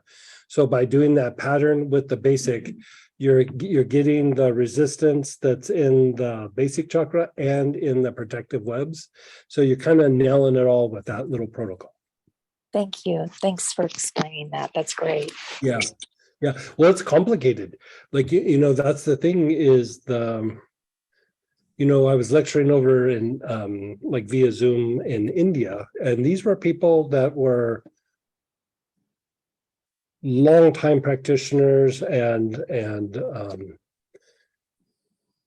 like we'll just call them very advanced practitioners, right? And when I started talking about the basic chakra and the protective webs being, a byproduct of the basic chakra, like an extension of the basic chakra, that was like a new idea to them. And it's in several books, but it's such a little weird piece of information that unless you're applying it, you kind of don't, like, it doesn't like make sense almost. Like, it's just like, so it is like this like weird kind of complicated thing, but in a way it's not. If you look at what psychological resistances are, it's like you're pushing something back, right? You're pushing away from it. You're not letting something in, right? Yeah. So if you look at what the mechanisms are for the protective web, is if something like if somebody comes in and they're just really angry and hostile and they're projecting a bunch of negative like hostility towards you, you feel it in your body, you recognize it, you feel it in your mind, you feel it in your emotions. But the very first thing that happens is your emotional body feels it coming, and your body language might be this, but energetically what happens is the protective webs tighten up to not let that energy enter into your system and hit your spinal cord, right? So then that happens a few times, and then you walk away out of that situation and your protective webs are like, yeah, but they're going to come back, or that's going to happen again. Let's stay really tense, right? So you're trying to keep out energy from the environment, but then the flip side of that is it doesn't allow you to expel and release like trauma, hurt feelings, stress, all those things. So now you're keeping things out, but you're also keeping things in, right? So as you go through and you unwind, first you're kind of relaxing the webs themselves so that energy can move back and forth, but then you're unwinding the conditioning with the poplar balsam. You're unwinding the conditioning that eventually manifests as psychological resistances. Everybody has them because we get bombarded from things in the environment. So it's not, do we have it or do we not have it? It's to what degree do we have it and how do I unwind it, right? So you can completely unwind it and you go, oh, I'm doing pretty good. Give it a couple months. I got a couple places again, right? It's because you're alive and you're interacting with the environment where it might even be projections that people didn't say to your face. You might not even be aware of them. You know what I mean? Like it might not be that somebody comes up and goes, those shoes don't go with that outfit, right? But you go into the office and everybody's like, hi. And then as soon as you walk out of the room, they're like, those shoes do not go with that outfit. They didn't say it to your face. Energy still got projected at you. Wow. You know what I mean? Does that make sense? Yes, it does. Yeah. Thank you. Oh, yeah, no, it doesn't. I'm gonna have to be with it.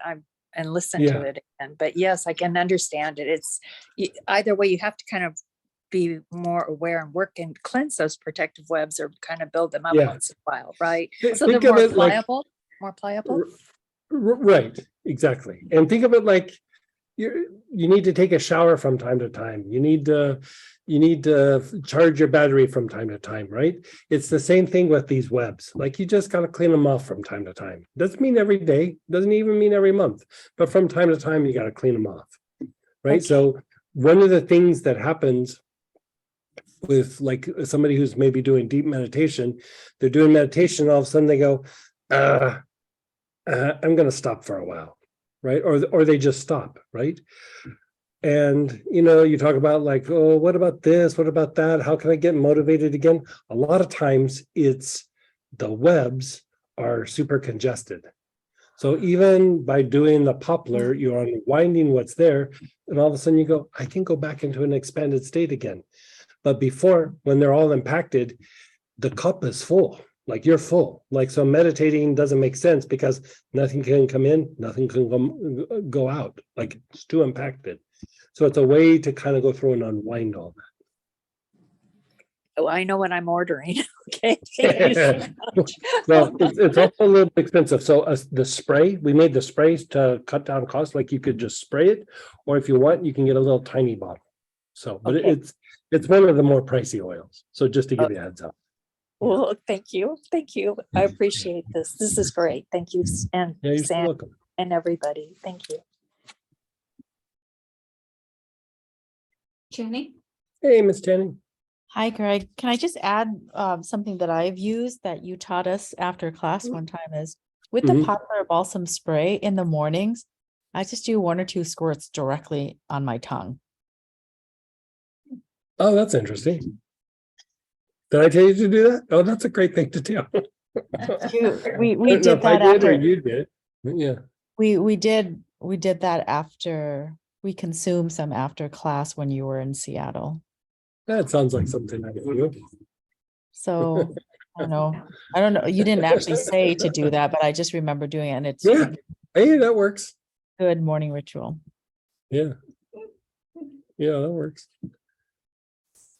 How'd you do today? Me? Yeah. I had a much better time after you told me to use the orange healer for something. Okay, good. So I don't know what that is, but it's it definitely was that magic bullet that just kind of shifted that discomfort that I was experiencing. So something with orange healer is very powerful, is what I'm saying. For me. Yeah, sometimes you're processing stuff from you, and sometimes it's stuff from other people. And the orange kind of helps with keeping stuff out from other people. Yeah, Given the nature of your work, that's a constant issue for you. I thought that the goal that I had was too big. I thought I was just being a little too ambitious with that goal, but then I started feeling that knot in my stomach. And then you said to use orange healer, and it wasn't Yeah. about the bigness, the size of the goal whatsoever. It was something else.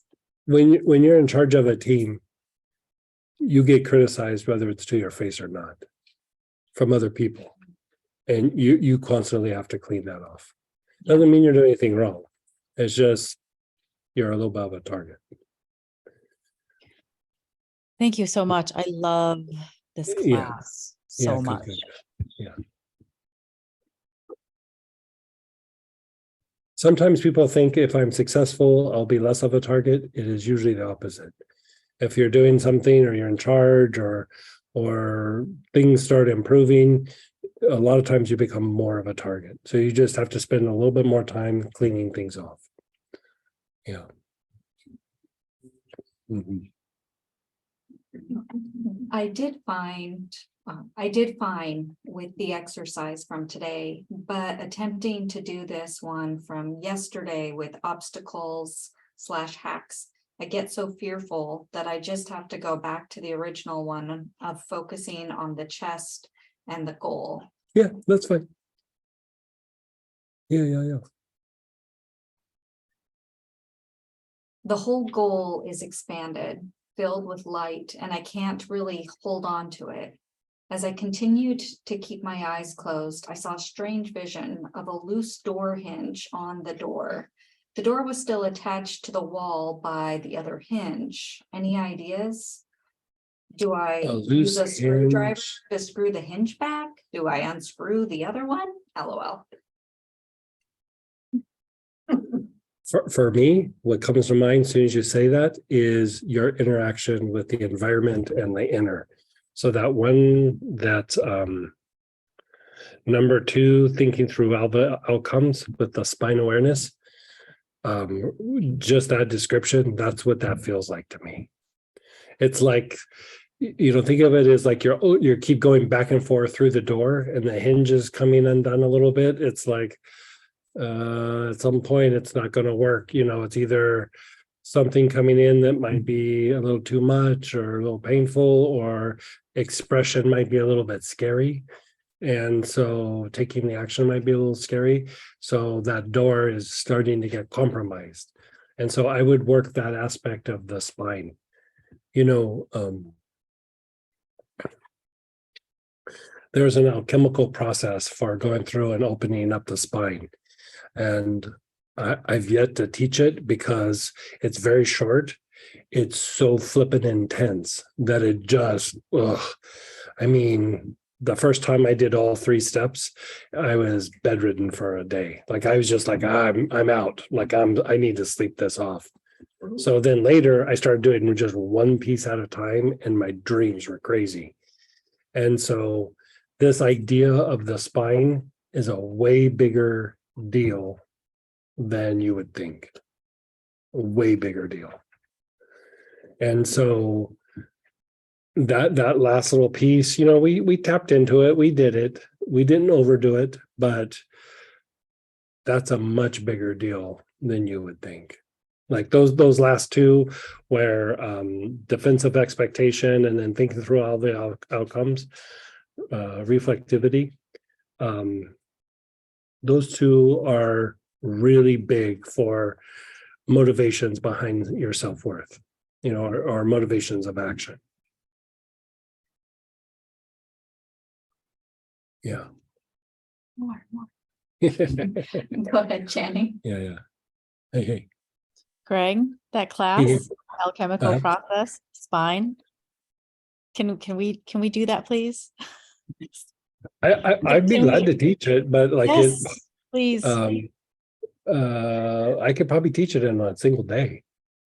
Let me. Day 2 is clean up. Yeah, like A week of vacation. we could do it. We might have to put like a little bit of a like heads up, this is intense or something on it. You know, or maybe I can come up with a way where we just do it softly throughout the day. I'll think about. We'll come up with a way to do it. Thank you. Now I'm not going to be able to sleep because it feels like can't wait for that class. Well, when you see what we do, like it's very simple. We've been circling the drain with it for a long time, but like we do it so that